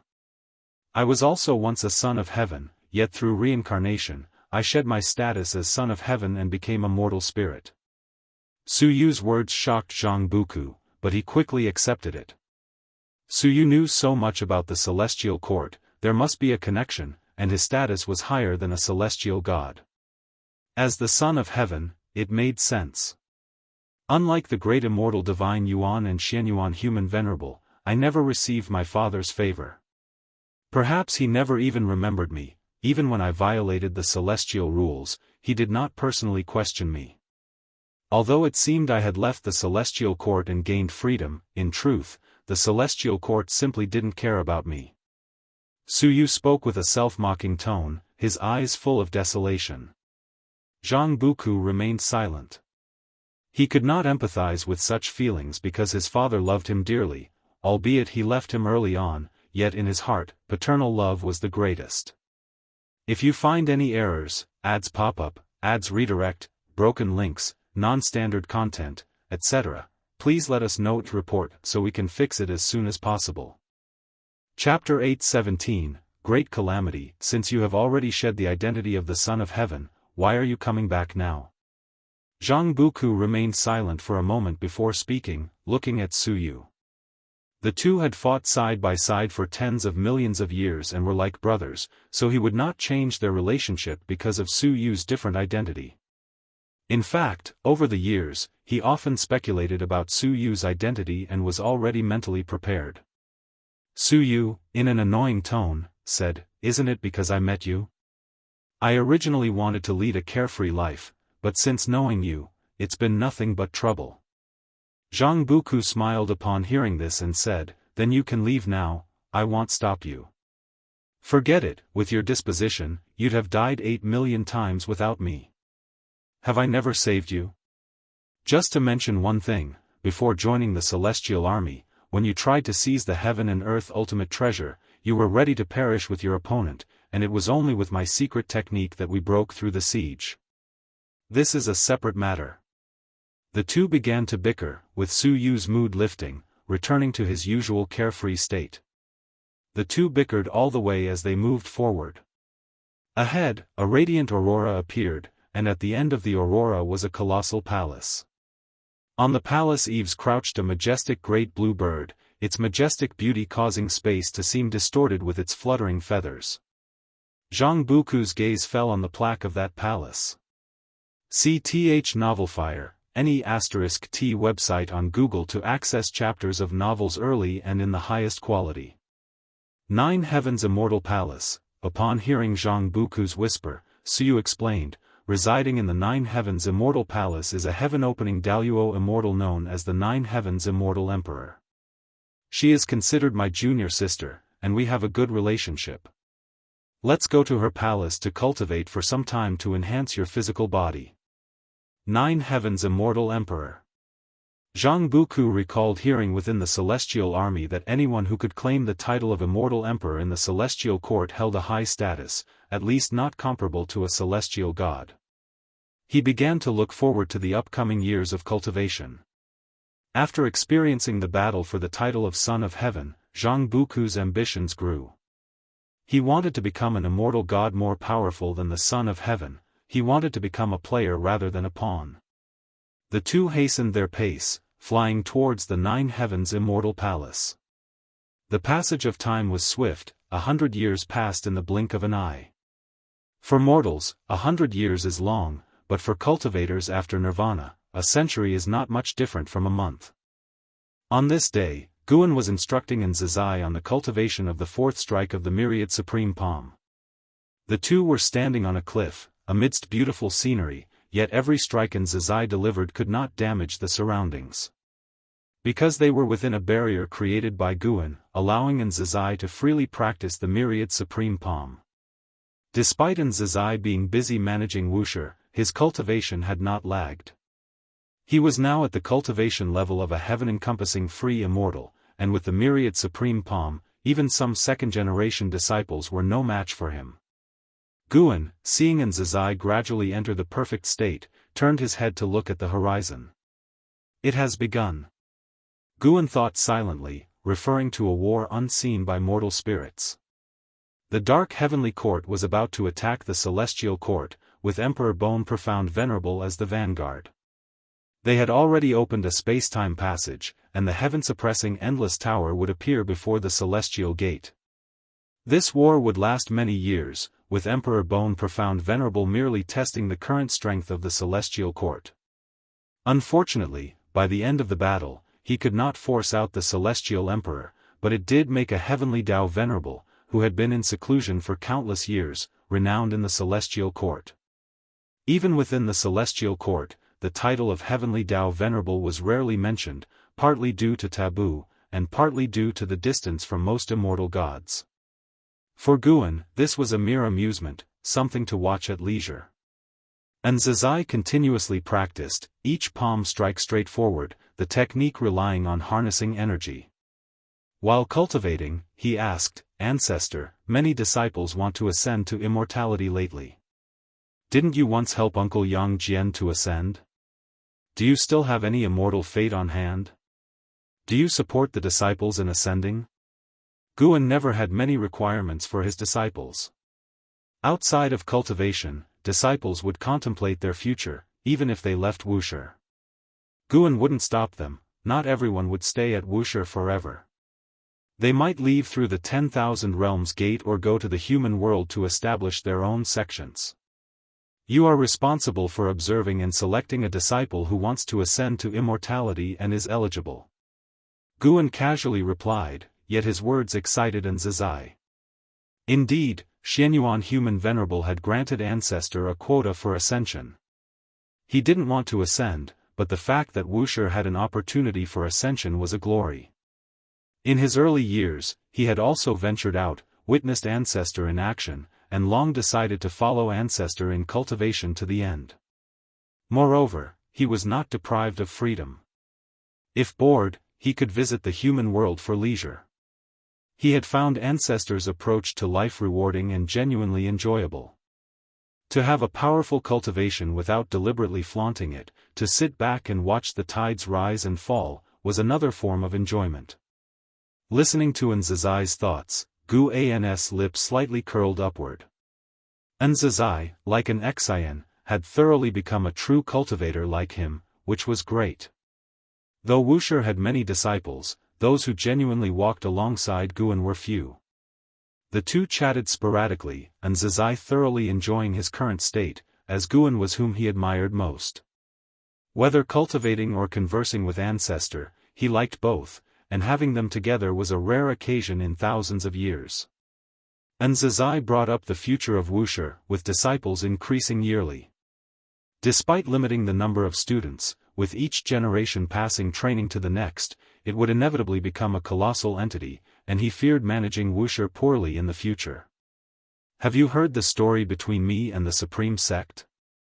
Guan suddenly asked, and Zizai immediately grasped the deeper meaning. He could abandon the Supreme Sect or Wuxia. And Zizai immediately grew anxious and quickly said, "Ancestor, wherever you go, you must take me and my master. We have no desires or ambitions, only wishing to seek the Tao with you. Don't worry, I will take you. I merely want to reduce your pressure. You've done excellently, even surpassing your master back then." Guan glanced at him, smiling, relieving Zizai's burden. Looking at his expression, Guan suddenly thought of Hao. And Zizai was quite like Hao, who did not wish to soar away. He glimpsed into Zizai's future, very long, so much so that there was no end in sight. This meant Zizai's heart wouldn't change, and he would truly follow Guan forever. As long as he remained by Guan's side, Guan could naturally ensure he would always live on, and his Tao practice wouldn't meet limits. Guan looked at Zizai with an increasingly gentle gaze. This kid was worthy of his favor.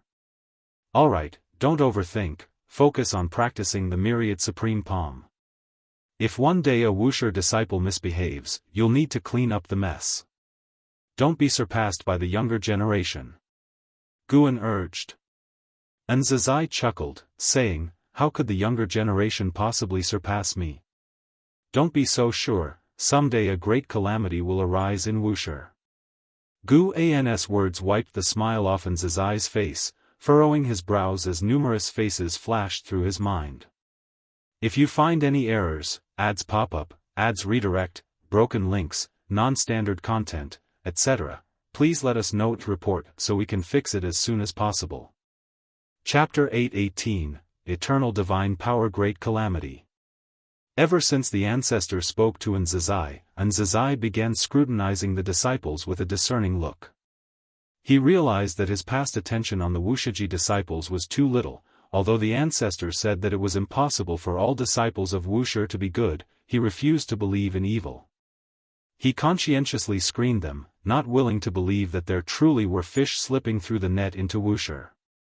If any disciple strayed onto the wrong path, he could rectify it in time. Constantly following the ancestor in cultivation was his goal, but if he could keep the ancestor at Wuxia, that would be better for him, for he held deep feelings for the Daoist field of the beginningless. After all, Wuxia's current foundation was due to the efforts he exerted with much heart and energy.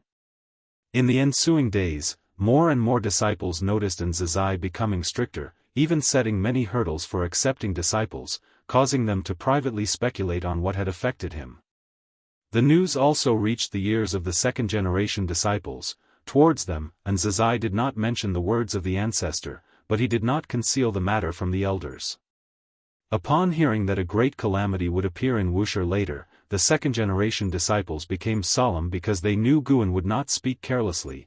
Guan's eyes could see the future, prompting them to heighten their attention towards their lineage's pupils. No one hoped for such a calamity to arise from within their own ranks. In the absence of knowledge across all heavens and myriad realms, the celestial court fell into a great battle. Dressed in a golden-patterned white robe, Li Xuanmiao grasped a divine weapon, soared through the clouds, surrounded by figures of immortal gods. Following their gaze, the edge of the celestial vault was an expanse of extreme darkness, resembling the maw of an abyss, ready to devour the celestial court. Endless evil demons rushed forth from it, battling the immortal gods. The battlefield was vast and boundless. Numerous meteors swept across, attacking the battlefield above the sea of clouds, with various dharma aspects emerging one after another, and gigantic magical treasures stirred the storm winds of the battlefield. From afar, Li Xuanmiao recalled the formidable evil demon he encountered when rescuing Liya, its aura equally wicked. It seemed during the dispute of the Sons of Heaven, the dark heavenly court had already begun its invasion. Li Xuanmiao furrowed his brows tightly. He could feel a powerful aura in that darkness unparalleled. Never had he sensed such oppressive momentum, so formidable that it roused his concern for the safety of the celestial court. He had yet to climb to a high position or change the hearts of the immortal gods. Would the celestial court collapse prematurely? Coming from the mortal world, he would never believe the celestial court was eternally indestructible, for he had witnessed too many ruling forces fall. In his view, no matter how the immortal gods embellished it, the celestial court was merely a more powerful force than the holy court. He took a deep breath, set aside distractions, and plunged into the battle ahead. During his flight, he distinctly felt himself passing through an invisible barrier. The battlefield ahead suddenly expanded, deafening rumblings echoed from all directions.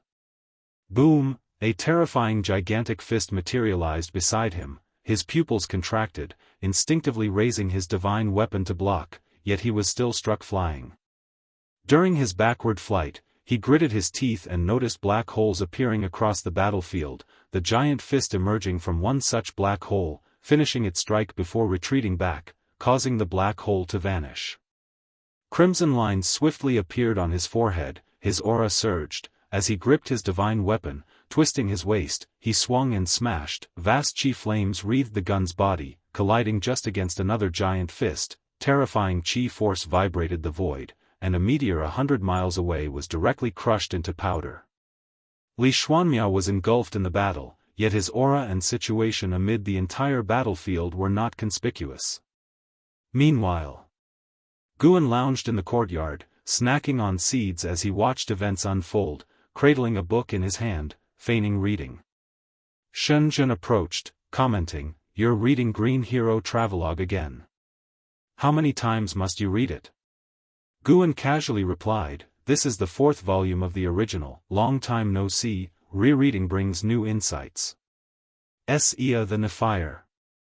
Et website on Google to access chapters of novels early and in the highest quality.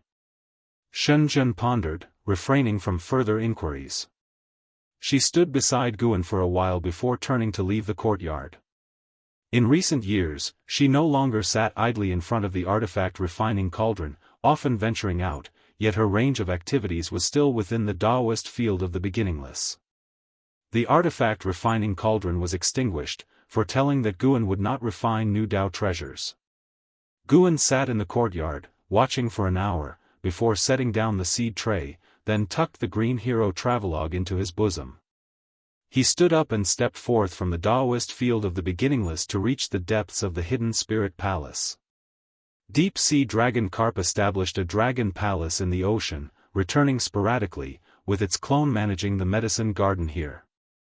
He began harvesting mature medicinal herbs, with plans to conduct a lifespan projection later. At dusk, on a gorge overlooking the world, 2 cliffs stood no more than 10 yards apart, with a figure upon each. One was notably Zhuang Xian from the beginningless. Zhuang Xian wore a black shirt and white clothes, topped with a Daoist hat, exuding otherworldly charm, the sword box on his back lending an aura of chivalry.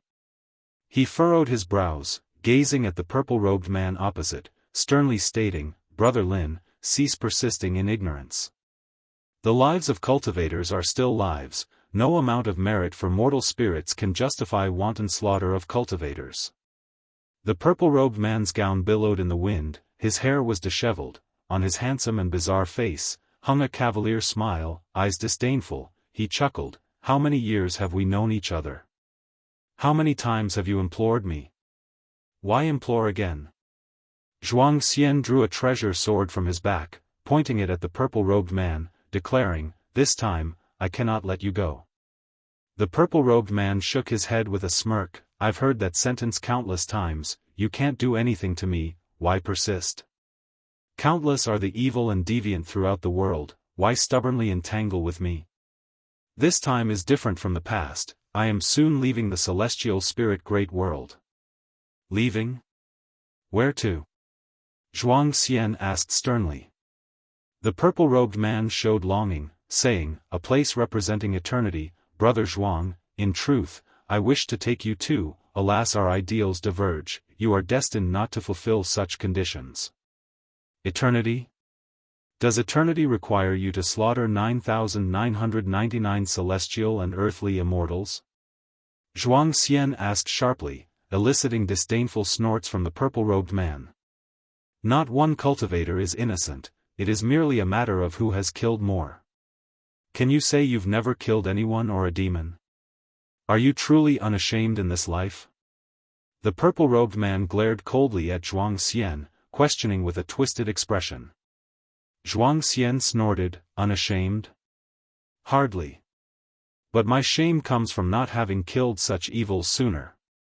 With those words, the treasure sword in Zhuang Xian's hand burst forth a sword light, illuminating the world, slashing towards the purple-robed man instantly.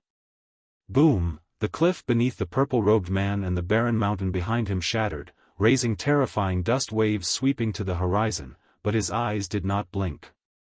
The sword tip was less than 3 centimeters from his eyes, so cool were his gazes. Thus, Brother Zhuang, today let you feel the disparity between us. This is the first time I exhibit the eternal divine power. Should you not exert your utmost, you shall die. The voice of the purple-robed man echoed, unleashing killing intent that plunged the entire world into an icy chill. If you find any errors, ads pop up, ads redirect, broken links, non-standard content, etc., please let us know to report so we can fix it as soon as possible. Chapter 8:19, Not belonging to the heavenly Dao. Zhuang Xian heard the words of the man in purple and immediately executed the supreme Dao mixed yuan plate. The vast mana, intertwined with Dao intent, erupted, surging into the clouds. Behind Zhuang Xian, a towering golden will rose, quickly solidifying and turning dark silver, its surface engraved with countless mysterious Dao patterns. As the supreme Dao mixed yuan plate emerged, the heavens and earth trembled, and sand and stones flew into the air. The man in purple looked up, his eyes widening with excitement. He smiled and said, "The legendary great divine power of no beginning, the supreme Dao mixed yuan plate, seeing it today, it truly lives up to its reputation." He leaped into the sky, raising his right arm, palm outward. Rolling demonic chi gushed from his palm, resembling countless black pythons rushing out. It was eerie and sinister. These demonic chi quickly coalesced into a black flood dragon, stretching over 1,000 feet long. At a glance, it seemed he had a flood dragon for an arm, though his flesh seemed insignificant compared to this arm. Seeing the man's divine skills, Zhuang Xian frowned. He could feel the endless power of cause and effect surging towards him, sealing this space. The power of cause and effect was formless and colorless. The power of cause and effect that the man in purple wielded was extremely venomous, like a sea of curses intending to drown Zhuang Xian.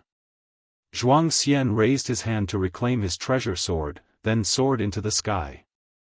The supreme Dao mixed yuan plate began to spin, crushing the cliffs and mountains below. The majestic aura spread out, manifesting as various ominous signs. The man in purple laughed loudly and charged directly at Zhuang Xian. Before the supreme Dao mixed yuan plate, even his 1,000-foot flood dragon arm seemed insignificant, like an egg striking a stone. Boom! A rumbling sound came from the edge of heaven and earth, startling the disciples cultivating in the Daoist field of the beginningless. In the valley, Zizai was lecturing to dozens of disciples, all carefully chosen to inherit the spirit of Wuxia.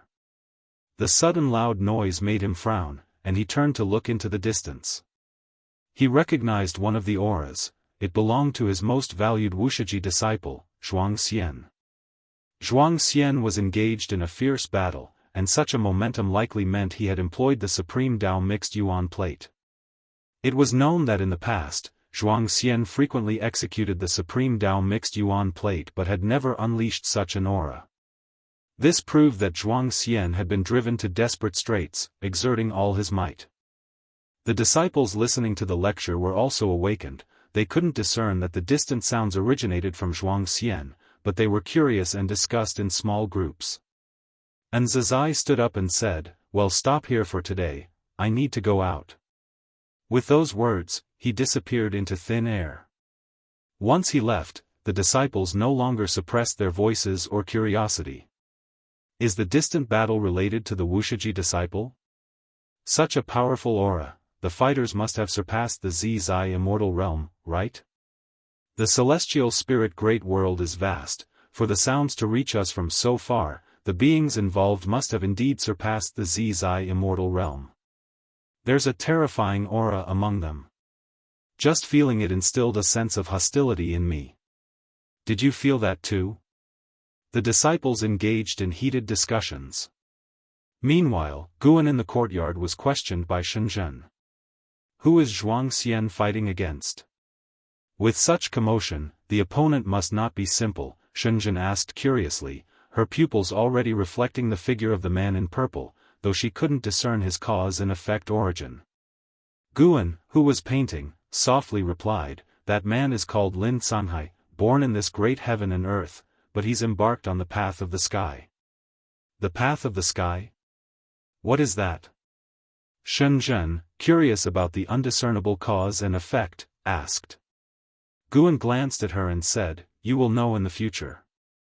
Shenzhen pouted, thinking Guan was being cryptic again, but since he refused to elaborate, she assumed he had his reasons. The battle between Xianxia and Lin Sanhai grew increasingly intense. Not only did the massive sounds of the heavens and earth reverberate, but fierce winds also swept across all directions, drawing more great cultivators to watch.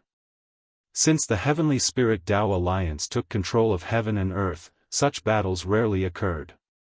Great cultivators would always take their fights to the outer heaven to avoid affecting all living beings and incurring the wrath of the Heavenly Spirit Tao Alliance. Shenzhen began to observe the fight seriously. Xianxia's capabilities did not surprise her, but Lin Canghai's divine skills left her incredulous. Lin Sanhai was fundamentally no match for Xianxia. The Supreme Tao Mixed Yuan Plate suppressed Lin Canghai's countless divine skills, yet it couldn't completely defeat him. Every time Lin Canghai's physical body was destroyed, he would almost instantaneously resurrect nearby, and his fighting momentum didn't diminish with resurrection, instead, it grew stronger. If this continued, Lin Canghai's momentum would reach the profound Yuan-free immortal realm. Sir, the novel, F.I.R. Et website on Google to access chapters of novels early and in the highest quality. This was unreasonable. Shenzhen did not see any special cause and effect assistance, unable to comprehend why Lin Sanhai could be immortal and why he could grow stronger in battle. As time passed, Xianxia began to fall into a disadvantaged position. Far away, on the other side of heaven and earth, dust enveloped the sky, and the ground shattered like an abyss. The Supreme Tao Mixed Yuan Plate stood upon the earth, still rotating. In front of the Supreme Tao Mixed Yuan Plate, Xianxia, disheveled, looked up at Lin Sanhai, who was continuously attacking the Supreme Tao Mixed Yuan Plate, and his eyes were filled with terror. The black flood dragon on Lin Canghai's right arm had grown to 10,000 feet, and with each swing, the flood dragon fiercely assaulted the Supreme Tao Mixed Yuan Plate, projecting black lightning across the heavens and earth. At this moment, powerful auras descended. You too, this is the celestial spirit great world, not a place for you to act recklessly. A commanding voice boomed through the heavens and earth. Lin Sanhai paused, looking up to see figures of great cultivators from the Heavenly Spirit Tao Alliance appearing in the sky, each exuding an overbearing aura. It was the great cultivators from the Heavenly Spirit Tao Alliance. And Zazai appeared beside Xianxia and frowned, saying, "How did it escalate to this extent?" His tone carried reproach. He was very dissatisfied with Xianxia's current performance. Xianxia turned to look at him and explained, "He wants to leave the celestial spirit great world, and it's not as simple as going to outer heaven. I sensed a presence that doesn't belong to the heavenly Tao. If he leaves, the souls he has sealed will be beyond redemption." A presence not belonging to the heavenly Tao? And Zazai shifted his gaze to Lin Sanhai in the sky.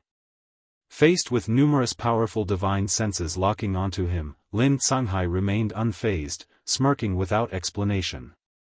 He grabbed his right shoulder with his left hand and directly detached his right arm, blood spraying across the sky. This scene made the great cultivators of the Heavenly Spirit Tao Alliance frown. At that moment, Lin Canghai's body convulsed, his head trembled incessantly, and his face contorted, with wisps of black aura wafting around him like fiery flames. A great cultivator of the Heavenly Spirit Tao Alliance narrowed his eyes, immediately taking action.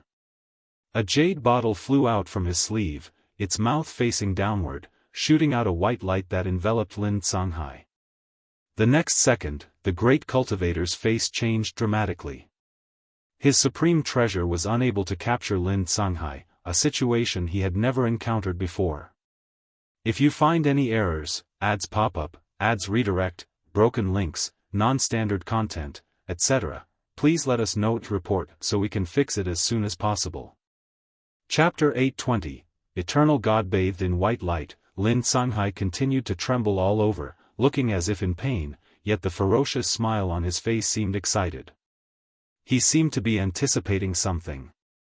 The other great cultivators of the Heavenly Spirit Tao Alliance also sensed something was amiss and took action one after another. One by one, streams of mana were cast onto Lin Canghai but were dissipated by the black aura surrounding him. All the great cultivators felt as if their mana was falling into an abyss, instantly cutting off their connection and leaving them unable to discern how deep it truly was. This made them feel as if facing a formidable enemy, prompting them to scatter and encircle Lin Canghai. Zazai also sensed something was off with Lin Canghai and stepped forward, saying, "Withdraw your divine skills, let us handle the aftermath from here." Zhuang Xian did not arrogantly hold back either, immediately dispelling the Supreme Tao Mixed Yuan plate, only to see the black aura around Lin Canghai quickly converge into a black door as tall as 100 zhang, and as it opened from the right, waves of silver light poured out from within. An overwhelming might enveloped the entire celestial spirit great world, startling countless cultivators. In the boundless chain of mountains, a strong man meditating under a waterfall opened his eyes, his shirtless body adorned with two red dragon patterns that writhed. He lifted his gaze, frowning, with a sharp glint flashing in his eyes. He was none other than Son of Heaven Jia Yan. This aura, Son of Heaven Jia Yan murmured to himself, seemingly recalling something, his gaze becoming increasingly piercing. He was not alone, more and more beings of immense power were startled, even the many dojos in the outer heaven could sense this vast aura. Before the world gate. The celestial spirit god opened his eyes, his gaze piercing through, looking towards the celestial spirit great world. What is that? Sar the Nephire. Website on Google to access chapters of novels early and in the highest quality. It was the first time he had felt such an aura, his instincts told him it was very dangerous, and he was certainly not its match. He did not rise to act, not because he was afraid, but because there were stronger immortal gods within the celestial spirit great world. Tai Immortal Monarch and the 72 Immortals of Golden Cave moved swiftly, appearing before the black door even before it fully opened. Bang! Tai Immortal Monarch's right palm pressed against the black door, forcefully holding it shut. The appearance of Tai Immortal Monarch and the 72 Immortals startled the great cultivators of the Heavenly Spirit Tao Alliance, and someone soon recognized their identities, exclaiming, "Immortal gods." As these words were spoken, instead of feeling relieved, the other great cultivators grew even more tense, wondering what sort of cause and effect had provoked the immortal gods to intervene. The 72 Immortals of Golden Cave each possessed an extraordinary aura, far surpassing the great cultivators of the Heavenly Spirit Tao Alliance, but compared to Tai Immortal Monarch, their aura was significantly weaker.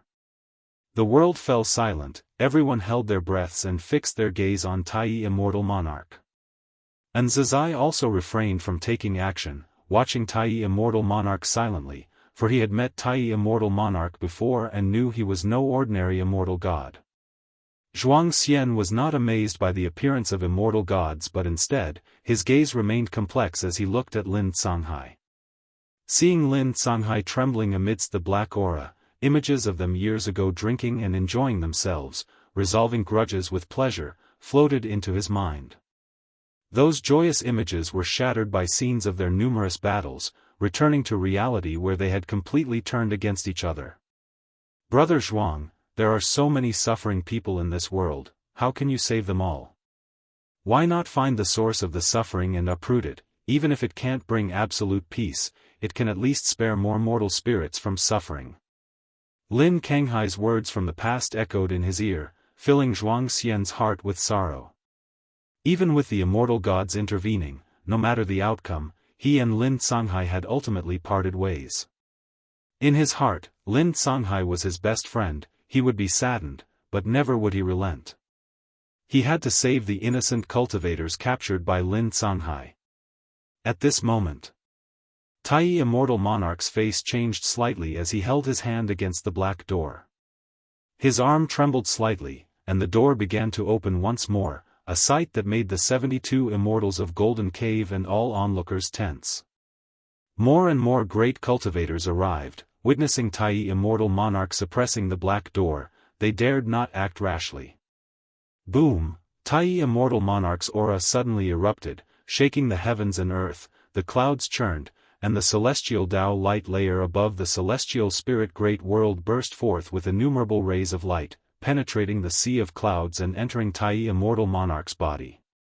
Tai Immortal Monarch's aura rose steadily, but his arm continued to tremble, unable to completely resist the black door. Humph!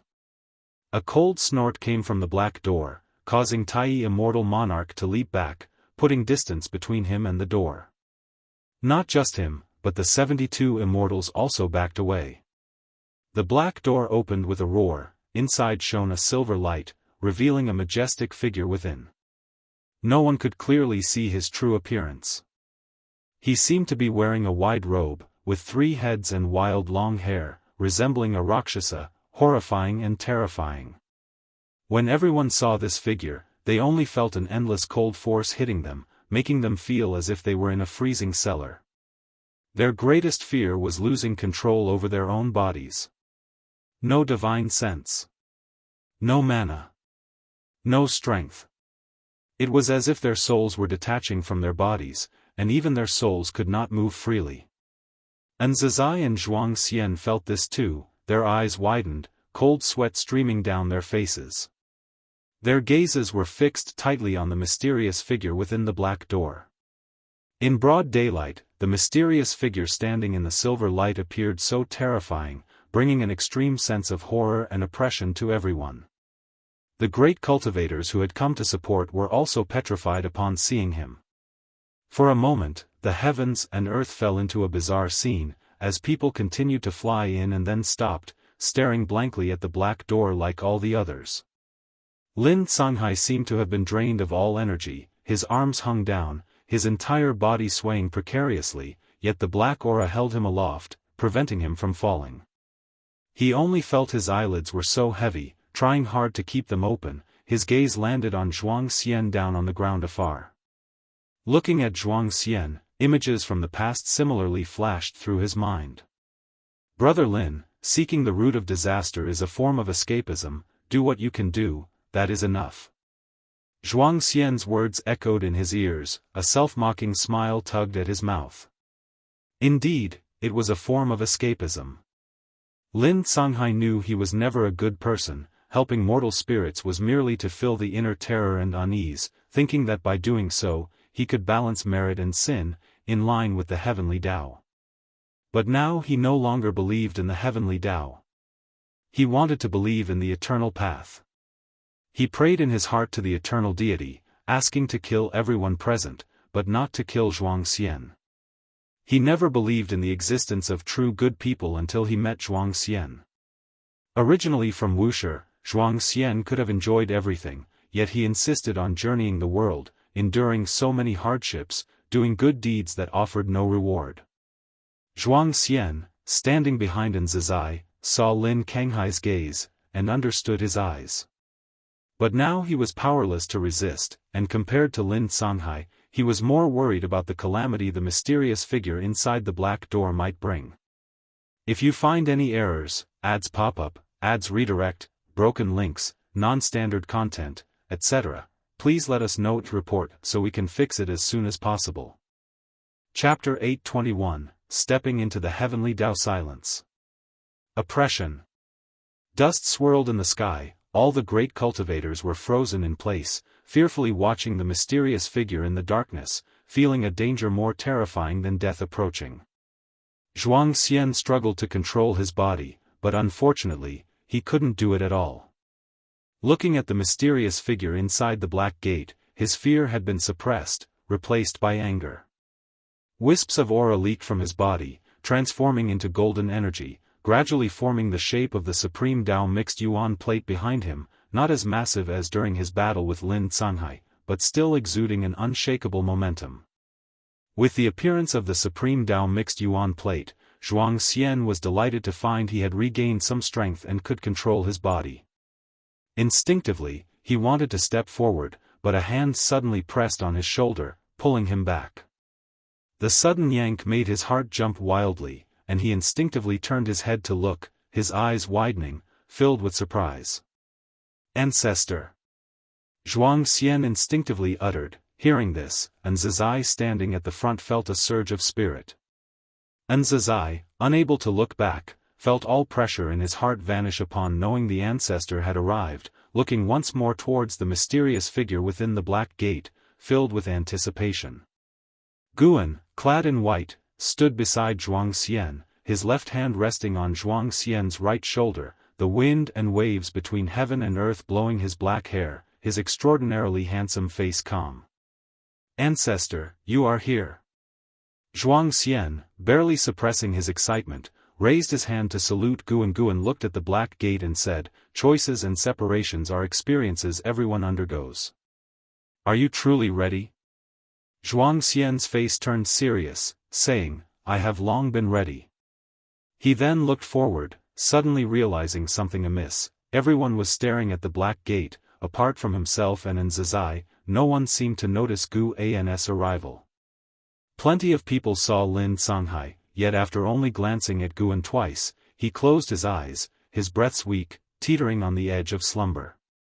Xianxia scanned around, his heart stirring with a storm, only now realizing that though the ancestor stood by his side, if not gazing upon the ancestor, one couldn't sense his presence at all.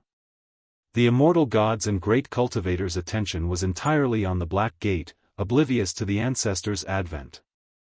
Xianxia couldn't help but feel a sense of anticipation. Within the beginningless, every disciple knew the ancestor was the mightiest, surpassing even the immortal gods, yet none could definitively describe his strength. Cultivating the Supreme Dao mixed yuan plate had allowed Xianxia to perceive the ancestor's unfathomable depths. Now he was suddenly curious about the strength of the ancestor's Supreme Dao mixed yuan plate. At this moment, the mysterious figure within the black gate lifted its right leg, ready to step out. Infinite Divine Spirit, Miaozhen Daluo Immortal Realm Perfection 0/0/0, Guan performed lifespan detection on the mysterious figure. Noticing it had no lifespan, his interest waned significantly. The Infinite Divine Spirit, from Eternal Dao Extreme, represented a great Dao force. Previously, Emperor Jiuyin from Eternal Dao Extreme sought to capture Lu Qiuxian, causing Guan to begin focusing on this force. Though Eternal Dao Extreme hailed from chaos, they could infiltrate all heavens and myriad realms through the Great Dao River. Over the long years, Lin Canghai was not alone in being beguiled. Many others were like him, some captured by the Celestial Court, others stepping into the Eternal Light Gate, detaching from the Heavenly Dao. The reason this infinite divine spirit dared to manifest in the Celestial Spirit Great World was due to the Celestial Court being occupied with combating the Dark Heavenly Court. Moreover, his target wasn't Lin Canghai's rescue, he aimed at Tai Immortal Monarch and the 72 Immortals of Jin Dong. Eternal Dao Extreme not only enjoyed recruiting gifted beings bound by destiny of Heavenly Dao but also loved capturing the Celestial Court Immortals.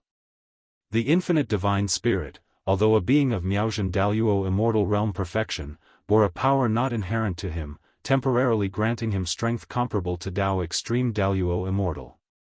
He hadn't truly entered the heavenly Tao yet, only by stepping through the black gate would he be considered fully inside. Even without fully entering, his oppressive force already immobilized the immortal gods and great cultivators. Tai Immortal Monarch hovered in the air, watching the infinite divine spirit step forward, a grim expression on his face, suddenly realizing the other was not here to rescue Lin Sanghai, but to confront him. He could perceive an utterly venomous divine sense scrutinizing him. This reminded him of some rumors he heard in the celestial court. The other must hail from chaos. CTH Novel Fire. Net ** website on Google to access chapters of novels early and in the highest quality. Impossible. Must self-destruct. Immortal gods can resurrect after death, but if captured and taken away, the consequences would be unimaginable. Tai Immortal Monarch wanted to self-destruct, but he couldn't, unable to mobilize celestial Tao destiny, unable to wield his own mana. Watching the infinite divine spirit step 1 foot out of the black gate, he grew increasingly anxious. Not just him, but the 72 immortals of Jin Dong also felt the malevolent divine sense probing, which heightened their tension. Meanwhile, more great cultivators hurried over, without exception, once approaching the 100-mile radius around the black gate, all lost control over their bodies. Moreover, they were descending. With the infinite divine spirit stepping into the heavenly Tao, everyone felt as if their souls were being tread upon. Zhuang Xian and Nzazai's attention was also drawn to the movements of the infinite divine spirit. After his right foot stepped out of the black gate, the infinite divine spirit lifted his left foot. These two steps seemed so prolonged, causing everyone torment. When the infinite divine spirit stepped out of the black gate, his true body still hadn't been revealed, remaining so pitch black, merely flames igniting around him, distorting the surrounding space. As the flames dissipated, the oppression on everyone constantly heightened. Suddenly, the infinite divine spirit looked down, glancing towards the direction facing him, precisely where Guan and Zhuang Xian were. Those with their backs to Guan couldn't turn, yet those ahead of him among the great cultivators followed the infinite divine spirit's gesture and spotted Guan. They couldn't see Guan's true visage, only seeing a white-clad man, his face blurred. The infinite divine spirit murmured in doubt, clearly surprised by Guan's existence. Before crossing the black gate, he couldn't perceive Guan's presence. The reason for his slow movements was to sweep through the celestial spirit great world, determining it was free of danger before stepping in. Upon entry, he sensed a new presence in this great thousand world, and all the world's cause and effect altered, with obscure regions everywhere, making it unseeable. Unable to discern Guan's cultivation level, he dared not advance further.